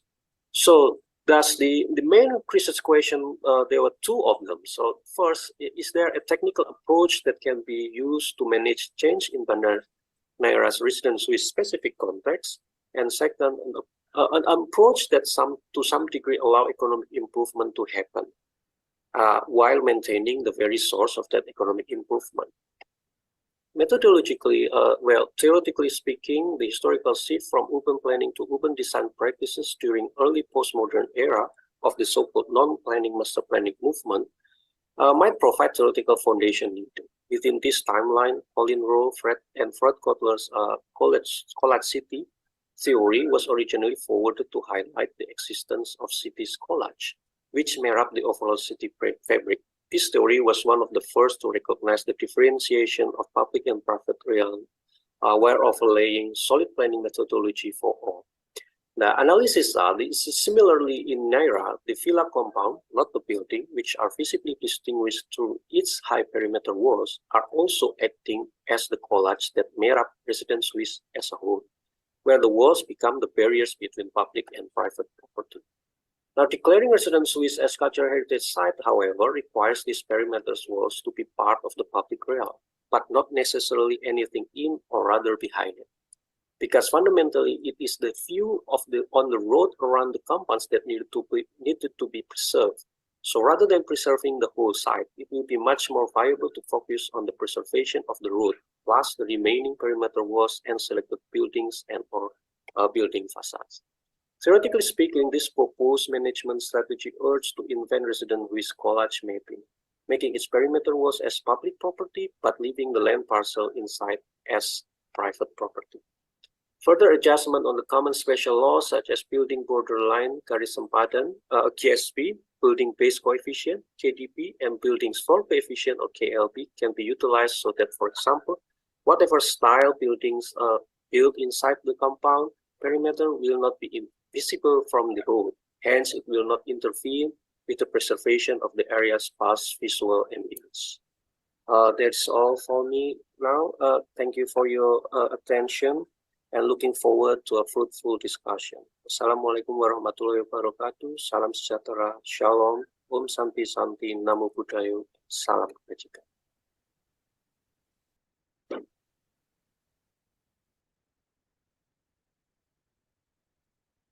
Hello everyone, I'm Muslim Prasetya from Jaringan Indonesia. Today I will present to you about our project titled The Role of Photogrammetry for the Preservation of the Singling Shipwreck Sites North Coast of Bintan Island. This project is a part of collaborative research between the Pusat Riset Arkeologi Lingkungan Maritim dan Budaya Berkelanjutan BRIN, Jaringan Research Indonesia, Sentra Selam Jogja, and Balakala Bumi Apsara, led by Stanov Purnawibowo from Pusat Riset Arkeologi Lingkungan Maritim dan Budaya Berkelanjutan BRIN. This is our member of this project, Muhammad Fauzi Hendrawan from Pusat Riset Arkeologi Lingkungan Maritim dan Budaya Berkelanjutan BRIN, Ahmad Surya Ramadan from Sentra Selam Jogja, Fairuz Aziz from Jaringan Research Indonesia, Dwi Kurnia Sandi and Vicky Narendra Prayogi from Balakala Bumi Apsara. To start with, I will explain about the Singling Shipwreck site, which is the background of this project. Singling Shipwreck site is an ancient wooden ship that sank in the waters of Singling Beach, Sri Bintan Village, Teluk Sebong district north coast of Bintan Island. The ship sank at a depth 9 to 12 meters below sea level. It's estimated to be from the 19th century. The site contains invaluable artifacts and remnants that shed light on maritime trade, craftsmanship, and cultural practices of the time, such as ship structures, ceramics, bricks, figurines, arch stone, and square stone with Chinese character. In research of 2019, found some fragments of wooden planks, metal fasteners, figurines, bricks, ceramics, earthenware, and chopper setting. In 2021, we are conducting excavation and found a larger ship structure in the form of frames and hull planks, arch stone, and square stone.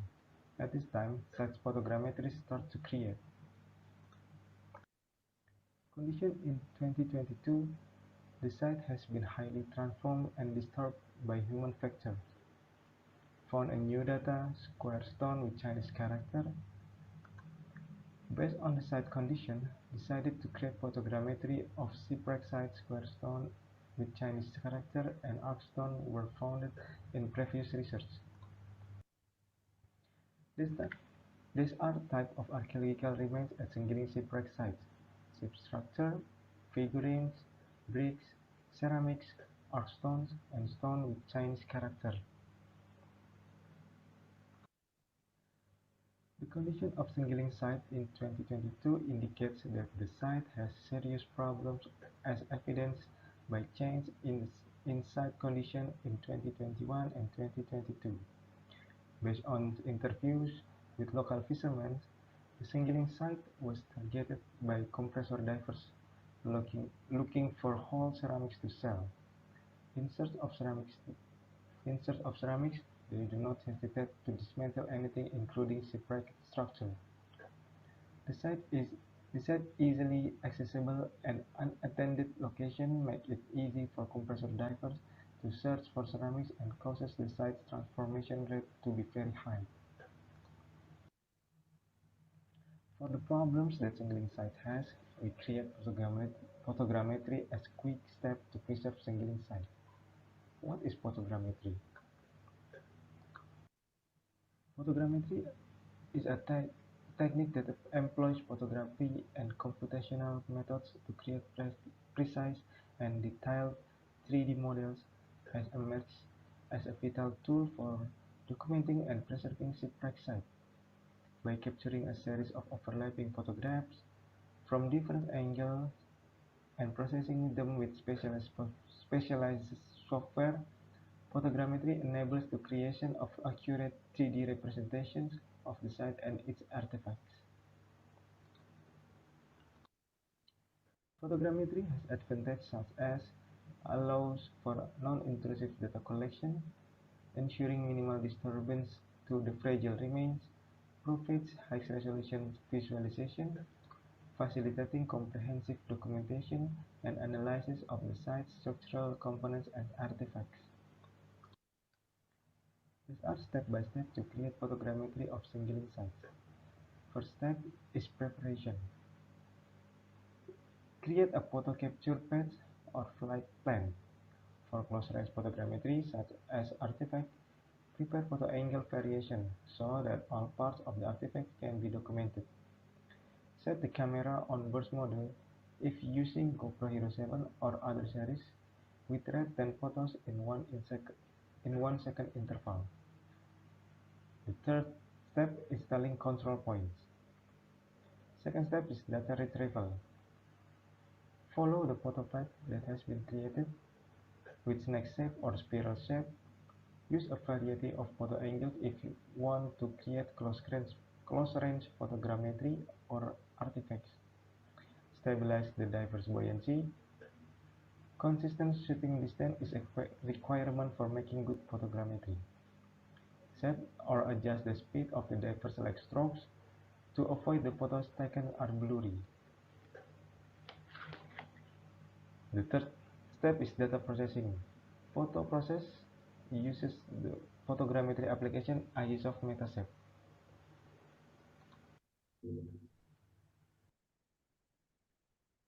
First step on MetaShape is align photo and build point cloud.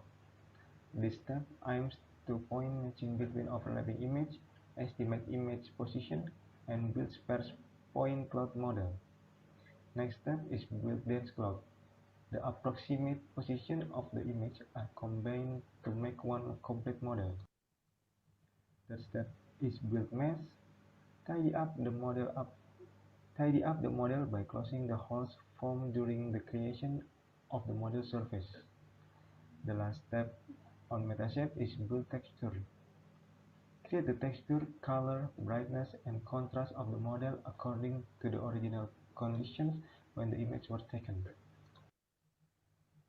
This is the result of photogrammetry after 3D model was converted into photo file called orthophoto.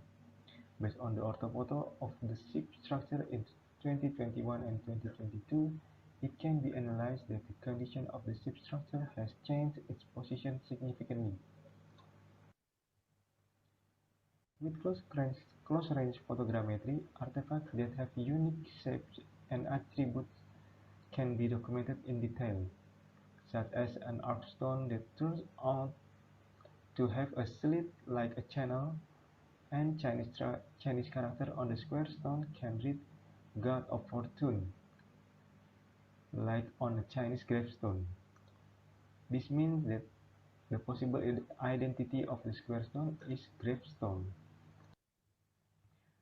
Based on the case of the Senggiling shipwreck site, photogrammetry has a role as 1 is monitoring, 8 in identifying change and damage over time,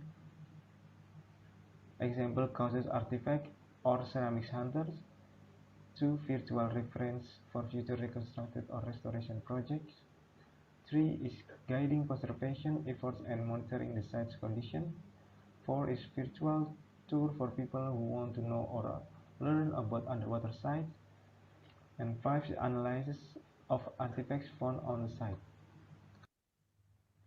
The conclusion is photogrammetry plays a crucial role for the preservation of the Senggiling shipwreck site and other similar underwater archaeological sites. It's a low-cost but powerful tool to documenting historical data, especially those related to spice route. Photogrammetry is not invasive. Ability to capture detailed visual data and generation of accurate 3D models contribute significantly to documenting, analyzing, and conserving these historical significant sites. By leveraging photogrammetry's technique, we can ensure the continued preservation and understanding of the Senggiling shipwreck and its cultural heritage for the future generation. That is our project presentation. Thank you.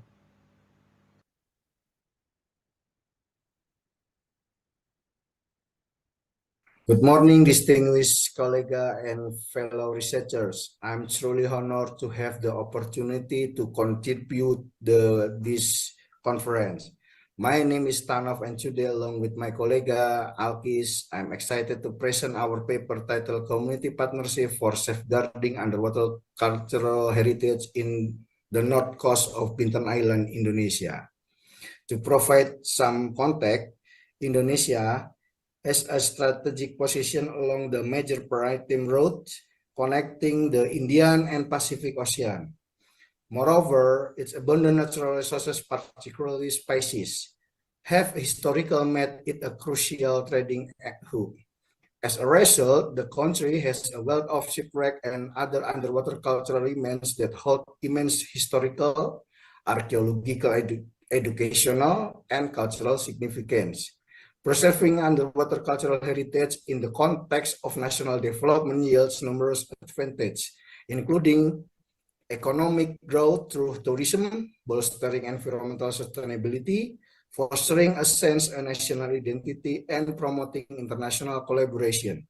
However, despite Indonesia's rich underwater cultural heritage, it faces persistent challenges in the form of looting and illegal salvaging, posing significant threats to preservation effort. Furthermore, the recent enactment Presidential Regulation Number 8 of 2023 concerning the management of sunken ship cargo highlight the government's preference for commercial salvage as a primary approach to safeguarding wreck. This focus on short-term economic gain often overshadows sustainable approach to utilizing underwater cultural heritage. One promising approach to ancient preservation effectiveness involves actively engaging local communities in safeguarding underwater cultural heritage. Community involvement not only support the government in protecting underwater cultural heritage, but also contribute to development community livelihoods, while preserving traditional practice without compromising the heritage integrity. The case study presented in this paper stem from research conducted by the National Research Center of Archaeology from 2018 to 2022 along the north coast of Bintan Island. Through effective communication and community engagement, we succeeded in raising awareness about the importance of preserving this heritage for future generations. Therefore, our paper argues how active involvement, effective communication, and community-driven initiative can ensure the long-term sustainability of this invaluable cultural asset. Bintan Island, strategically located near the Malacca Strait, North Natuna Sea, and Java Sea, has been a prominent maritime crossroads since 7th century during the peak of Sriwijaya civilization. The Bintan community's close connection with maritime tradition is reinforced by archaeological findings at the Bukit Kerangkawal Darat site, revealing evidence of ancient shellfish consumption dating back to around 300 AD. Furthermore, Bintan's maritime legacy is highlighted by the discovery of the infamous Golden Milestone wreck, salvaged in 1980s by Michael Hetzer within its waters. Yeah, thank you, Pak Stanov. The research conducted by the National Archaeological Research Center in Bintan from 2018 to 2022 led to the discovery of 4 significant sites. Includes the Wangkang sites and Kokas sites near Belakit village, the Bantupang site near Pengudang village, and the Senggiling sites near Sri Bintan village. The majority of findings during our research consists of cargo content, such as porcelain, figurines, coins, and pottery. Community perceptions on underwater cultural heritage. In Indonesian context, during the period of salvage legalization, from 1980s to 2010, the complexity of bureaucracy and the inconsistency of regulations compelled numerous collectors to research the illegal search for underwater cultural heritage. According to our informants, starting in 2004, anti-collector sought assistance from coastal communities and local fishermen in the waters around Bintan to plunder valuable artifacts from the sea. The allure of substantial rewards from collectors enticed the fishermen, leading to fierce competition among them to become a treasure hunter, particularly during season when fish were scarce. Their aim to locate and retrieve underwater cultural relics and also smuggling them abroad. Tragically, the use of non-standard diving equipment by these fishermen has had several consequences, including paralysis and some instances fatalities due to decompression sickness. When research team from the National Research Archaeological Center arrived, the local community was reluctant to provide information about the distribution points of underwater cultural heritage findings in the area. Furthermore, local community also resist and threaten the research teams because they fear the teams will apprehend them and prohibit them for searching of underwater cultural heritage to sell. During our research, legal looting still conducted by the community. One notable case is in Senggiling site near Sri Bintan village. It's believed to be wreckage of the Mercurius ship that sank in 1856. In 2021, The site remained remarkably well preserved, as you can see in the left picture.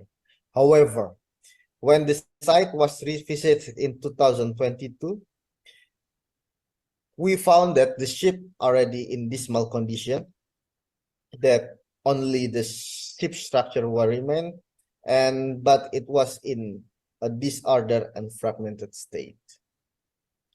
So, throughout our community research process, our team maintained a deep and ongoing dialogue with the relevant stakeholders. Our initial steps to fostering communication was conducting a focus group discussion to understand their interests and needs regarding underwater cultural heritage. To establish trust and facilitate communication, we actively invite the community to participate in various aspects of our research, including underwater documentation, recording artifacts on land, and also conservation efforts. These efforts is to show the community that preserving and safeguarding these cultural treasures will yield tangible benefits for their livelihoods. Through effective communication and education, the community has come to realize the importance of preserving their underwater cultural heritage for future generations. A significant number of community members who have willingly contributed their underwater findings to our research team for preservation and documentation. In partnership with the village leader, a decision was made to establish a storage facility at the Pengudang Village Hall. This facility serves as a repository for underwater cultural heritage and also a public display. The community also taken an active role in educating visitors and has even organized several cultural festival. This festival offers a captivating display of the underwater cultural heritage they hold and they possess. A remarkable transformation has occurred within the community. They also have shifted from a treasure hunter to becoming a tour guide, that guiding visitors to snorkel or dive at underwater archaeological sites. In conclusion, our community partnership for underwater cultural heritage has shown a transformative results. We have witnessed the evolution of heritage sites into a sustainable tourist destination. This collaboration has opened doors to create new job opportunities and enhance livelihoods of the local community. Through our collective efforts, we have not only safeguarded our cultural heritage, but also empower communities and foster sustainable development, ensuring that the richness of our underwater cultural heritage continues to flourish for generations to come. Thank you.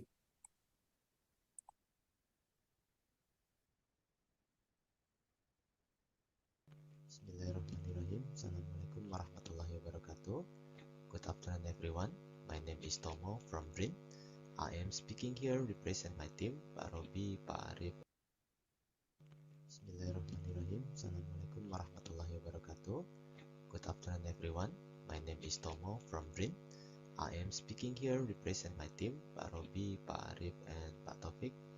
And our team presentation is reconnecting the masterpieces of spice route evidence to public. The case study of salvage artifacts from the historic shipwreck finds at the National Shipwreck Management Unit's warehouse. Hope you enjoy my presentation. The idea of this paper is began from the fact that Indonesia has experienced a true struggle with the protection of submerged archaeological sites and underwater cultural heritage from the treasure hunting, commercial salvage, and the illegal looting. In history, the first case of salvage in Indonesia was the Geldermalsen shipwreck at the Halipatan Reef by treasure hunter Michael Hatcher. He successfully raised the cargoes of ceramics and got to $20 million from the auctions via House of Christie. This event then triggered a porcelain boom in the global art market. After that, the Indonesian government then initiated initiated the formulation of the National Shipwreck Committee to handle and organize all of salvage and utilization of the material cargoes started from 1990 until 2010. And the National Shipwreck Committee itself is a special unit under the Ministry of Marine and Fisheries Affairs. For your information, today, I think since 5 years ago, it changed the nomenclature, became the Shipwreck Management Unit under the Marine Services Division. And what the National Shipwreck Committee have done, I will show in the next slide. On the left side, there is a table that shows the commercial salvage activities based on the locations, the commercial salvage companies, the years, the numbers of material cargoes, and the description of salvage artifacts. In total, more than 200 artifacts are stored at the National Shipwreck Committee warehouse now. However, there are only affordable to manage artifacts from 6 locations. They are Pulau Buaya, Karangheluputan, Teluk Sumpat, Cirebon, Batu Hitam at Belitung, and Jepara. All of commercial salvage activity then is stopped at 2010 due to the release of Act number 11 about cultural heritage. On this slide, I'd like to show you the pictures of the situation and condition of the salvage artifact inside the warehouse. I got this picture in 2015, equal to 8 years ago, when they opened the warehouse for the first time. In picture number 1 and number 4, they already set up a display room such as the museum function. For the small and the medium objects, they put into the small or medium containers. But for the medium or until big objects, they put on the cabinets or just put on the available spaces. They also did the inventarization of the artifacts, divided into the object, type, material, amounts, and descriptions, such as you can see on number 1 and number 3. On picture number 2, they also made a label that is put on each container based on the description. On page number 4, there is a mechanism and job desk of National Shipwreck Committee, starting from the permit, survey, salvaging until the auctioning. From this commercial salvage series by the National Shipwreck Committee, there are many valuable information that we can get for public consumption. From the salvage in 1989, the shipwrecks already known that it is dates to 12th and 13th century that carried cargoes of Chinese ceramics. From the salvage of the 10th century Indian shipwreck in 1997, the artifacts also shows the important discovery related to the maritime politics in Southeast Asia. And from the salvage of Chinese shipwrecks at Belitung Island, the artifacts also prove the evidence of the shell communities at the Indian Ocean marketplace at that time. And lastly, from the salvage on the Cirebon and Karawang shipwrecks, the artifacts are identified as evidence of trading networks in Indonesia around the 9th century. According to those facts and evidence, the question arises and becomes the objective of this paper. The first objective is how to reconnect this evidence for stakeholders, and the second is how to formulate solutions to deal with issues related to maritime cultural resource management and the long-term strategies, including conservation, curation, and display them to public. Why we have to connect this evidence to public? It is because we have the huge number of underwater cultural heritage assets that shows the evidence of historical maritime activities from the 13th until the 17th centuries. It also shows that Indonesia has ever become the place of trading activities with other countries such as Persia, Arabia, and China. Another interpretation is that Indonesian seas have been used as the sailing route by a large number of the Armada fleet, including the Java Sea. The first proposed solution is considering the National Shipwreck Committee warehouse towards the museum. It aims to avoid a bias towards the private collection of those salvage artifacts. By conducting the thematic exhibition activities, it can be a strategic tool capable of providing access to public to strengthen understanding, appreciation, and concern for the values of science, economic, historical, and cultural values contained therein. It can be applied the rules of museums such as described by Anderson. They are visitor attraction, memory bank, storyteller, or even shrine. Martin Menders also stressed the three main functions of museum. They are management of collections, including acquisition, registration, documentation, conservation, and restoration, also communications and research. The second proposed solution is applying of digitalization technology for public information. Digitalizing the artifacts collection data in the National Shipwreck Committee can make the storage more than just a warehouse. It can change the perspective of warehouse become the place of scientific underwater cultural heritage properties, including education, academic research, livelihoods, economic, and recreation. One of the essential recording and documentation tools in maritime archaeology is photogrammetry. This technology can produce a 3D model using computer software that reconstructs the artifact by uploading a number of high-quality 2D pictures into 3D models. This method is a better solution to exhibit fragile archaeological remains in no space and time limit without spotted on the place directly. However, 3D photogrammetry needs the supporting advanced equipment and technology. It also requires sufficient big data and a platform to be accessed by the public. This model could become a basis of momentum for developing the better management of museums in Indonesia, especially in connecting all aspects between the cultural heritage and the public to be more getting closer.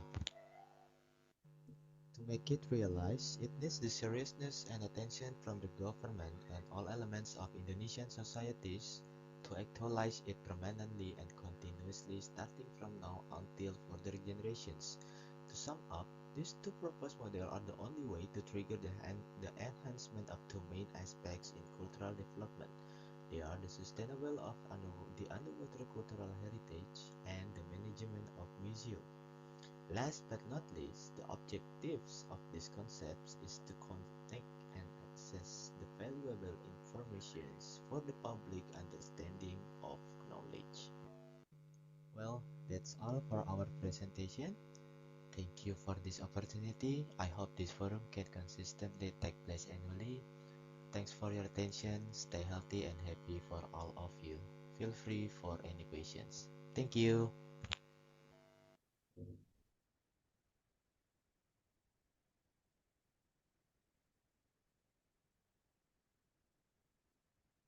Good afternoon, ladies and gentlemen.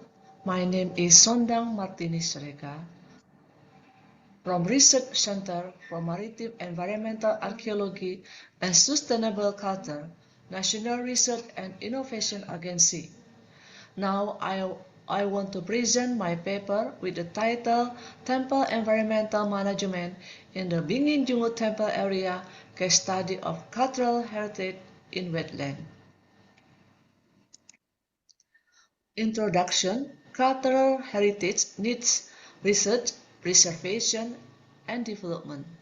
Like Bingin Jungut Temple Area was damaged, need temple environmental management based on Law Number 2, 2009 about environmental, and Law Number 10, 2011 about cultural heritage.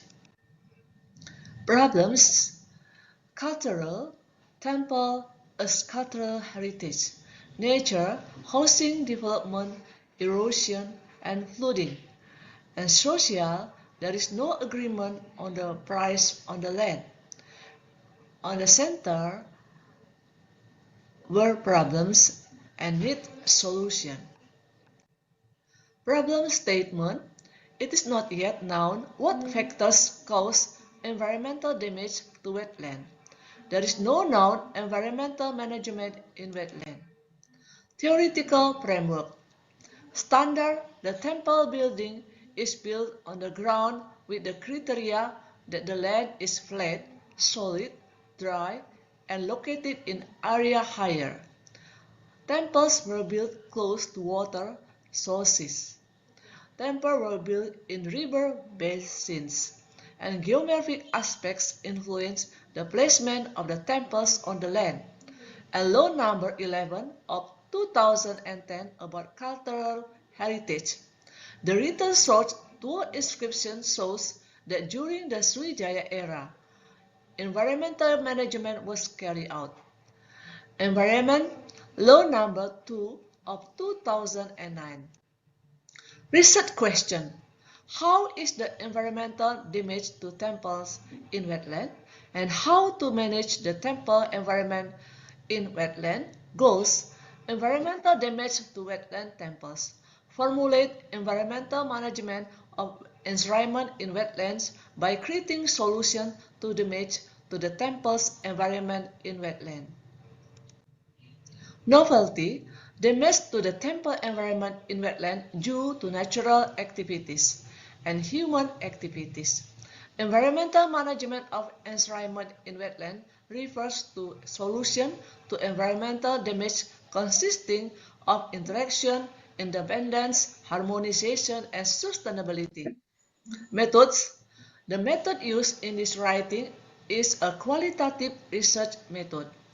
This study used a semi-micro space study. Engineering use is a field observation survey technique by recording archaeological remains horizontally on the ground surface. Environmental damage to temple in wetland cause nature and humans and need arrangement of temple space in wetland with interaction, interdependence, harmonization, and sustainability, and the result economic, social, and environmental sustainability. This is the picture. Bingin Jumut Temple 2 was human damage like land dredging, clearing land for plantation, and natural damage like sedimentation and flooding. The solution is interaction with government, researcher, developer, and resident. The other solution is interdependence. Resident need relocation, researcher need research, developer facility construction, government road building, office construction. Harmonization solution were environmental spatial planning, arrangement of temple space, and spatial planning settlement. The other solution is sustainability, become a nature reserve, become a cultural heritage, and become a tourist reserve. Temple environmental management needs harmonization, interaction, and sustainability and interdependence. Benefit, theoretical, environmental damage factors, and space utilization of the enshrinement environment. And recommended sustainable development through coordination BRIN, PEMDA, BPK, and PU. Implementation, social, environmental, and economy. Hypothesis. There has been a change in function of environmental space in Bingin Jumut Temple area from a religious function to practical function. The environmental space of Bingin Jumut Temple has changed due to natural, economic, and social factors. Temple environmental management is based on interaction, interdependence, harmonization, and sustainability. This is the location Bingin Jumut Temple site, Muara Kelingi Subdistrict in Musirawas District, South Sumatra Province. The Bingin Jumut Temple area consists of Bingin Jumut Temple 1 and 2, located on the west and east sides of Musi River. Bingin Jumut Temple 1 is surrounded by an earth fortress. On the bank of the Musi River, on the west side of Bingin Jumut Temple, there are the remains of a pier. This is Bingin Jungut Temple 1. The temple has collapsed. Only the ruins of the temple bricks are left. During the excavation of the Palembang Archaeological Center in 2008, it was found that the brick structure of the temple consists of 8 layers of bricks. This is Bingin Jungut Temple 2.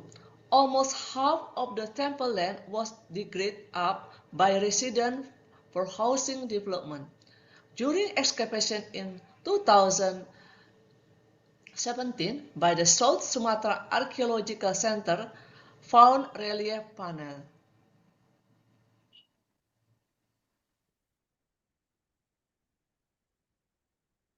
In this picture, we can see Tapi River in Bingin Jungut Temple 1. The Tapi River is connected to the Matagawe Canal, which is the entrance to Bingin Jungut Temple 1. In the past, it was indicated that people could access the temple area via the Tapi River and the Matagawe Canal. The river and canal appear to be experiencing sedimentation, so they can no longer be passed. The photo on the right side is an earthen fort. The height of the earthen fortress is around 7 meters with a width of 2 until 3 meters. Now, on the surface of the earthen fort, many oil palm plants grow. On the banks on Musi River, Temple 1, in Bingin Jungut Temple 1, a former pier was found. The former pier consists of wooden poles for tying boat ropes. The rest of the pier is only visible during the dry season or when the river water recedes.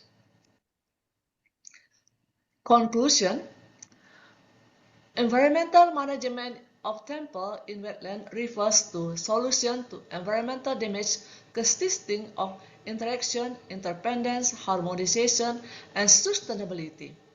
The Bingin Jungut Temple environment experienced environmental damage to natural activities like erosion, landslide, and floods, and human activities like plantation activities, land dredging for housing construction, and taking artifacts from in situ.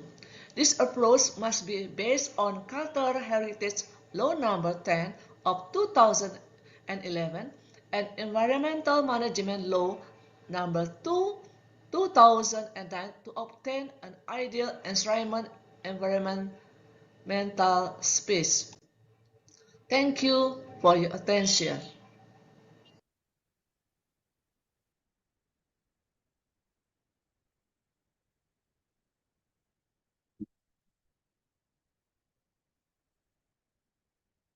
Okay. I think we have watched all 5 and 1 flash presentations. It's kind of interesting because actually there are 3 papers that I see like complementing one to another. So I will start by opening maybe one question first from the audience here. Is there anyone who wants to ask to the presenter? No? I think everyone's still kind of sleepy maybe. So maybe I will start my question first to Mas Eka ya Mas, about Banda Naira.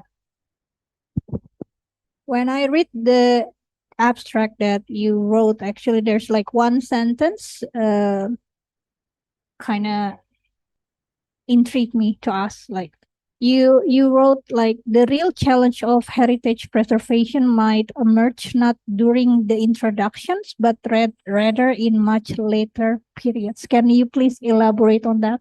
Thank you. Okay, thank you, Puriri.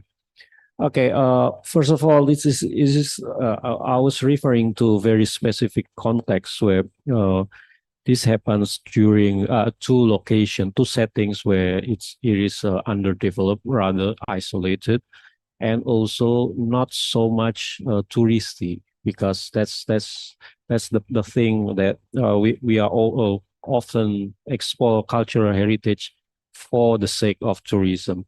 Now, when we are talking about the preservation, obviously it's about keeping everything as it is.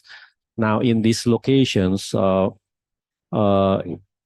people, the local people will naturally embrace that, because one of the pinpoint was to develop tourism industry, thus economical improvement. Now the question starts when that project actually succeed. So what will happen after? Because in order to let it flow, they will have to make it, sustain it to be preserved. While with the new economic power, they would like to have change or sometimes develop themselves. So and there is, I believe, there is no single solution to that. So we have to dig deeper into different case studies. So different location will have different contexts, thus different solutions. And luckily in Banda Neira, we saw this opportunity because of their specific context, where we are rather looking at, rather than commonly it's cultural heritage area, or translated into kawasan cagar budaya. It's just a zoning of a location. Now, what happens if the location is an urban area, and then what happens if it's living monument, so people still lives in it, and this usually we don't pay attention to these details. So the suggestion for the proposal for Banda Neira specific location is that instead of focusing on the buildings, we focus on the walls, because they are surrounded by walls. So while we are preserving the walls, within the perimeter of the walls, the owners actually free to do whatever change they wish to do, as long as it's not visible from outside the wall. So rather than preserving the whole area, we preserve the main thing that will ensure we have the ambience of the past. That's all. Thank you. Thank you. Okay, so you might suggest that actually heritage preservation is not all. I mean, it's not the last step. There's still many things to think about, to consider about, and different heritage maybe requires different steps also. Okay, so may I go to the panelists, other panelists? Is there anyone who want to make comments with Mas Eka? Maybe from Bu Sondang, karena Bu Sondang about temple ya, Bu. Do you want to make comments on it? Suaranya belum ada, Bu.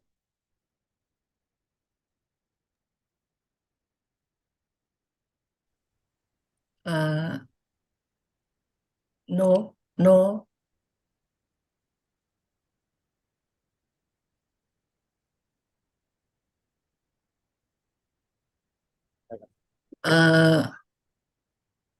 I want to see the other person to about it. So okay, so maybe after this. So there's also Mas siapa nih? Wait. Mas Alkis Lukman also. They suggest about community partnerships. Maybe you want to comment on something that Mas Eka has stated before. Yeah, thank you. I have actually I have several questions, but the main question is yes, we need to create a preservation and reconstruct again about the historical landmark of Banda Neira. But the most important thing is how to maintain it if we already reconstruct the area. Thank you. Maybe that's my question. Okay, so What will you Mas, suggest? okay, the presentation number 2 by Mas Wastu also suggests that you need to make sure there's no intrusion when we are looking at the shipwreck. Is Mas Wastu here? So it's, I think we all agree with Mas Eka has stated here. Mas Wastu is here or not available? Or maybe his team? No, not here also.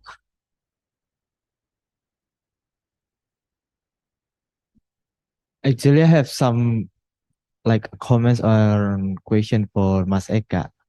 Yes, we look similar, yeah, like before and after. Mas Eka, nice to meet you. Yeah, Bandanera is very good, and it's not very good. It's very beautiful places. I think that's like people. Somebody say to me like, don't die yet before you come to Bandanera because it's very very astonishing place. It's very memorable places with the even this we have a bit in history of Bandanera. But my question is like when I went to the my 3 hours trip in Bandanera, I saw like many monument, many buildings, the historical buildings that it they are using the buildings for the school, I think for the universities. So it's kind of like you are studying the Oxford or something like in the UK. And also it's very hard or it's very complicated if you want to do a zonation of the cultural heritage area such as in the Borobudur, because you know like it's very close to the sea, so it's very hard I think for doing a full of zonation for the cultural heritage area. So I mean, do you have any solution for that? Yes, thank you. So basically, that's the main idea of the main message that we try to convey is that sometimes we have to go off the book, so not by the book, because again, this is not sterilized area. One, and the other thing is, I think the most important thing is that these areas are not owned by the state. They are like privately owned. So we need to consider how to manage, because it's cultural preservation management, while noticing the difference between private ownership and public ownership, rather than just make the maps, because the previous studies was talking about like I forget the 70 something hectares, practically like a quarter of the and 3/4 of its urban areas, and just draw the map, because it's like a bottom it's a top down approach. Fortunately it's just a proposal, but so it's just draw the map and declare the whole thing cultural heritage area, so that will not cause problem immediately, because it takes time, but it will surely create problems. And we have many examples actually that we can see that's already happening. So when we have several cultural heritage area in urban settings, that it is just like by the law that it's cultural heritage, when one of the most important article in the law, in Undang-Undang Cagar Budaya, states about preservation. It's like you cannot change it. But so in spite of that, the buildings are changing actually, and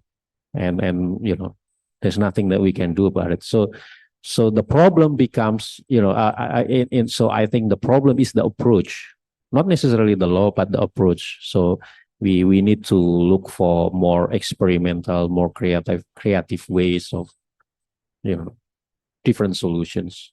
I think that's my opinion. Okay, so it's almost impossible to keep the site as it is, right?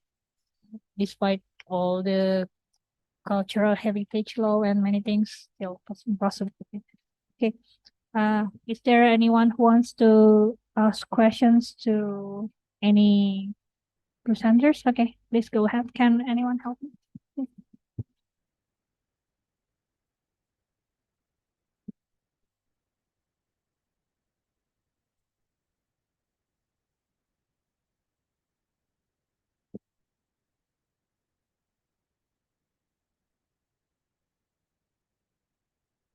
Hello, my name is Dejan Veranic. I'm archaeologist and also very interested in the solutions Pa Lukman provided with the tourism sector. So we often hear that after the research is done and the heritage is established in the community, the tourism will provide the solution. But my question is, who will actually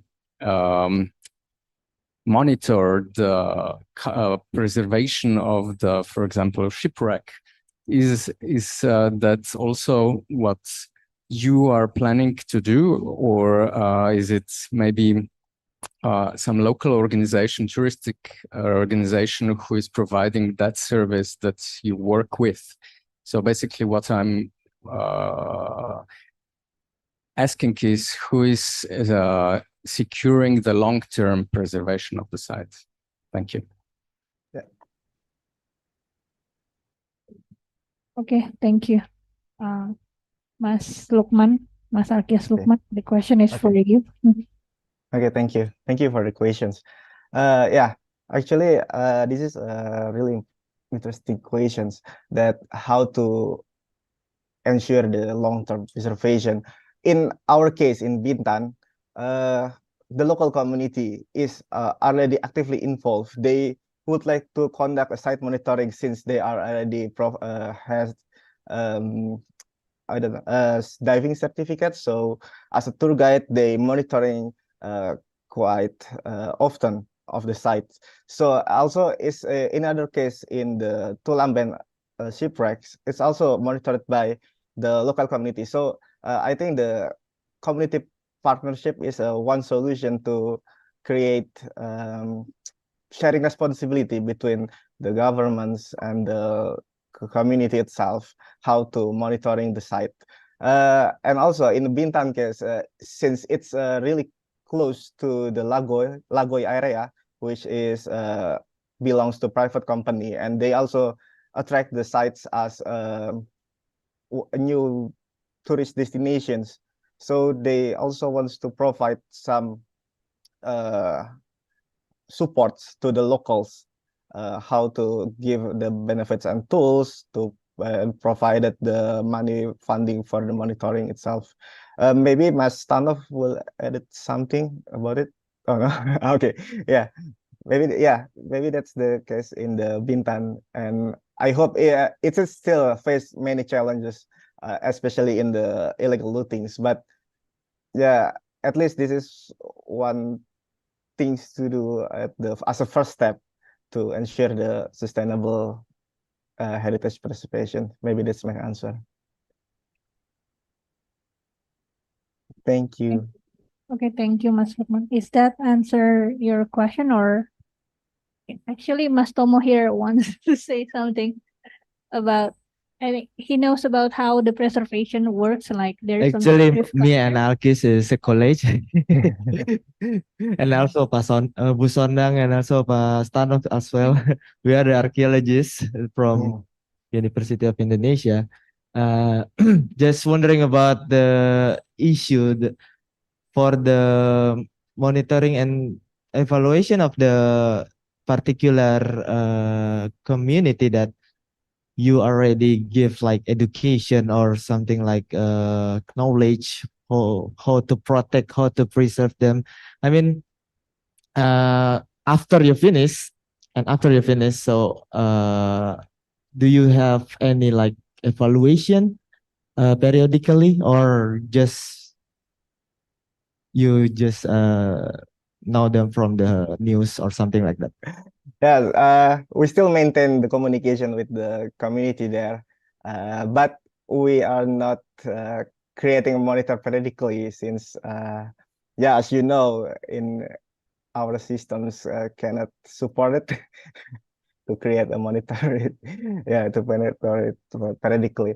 But yeah, I think it's still a long journey how to create an evaluation about it. But at least we know that it's the site disrupted by at least human factors that we already know, because the communities will tell us about what happens there.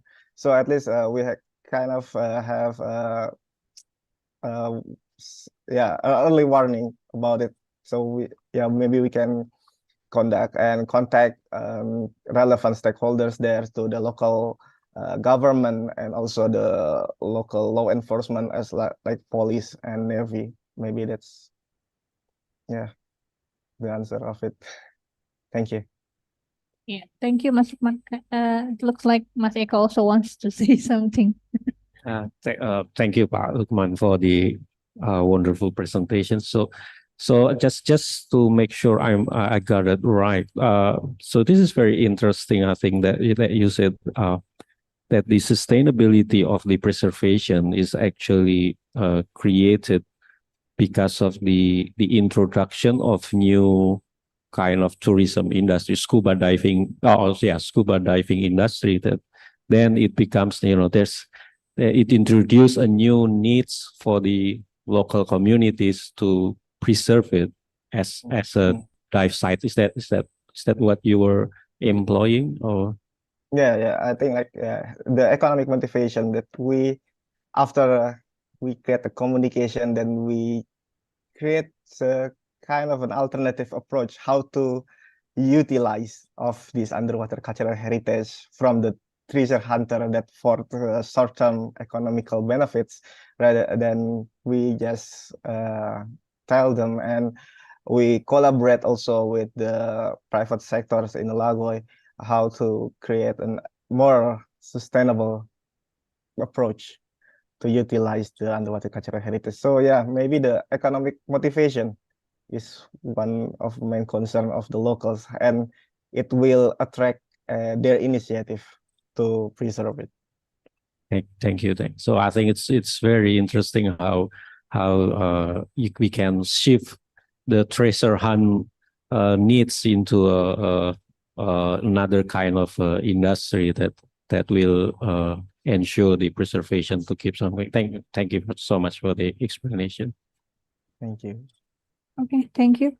Okay, we still have one questions. Is there anyone who want to ask questions?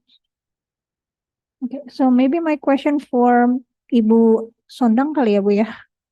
Okay, mungkin based on your findings, can you recommend something? What kind of strategies that you can suggest to maybe for the government or maybe for the community to effectively manage those like cultural heritage sites? Okay, thank you. I always research in wetland in South Sumatra, and I see so many temple is terbengkalai ya, and I always, if I go to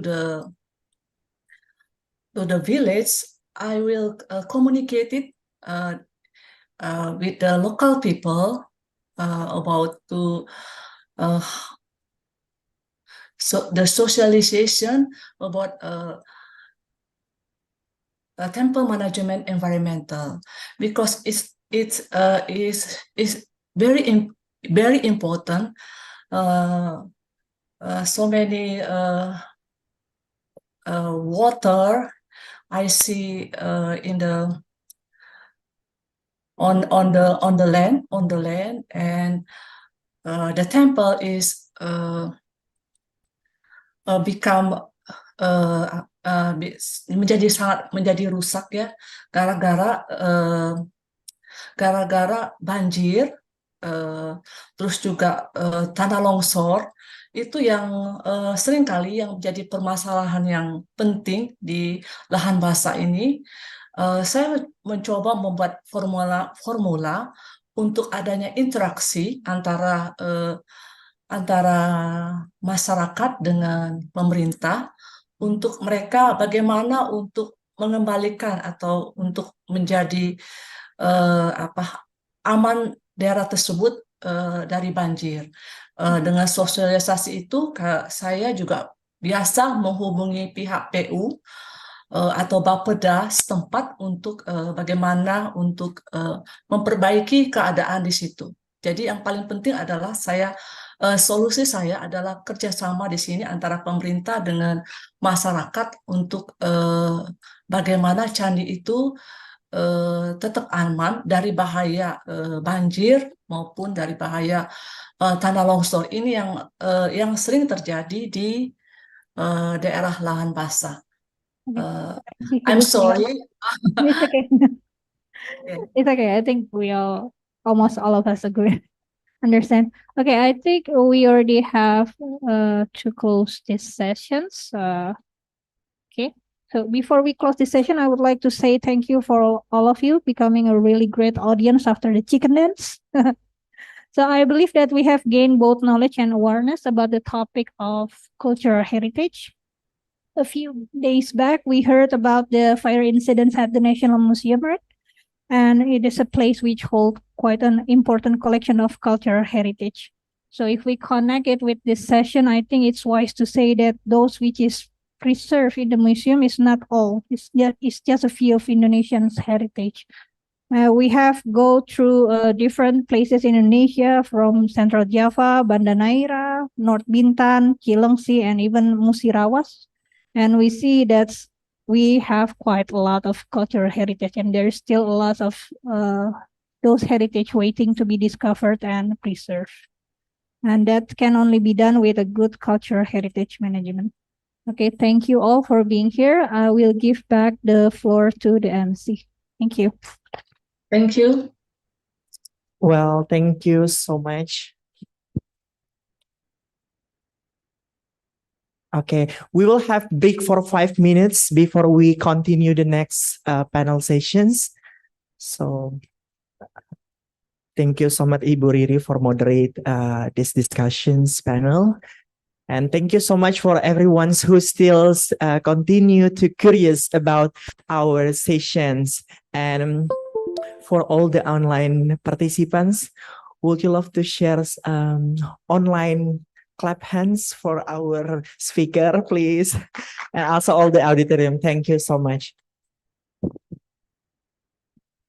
For the next session, we will have like 5 presentations and will be moderated by Mr. Ari Sulistyo.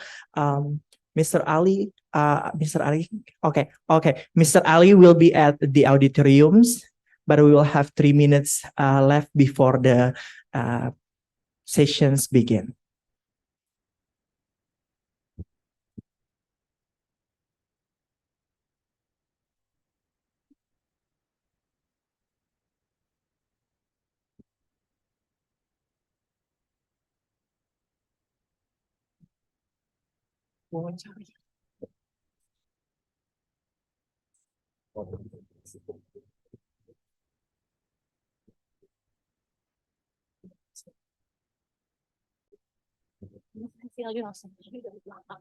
Langsung.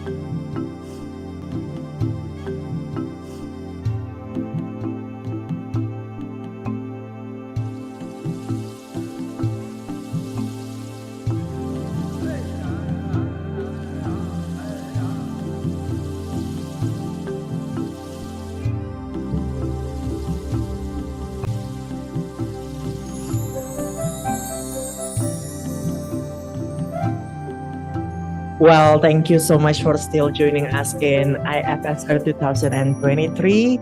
To everyone still outside the room, please joining us in the auditorium. And for everyone still on online, you can also joining us with starting your video record. And for the final sessions, we have 5 presentation, 1 flash presentation, and 4 full presentations, and the session will be moderated by Mr. Ari Solistyo. Previously, we have panel about natural diversity and commodities of the spice route.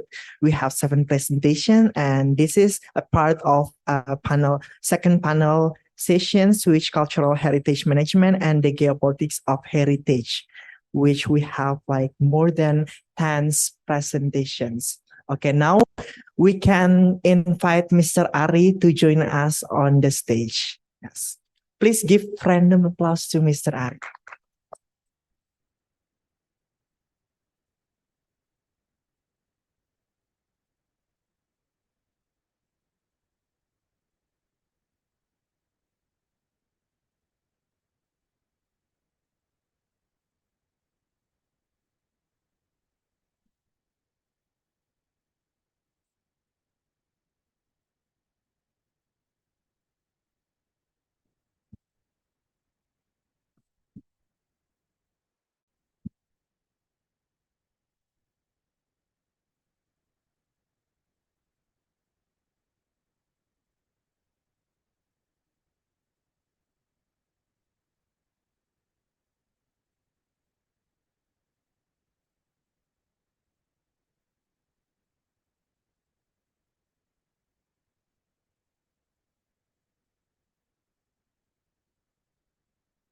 This.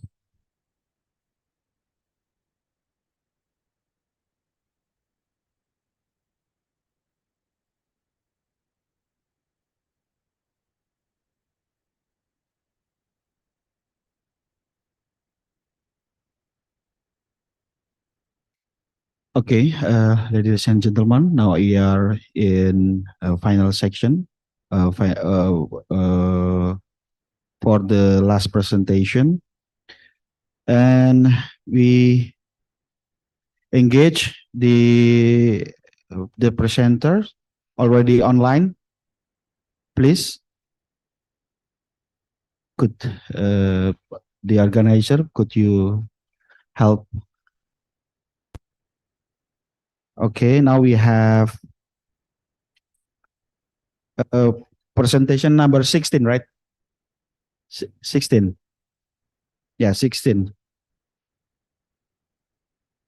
With the title Prasima Twin Cultural Identity, a phenomenological study of cultural heritage tourism in Surakarta, Indonesia.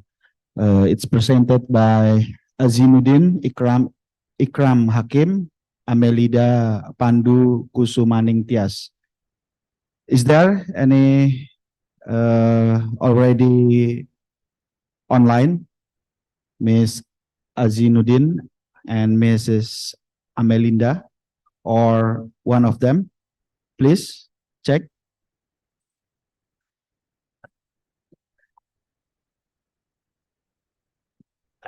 The flash presentations, as sometimes the writer is not following us on Zoom or on site. Okay. So you can continue. Yeah. Only for full presentation, they will joining us on Zoom meeting or on site.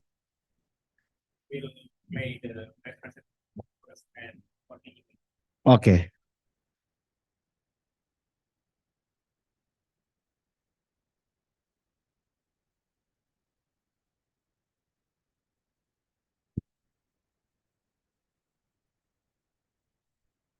Hello, good morning, everyone. So my name is Azinuddin. I will present my studies about the Pratima Twins cultural identity, a phenomenological study of cultural heritage tourism in Surakarta, Indonesia. So I will start from introduction. Surakarta city tourism is proliferating, especially in the tourism sector related to the local retail heritage. Also, Pratima Twin has several tourism programs related to the Kama Kunagaran environment. Cultural identity is the tourism activities such as enjoying the Mangkunegaran culture and specialties, libraries, and historical tours. So methods I use the phenomenological approach focuses on the 5 informants interviewed to complete the study. So the finding is the first is establishment of plasma twin, the history, about the founding of plasma twins and involve the stakeholder, then the plasma twins cultural identity, cultural heritage management of plasma twin, and the exclusivity of plasma twins, the kingdom ambience. So the cultural identity is about the cultural presence of Mangkunegaran 3, 4, and 5, like in the kingdoms into today's modern life. So about that, we can feel the atmosphere it brings, and even related to the art and culture and the culinary specials for the kings. So I think this is my presence. Thank you very much.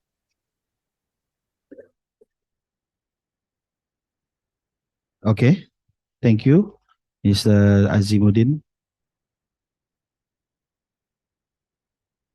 And we are next to the presentation, full presentation, number 17, exploration of the spice trade on the composition of cuisine in the Yogyakarta region and the influence of the spice road on the contemporary development era. Okay, by Suroyo and Mr. Bima Maulana Putra. Okay. Good morning, ladies and gentlemen.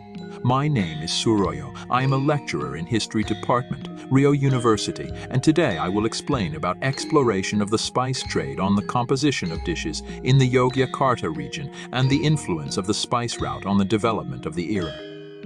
The spice trade has played a fundamental role in shaping the world we know today. Starting from the ancient times, spices have been traded across regions and continents, and their value is measured in gold. The quest for spices has fueled global explorations, started wars, and even led to the discovery of new continents. One region that has been greatly influenced by the spice trade is Yogyakarta in Indonesia. The region has a rich culinary heritage, known for its vibrant and aromatic dishes that are infused with spices. The Yogyakarta region was a highly desirable destination for traders due to its proximity to the Maluku Islands, also known as the Spice Islands, where the world's best nutmeg and clove were produced. Yogyakarta was part of the Mataram Sultanate, which was a major power in Java during the 17th and 18th centuries.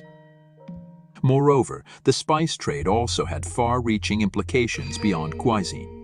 The demand for spices fueled exploration and trade, leading to the discovery of new lands and cultures. It also sparked competition and conflict between European powers that resulted in bloody wars, colonialism, and exploitation. The impact of the spice trade on the Yogyakarta region and Indonesia as a whole is profound, shaping its history, culture, and identity.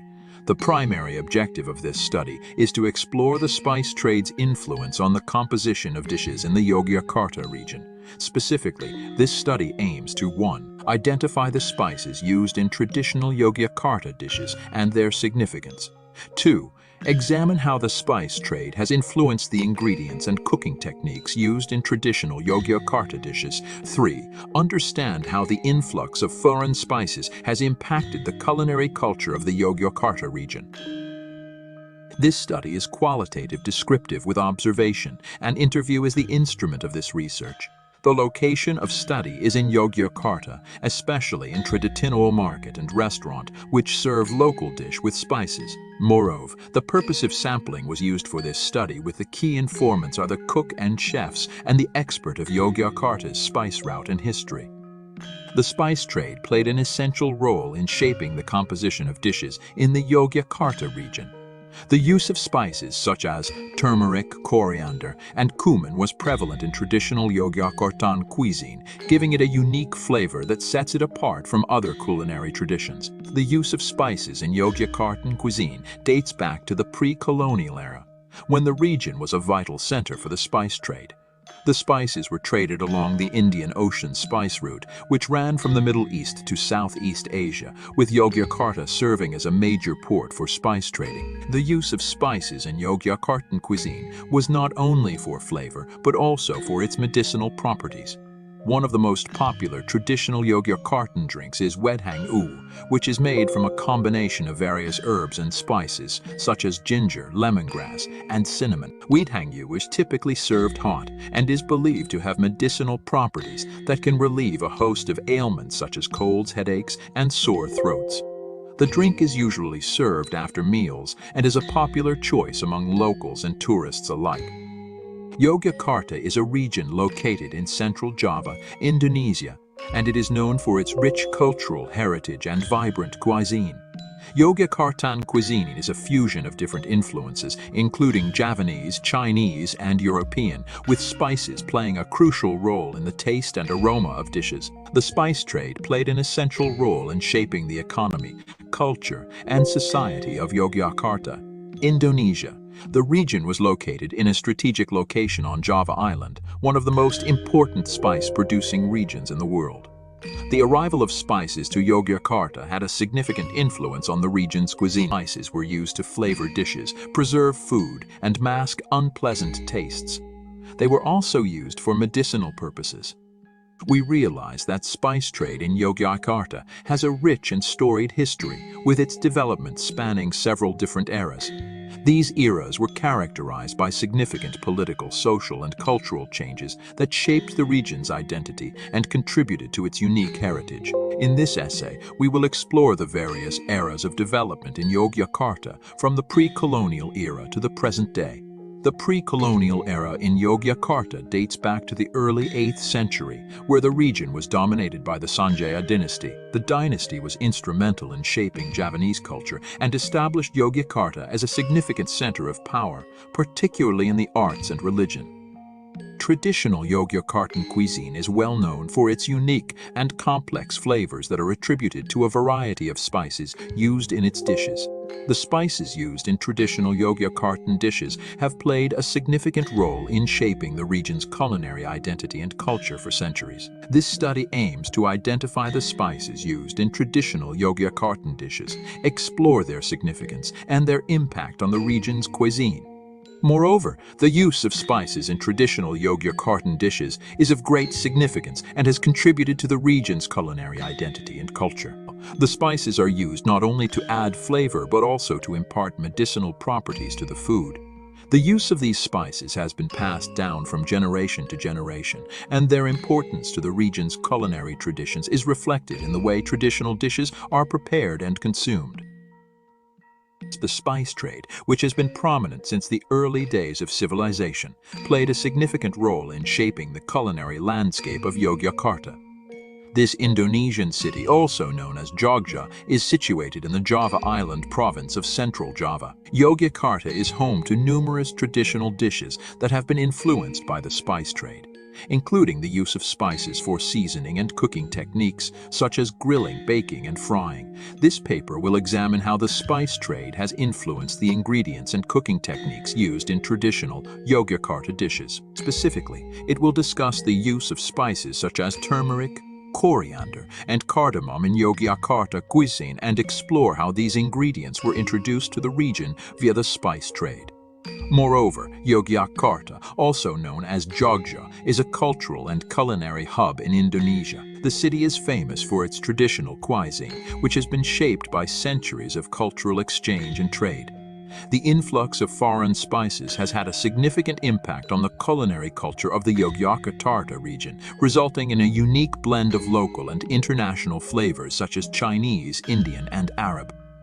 In conclusion, the spice trade had a significant impact on the composition of dishes in the Yogyakarta region, with the use of various spices helping to shape the region's culinary identity. The prevalence of spices such as turmeric, coriander, and cumin impacted Yogyakartan cuisine's flavor, texture, and appearance, and the medicinal properties of specific herbs and spices influenced their use in traditional dishes. Additionally, the consumption of traditional Yogyakartan cuisine and its various spices has been an essential part of the region's culture for centuries. serving as a testament to the impact of the spice trade and its lasting legacy in Yogyakarta. Spices have played a significant role in shaping the flavor and nutritional value of traditional Yogyakartan dishes. The use of spices such as ginger, cinnamon, and coriander has contributed to the region's unique culinary identity and culture. Additionally, the medicinal properties of these spices have been passed down from generation to generation, reflecting their importance to the region's culinary traditions. This study has helped to identify the spices used in some traditional Yogyakartan dishes and to explore their significance. However, further research is needed to examine the use of spices in other traditional Yogyakartan dishes and to better understand their impact on the region's cuisine. This study has some limitations that should be taken into consideration when interpreting the results. The study only investigated a few traditional Yogyakartan dishes and the spices used in those dishes. There are many other traditional Yogyakartan dishes that may use different combinations of spices, which were not examined in this study. The study of the influence of the spice trade on Yogyakarta cuisine is limited by several factors. For example, tracing the exact origins of certain ingredients and dishes can be challenging due to the complexity of trade networks and cultural exchange. Additionally, the availability and accessibility of certain ingredients may have influenced which dishes were popularized and developed over time. I hope you understand. If you have comments and questions, kindly share your though in the Q&A section. Thank you and have a great day. Okay, thank you. Okay, we next to the 18 presentation. The title is Adaptive Reuse of Historical Sugar Mill. Adaptive reuse of historic sugar mill in Java, exploring aesthetic of material and material culture for sustainable preservation by Ade Aryani Sari Fajarwati. Hello everyone, my name is Ade Aryani Sari Fajarwati from Nusantara University. Today I will presenting my research with the title Adaptive Reuse of Historic Sugar Mills in Java, Exploring Aesthetic Values of Material and Non-Material Culture for Sustainable Preservation. The introduction. In the 19th century, hello everyone, my name is Ade Aryani Sari Fajarwati from Nusantara University. Today I will presenting my research with the title Adaptive Reuse of Historic Sugar Mills in Java, Exploring Aesthetic Values of Material and Non-Material Culture for Sustainable Preservation. The introduction. In the 19th century, Java was one of the world's largest sugar production region and a major export commodity for the Dutch colonial government. This thriving industry was a cornerstone of the Dutch colonial government economic endeavors, leaving an enduring legacy that resonates even in post-colonial era. There were hundreds of sugar mills along the north coast and Western London area in Java. The prosperity of the sugar industry in the past left behind industrial space which still exists today. Sugar mill as industrial heritage are in raw condition and need special treatment considering the importance of various sources of knowledge of history and memory. There are conservation ideas from stakeholders to maintain heritage building by utilizing narratives on sugar mills as new function need in this time. There are opportunities to explore, understand, and manage the architecture of past industrial building. The presence of the industrial set has become an essential part of the material and non-material culture heritage, each with own unique narrative, with rich histories, memories, and cultural meanings. These hundreds of years of old building are the material culture that is full of knowledge for the current generation. The aesthetic value of the material and non-material culture found in the remnants of sugar mills in Java has become a valuable resource that can be adaptively used to meet the needs of present day. Adaptive reuse of this historic building requires careful consideration of limitation and regulation to preserve the cultural heritage while developing the space to function optimally in contemporary context. The concept of commercial space, museums, and meeting rooms is a form of utilization that can be applied to sugar mills that no longer productive. Aims and methods. This research aims to examine the creative application of strategies in the adaptive reuse of former sugar mills building in Java, with a focus on exploring the aesthetic value. The method used in this study involves the heuristic approach combined with design thinking to analyze the former sugar mills building from the colonial era, which has been transformed into commercial set in the present. The case study is conducted on former Colomadu and Banjaratma sugar mills in Central Java, Indonesia. Okay, the discuss history of the Java sugar mills. Various commodity crops in Java began to snowball after the Industrial Revolution in Europe, which affected the Dutch colonial area. The power of colonialism implemented various policies using political power to increase economic value through sugar export. The export of the sugar industry in Java, involving European and Chinese investors, is in this government and Javanese code. It is recorded almost 300 sugar factories were located along the north coast of Java. In 1970 till 1920, the Java became the second largest sugar exporter in the world after Cuba and fulfilled 1/5 of the world's sugar need. The business involved renting land and policy of forced cultivation known as culture stelsel, with a strategy involving land and farming labor at low price. After the independence in 1945, the sugar industry in Java unsalvageable in the power of Republic of Indonesian government. The reduce of sugarcane land, agricultural labor, and the aging of factory machinery caused the demise of sugar factories on Java. Currently, there are only 35 sugar factories remaining under the management of Indonesian Ministry of State-owned enterprise, and not all of them are active producing. The neglecting of industrial space causes disturbance of the environment and has an impact on social and economic problems. The adaptive reuse and repurposing process of industrial heritage is an essential cultural aim that requires a comprehensive approach that combines preservation with conservation with revitalization. The advantages of revitalization include accommodating new function with the benefits of existing space, a shorter construction period, and cost saving in using structural building material. Through an adaptive approach, the goal of preserving heritage building with new function is carried out with a little impact as possible. Revitalizing a building that no longer functions to become productive again requires effort to preserve and maintaining the uniqueness of the building, such as the facade, style, and ornament. Within the remnants of Java sugar mills lies an inherent aesthetic value that transcends temporal boundaries, begging toward adaptive reuse to address the evolving needs of the present day. Cultural values such as aesthetic value, memory, nostalgia, and various semiotic meaning are attached to heritage building can be explored as non-material culture in sugar mills. Material culture in heritage on industrial set holds meaning in the past, which can be utilized for the present and its relationship with the future. The important aesthetic value of a sugar factory as an industrial heritage can be determined based on aspects like location, age, function, initial ownership, physical condition, architectural style, and aspect of historical events.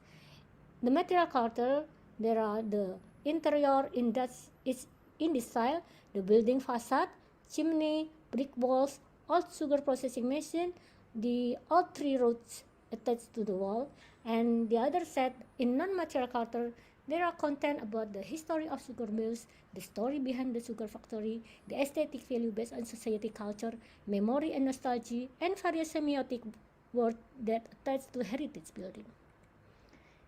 In the exploration of aesthetic value, the aesthetic of material culture in the sugar factory can be used as business space that promote products from the surrounding community. It can be used as museum, meeting room, restaurant, and even a place to rest.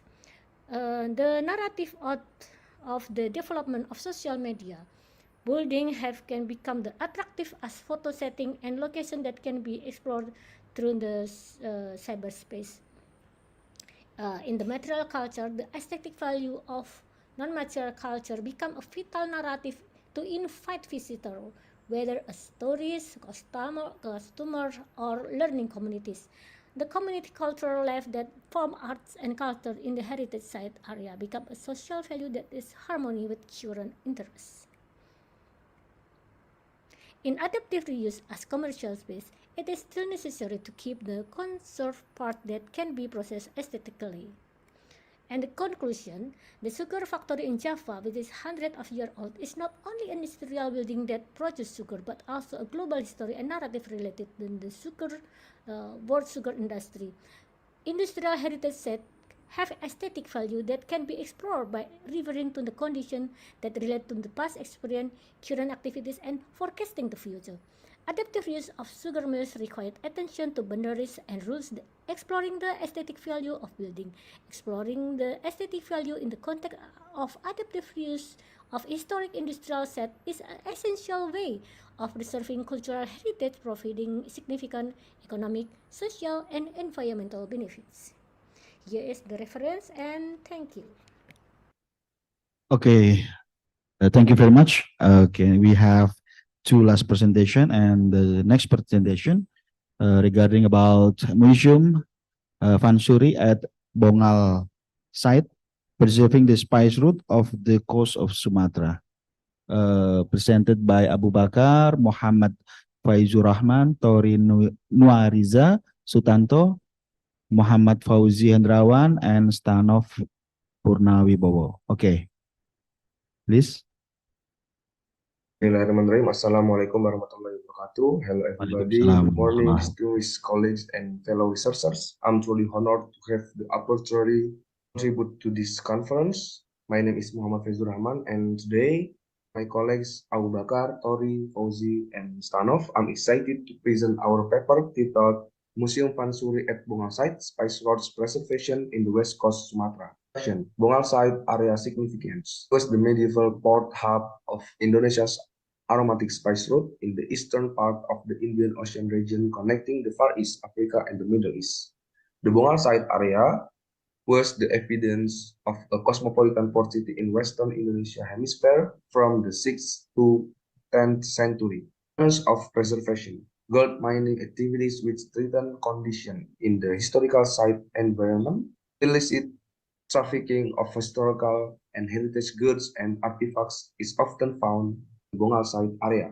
The aims and objective of the paper presenting the Museum Fansuri of the Bongal Site as an institution for the sustainable preservation of the tangible and intangible heritage of the Indonesian aromatic spice route sites project. Bongal Site historical background, geostrategic position in the west coast Sumatra as a maritime trading route networks connecting Indian Ocean and the Far East. Medieval maritime trading port hub in the Indian Ocean region 6th until 10th century, and Barus archaeological site which exists since the 9th century had similar function in which located nearby 90 km from Bongal in the west coast of Sumatra. And then archaeological research in the Bongal site. Balai Arkeologi Medan has conducted previous field surveys as far back as 2001. Afterwards, in 2019 until 2020, Balai Arkeologi Sumatera Utara along with the Sultanate Institute did field review and expedition at some location in Bongal site area where the various artifacts were found.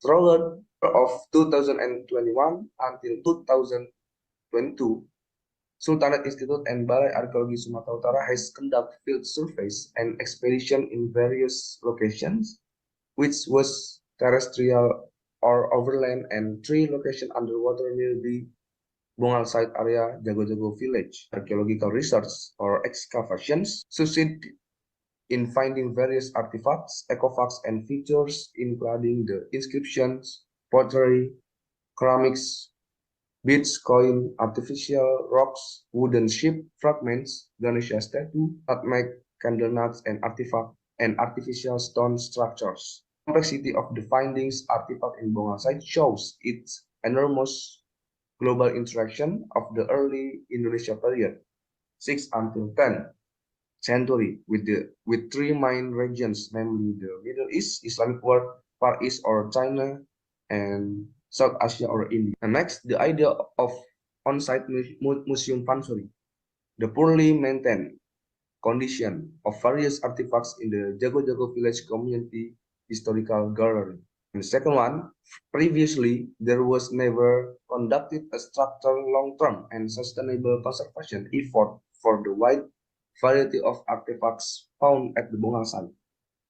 The Bongal site has a great potential as the prominent cultural and historical heritage site related to the Indonesia's aromatic spice route project.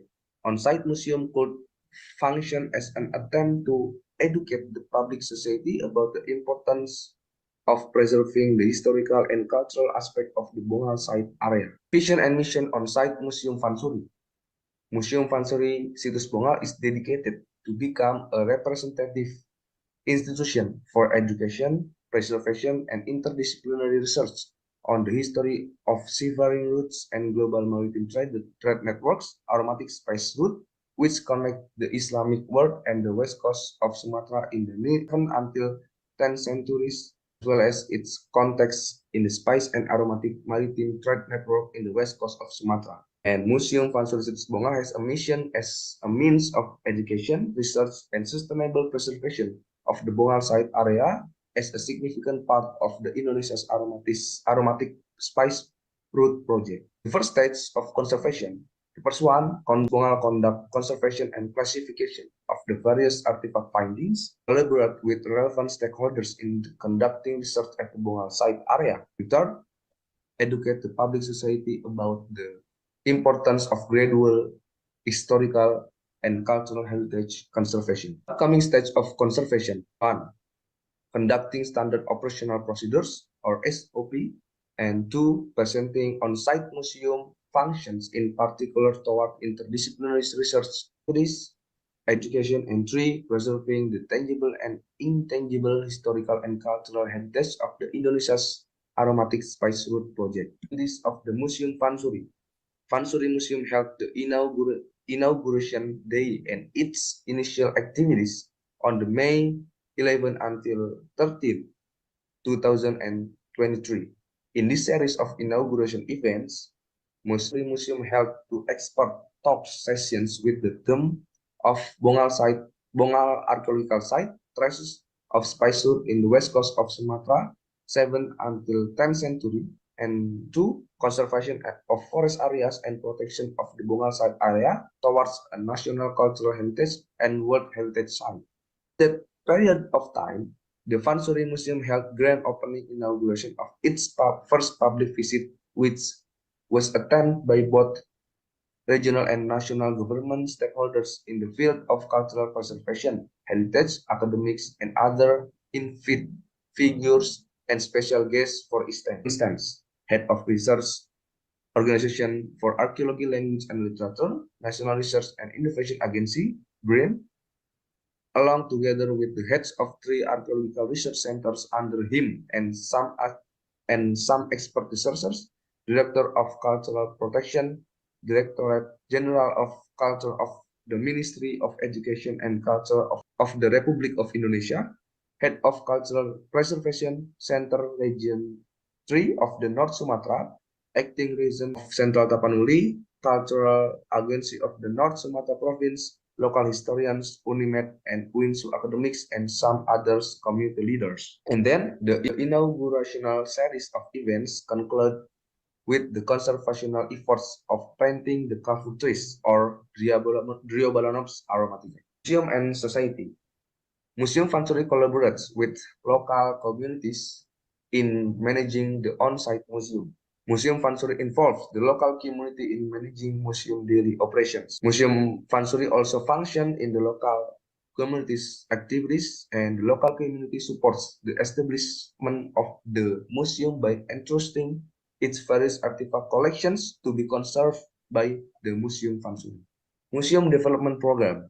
The Fansuri Museum functions as an information center for the aromatic spice route in the Indonesian Western Hemisphere and traces of the Islamic worlds interaction with the west coast of Sumatra, in which become a reference in regional and national level, even worldwide. Pansori Museum functions as a research center for the Indonesian Western Hemisphere Spice Route project, in which can impact and influence policies for empowering community development in the context of education and cultural heritage. The Pansori Museum educates the public about the Indonesia's aromatic spice route project for the benefit of empowering the society. Conclusion: the spice route is part of the global maritime route network. The history of the spice route shows the prominent role the Indonesia and Malay archipelago in the period of early maritime trade in the Indian Ocean region. In this initial stage, the Pansori Museum has made some attempts to collect artifactual data related to the maritime activities and prominent trading communities from the Indonesian archipelago discovered at the Bongal site area as the location of a global maritime port hub city. The Pansori Museum collection presents various material cultural products, and early industrial works and trading commodities produced by local communities of the Indonesian archipelago and export or import material culture by the Islamic world and China. These are necessary to revive maritime culture at the archaeological sites related to the Indonesian aromatic spice route project. The will in the form of some process regarding one, the revitalization and conservation of aromatic spice community plants in some locations around the archaeological site area. 2. The establishment of mangrove forest geopark. And 3. The development of eco-edu-tourism forests. 4. Reconstruction for miniature medieval port city. And 5. The stage of educational development and society empowerment program. Thus, the series of policies objectives are to create an awareness of the sustainable preservation of the historical and cultural heritage of the Indonesia Aromatic Spice Route project.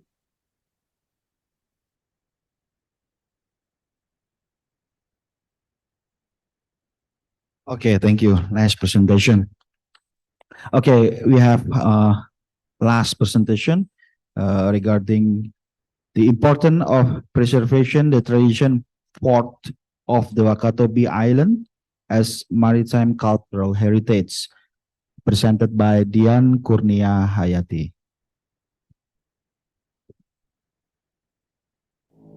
Assalamualaikum warahmatullahi wabarakatuh. Good afternoon, ladies and gentlemen.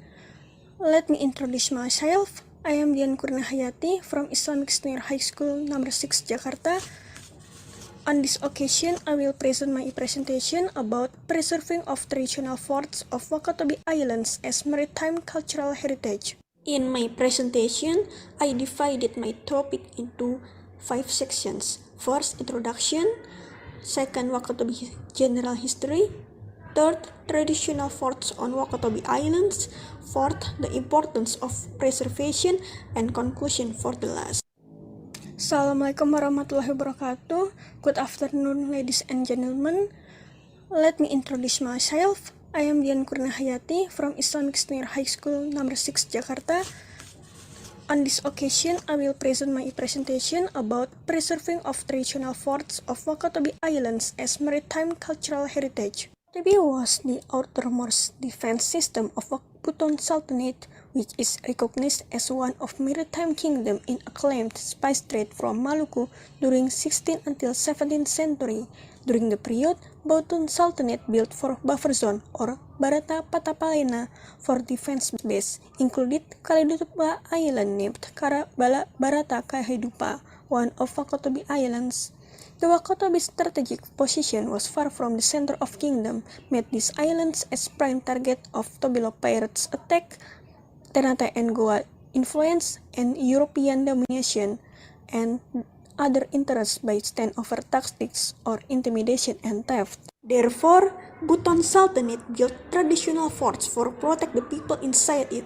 At the same time, it was not only being defense base, but also of human activities and settlement. The forts have several similarities, namely having lawa or entrance gate, ancient tombs, mosques, and baruga or traditional houses. As you see on the screen, this is the picture of lawa or entrance gate. Most of traditional forts are located on hilltop with average elevation of 160 until 800 feet above sea level. Inside the fort, there are ancient tombs, baruga or traditional house, and mosque. Of forts can you see on the table below? On Wangi-Wangi Island, there are Tindoi, Manda Titonga, Liatogo, Pontowangi, and Wanci Fort. On Kalidupa Island, there are Palea and Olo Fort. On Tomia Island, there are Patua, Suo, and Lagolia Fort. Then on Binongko Island, there are Konchupatua Wali Fort, Konowali, Rajawali, Oihu, Tohalo, Watiwa, Palahidu, Baluara, Tadunahaka, and Kaluku or Popalia Fort. The forts on Wangi-Wangi Island are located on hilltop with average elevation of 50 until 70 meters above sea level. Among the four forts, Tindoi Fort is located on the highest plateau with minimal flat area. Meanwhile, Lia Fortress was located on a flat area. The two forts have been designated as district-level cultural heritage in December 2021 in accordance with Law Number 11 of 2010 concerning cultural heritage. Inside the Liatogo Fort, there are old mosques and baruga or traditional meeting house.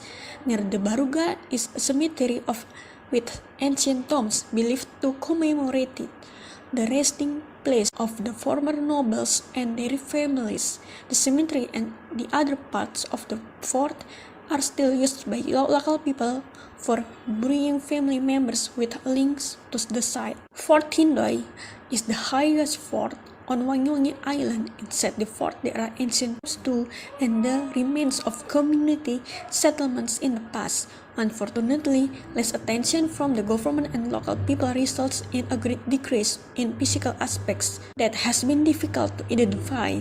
The shape and the mass of buildings, which has mostly caused, as well as the circulation network, which is primarily overgrown by trees and shrubs. On Kalidupa Island, there are Fort Olo and Palea. Both of forts are located at 30 meters above sea level. Palea Fort is located on the southern center of the island, while Olo Fort is located on the eastern center of the island. Inside the Palea Fortress, there is a bantia or hall, lawa or entrance gate at the four cardinal points to detect the arrival of enemies, and a kobunu or ancient tombs next to the kamali or traditional house. Currently, the stone fort building is still in its original form, but some of the walls have been destroyed by age. Inside Olo Fort, there is Baruga, the Great Mosque of Benteng Olo, or the Great which is a legacy of the spread of Islam in Wakatobi Islands. In the mosque area, there is an ancient cemetery. Unfortunately, outside the ancient mosques and tombs, there are no surviving structure other than the fort entries. In the past, Fort Olo was built on the orders of Sultan Buton to defend against the Tobelo pirates. The fort was built on the Bante Hill. The location was chosen because of its position at an altitude and facing the sea to keep an eye on passing ships. On Tomia Island, the forts are located on the plateau.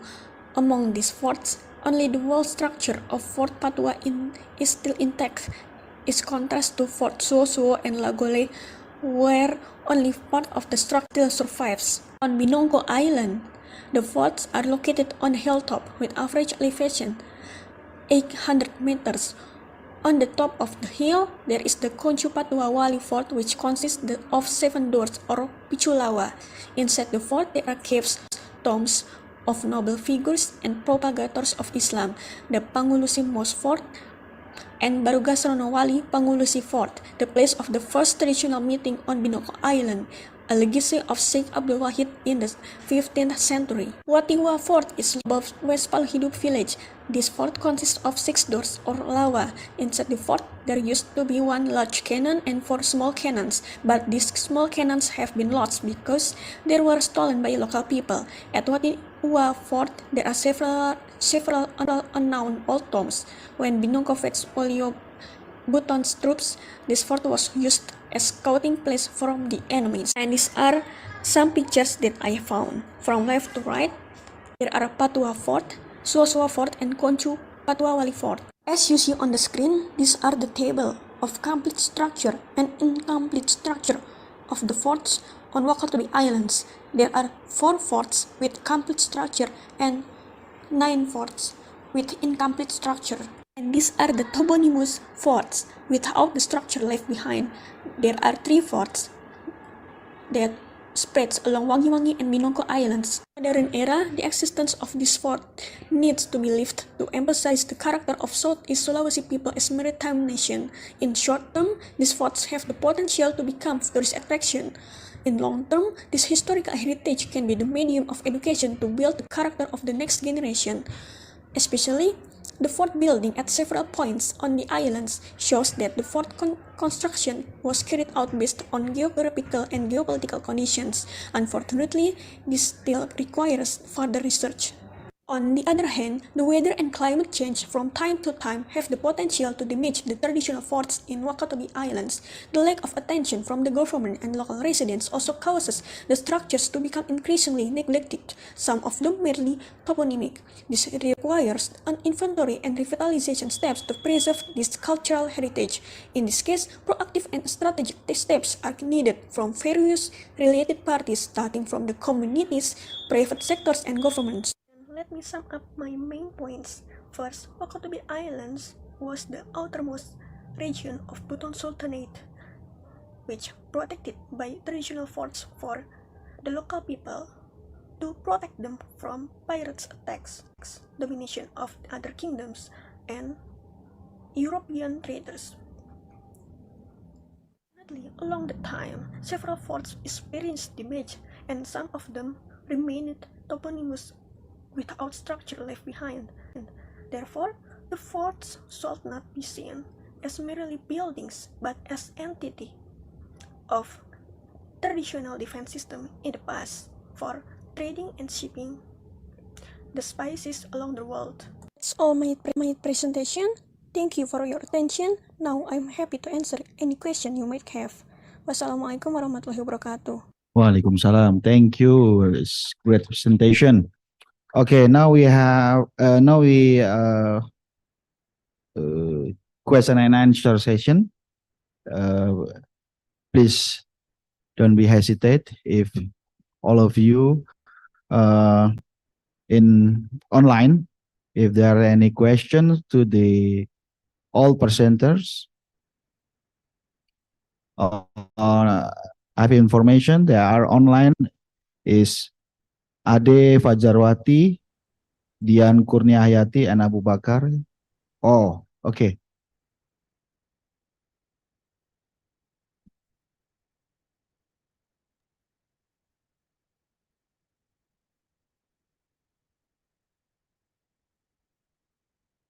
Okay, Ibu. Yes, please.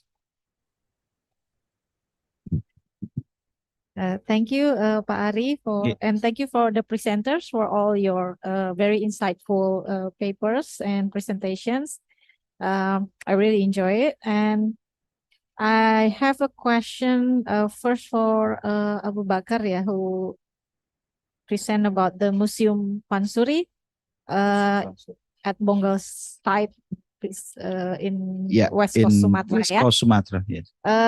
So one of the objective of this conference is to collect papers that we also going to make a edited volume book. I think we are really interested with this spice route of the West Coast Sumatra, but Pa Abu Bakar and team wrote about the museum itself, not about the history of the spice route, that in the West Coast Sumatranya. Okay. Jadi, so I think it will be more interested if you can shift a little bit focus of your paper to the history of the what what the story of the inside the museum Fansuri is, not about the museumnya. And then the second one, I think this question related to the previous session, from Dian Kurnia, Dian Kurnia Hayati about the traditional forts. I think it's a really good presentation, and I really look forward. And since you are still in the high school, congratulations. She's teacher, right? Teacher or you're high teacher school? or a high school student? Dian. She has the degrees as whom I think is Oh, she has a probably. right. I'm not really. Can you hear me, Yes. Mbak Dian? Yeah. Okay. Are you teacher? I'm history teacher of senior high school. Right? Teacher. Okay. I thought She's it's a teacher. student, but it's a good paper anyway. Congratulations to everyone. Congratulations, you have accomplishment from Ibu Lilis. Okay, from West Coast Sumatra, still online. If you heard, I think it's different topic, right? Between museum and then West Coast, right? So the topic mostly about the museum, right? Okay, so what do you think about the spice route itself, rather than you just focus on the museum of Fansuri itself? Okay, can you answer? Okay. Okay. Mas Tori? Okay, I will answer the questions. Actually, our focus here is about the heritage, because in the West Coast Sumatra, our focus of this research is Bongal site area that is located 200, approximately 16 kilometers from Baru. It was a very significant port city, and according our research on Arabic literature in 7th until 10th century, it is called Fansur. But from the archaeological evidence about the site itself, it was an entrepot between the Islamic world, South Asia, and the China. So the cargo or the artifactual evidence itself connecting three civilizations.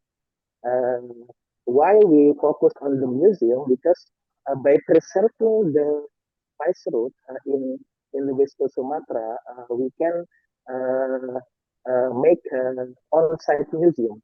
And we also state in our research that we have some recommendations for the site, such as creating a geopark, mangrove geopark, and also conservation of some flagship or prominent commodities at that time, which is kafur.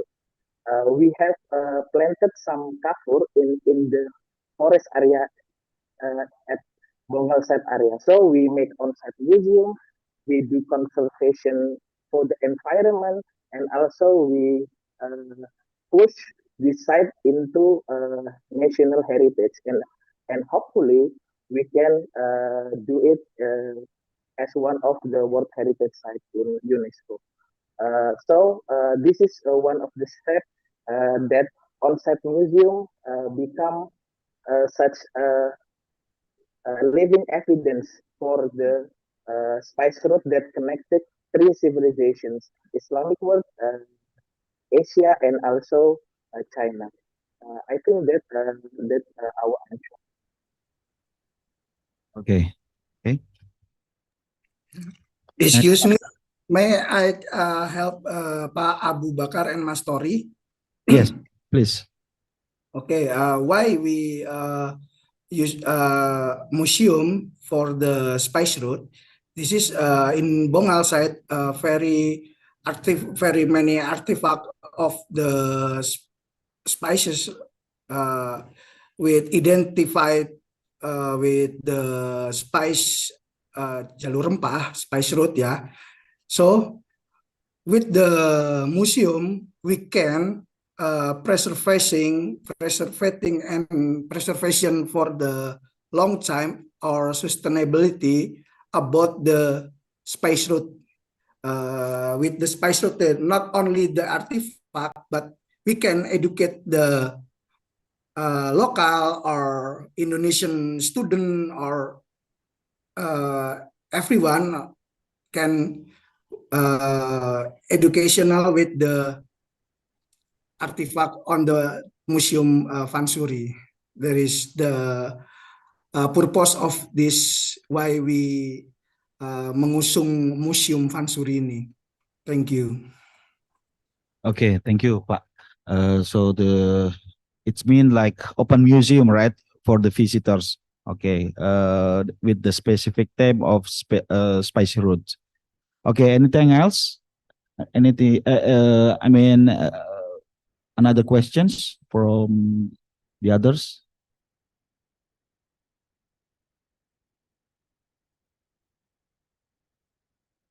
We still waiting.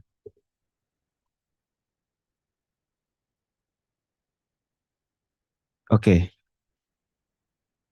Okay, from auditorium. Okay. Yes, please. Okay, my name is Tania Angelica. I would like to say thank you for I've offered the opportunity. So I will raise a question for Mbak Ade Aryani. Regarding the preserved sugar mills building in Java, I was truly enlightened by the presentation of how the community taking an action, real action, to make this no longer serving building into a historical object in which we can also view the history of the sugar industry in the past era.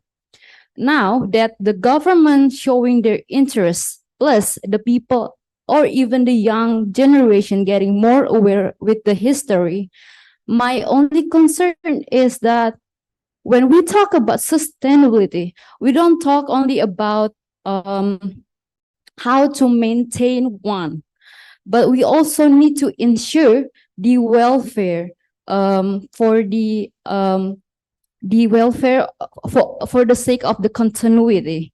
So now with this kind of achievement based on your research, does all of this recognition actually giving the local sugarcane farmer any benefits, for like example, by giving them a financial donation to support their hard work that has been going on from decades to decades? I think that's all from me. Thank you.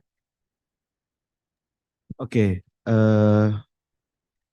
Still online? Yes. Can you hear me? Can you hear my voice? Okay. I will not repeat the question, right? If you okay, okay, please. Okay, thank you. You can answer. Yes. In my research, even this is a good some community that make it interesting to make an adaptive use of this my mills, but actually it's not not care about the community around, in case and the farmer, the labor that they previously become the part of the rules in the sekitar around the sugar mills, like in Cholamadu. It is very interesting for the younger people in the urban people, for the for apa ya, city people, but it's not for the community farmer and the peasant and around, because there as long as no, it's not give benefit for them. But if I can see in the Banjaratma, because it is free, it's for the UMKM, for the commercial space, for the some of people from Banjaratma, Brebes, Tegal. I'm not sure it is for the farmer and the people that for apa ya, menggerakkan sekitarnya itu. Kira-kira kurang lebih begitu ya. Okay. Okay, Ibu, probably the prosperity of the surrounded community of the heritage, right? That not only located in the sugar plantation only, but also located in the city, in the big community of urban, right? So Yeah. very different aspect. Yeah. Is that right? Yes. Okay. That's happened actually. Okay. As long as now. Is there anything else? Questions?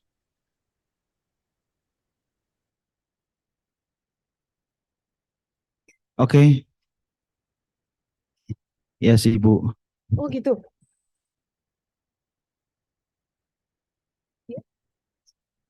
Thank you very much for the chance.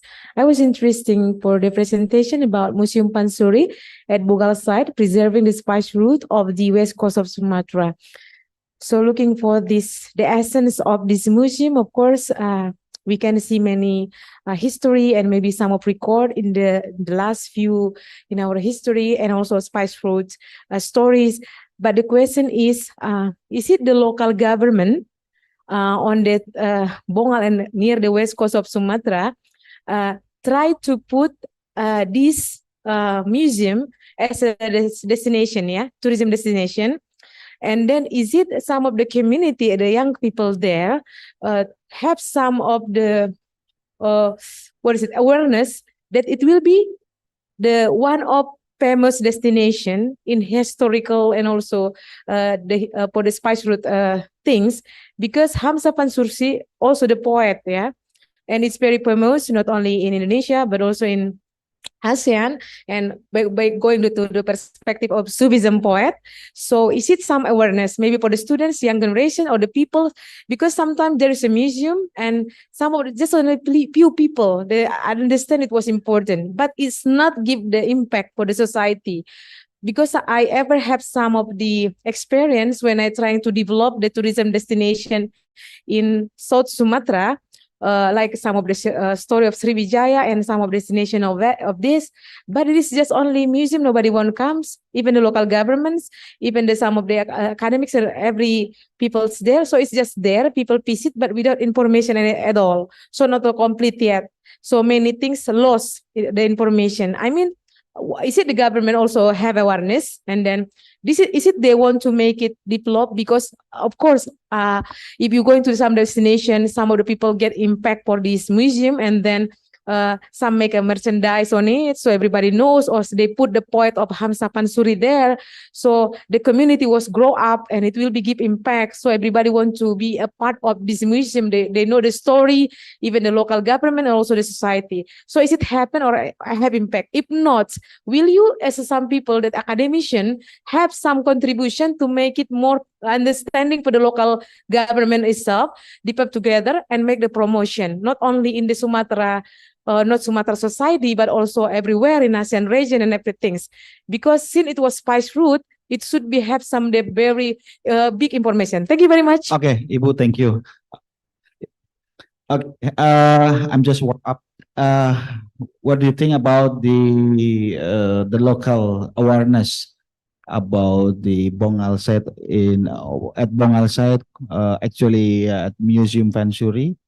It's strong or weak, and how it is impacted to the community, and it's developed to become a tourist destination. I think it's correct. Yes. Thank you for the question. Please. I would like to answer, and perhaps Mas Panov will add some points. First of all, we have the inauguration day at 11 May 2022, and we have around 500 until 600 locals. For the inauguration, we do some like cultural ceremony there, and also collaborate with the stakeholders from the uh, regency, the provincial, and also the ministerial from the preserving culture directorate.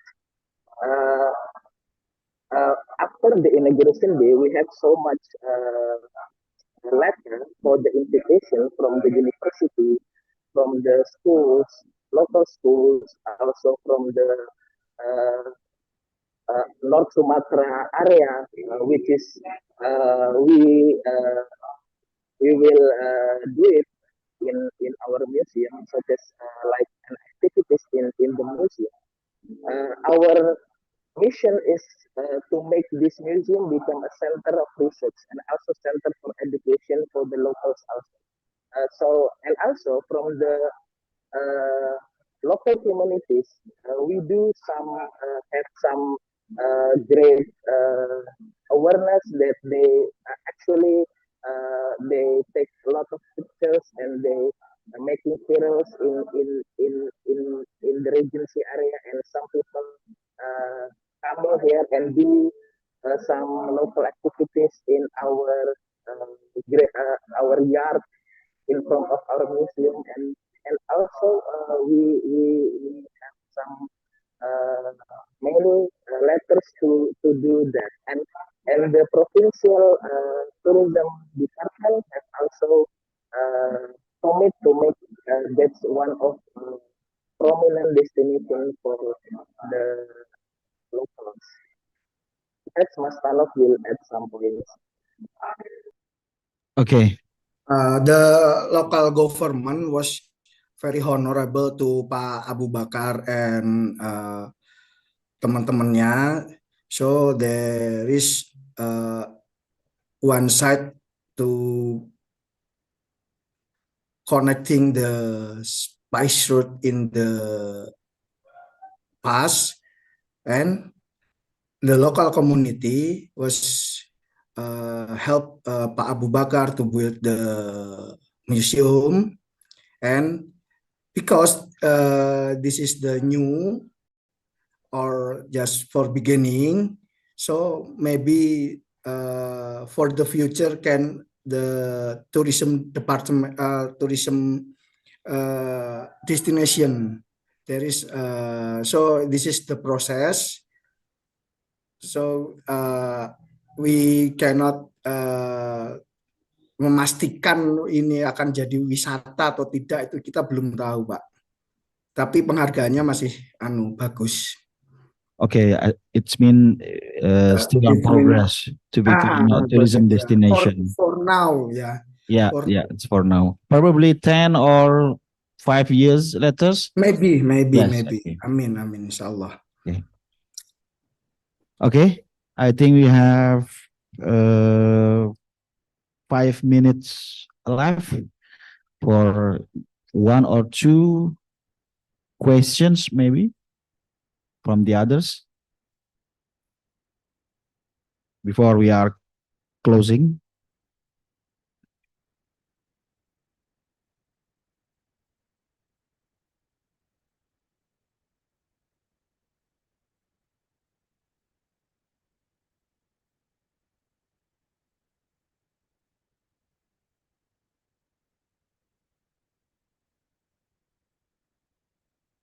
Okay, if there is no other questions, we can close. Okay, we can close. Okay, thank you for all participants and the audience in auditorium of BRIN at Gatot Subroto, Jakarta, and all the participant in online. I would to say thank you. We can applause to big applause to all of us. Yeah, thank you. Now I will be back to the MC, please.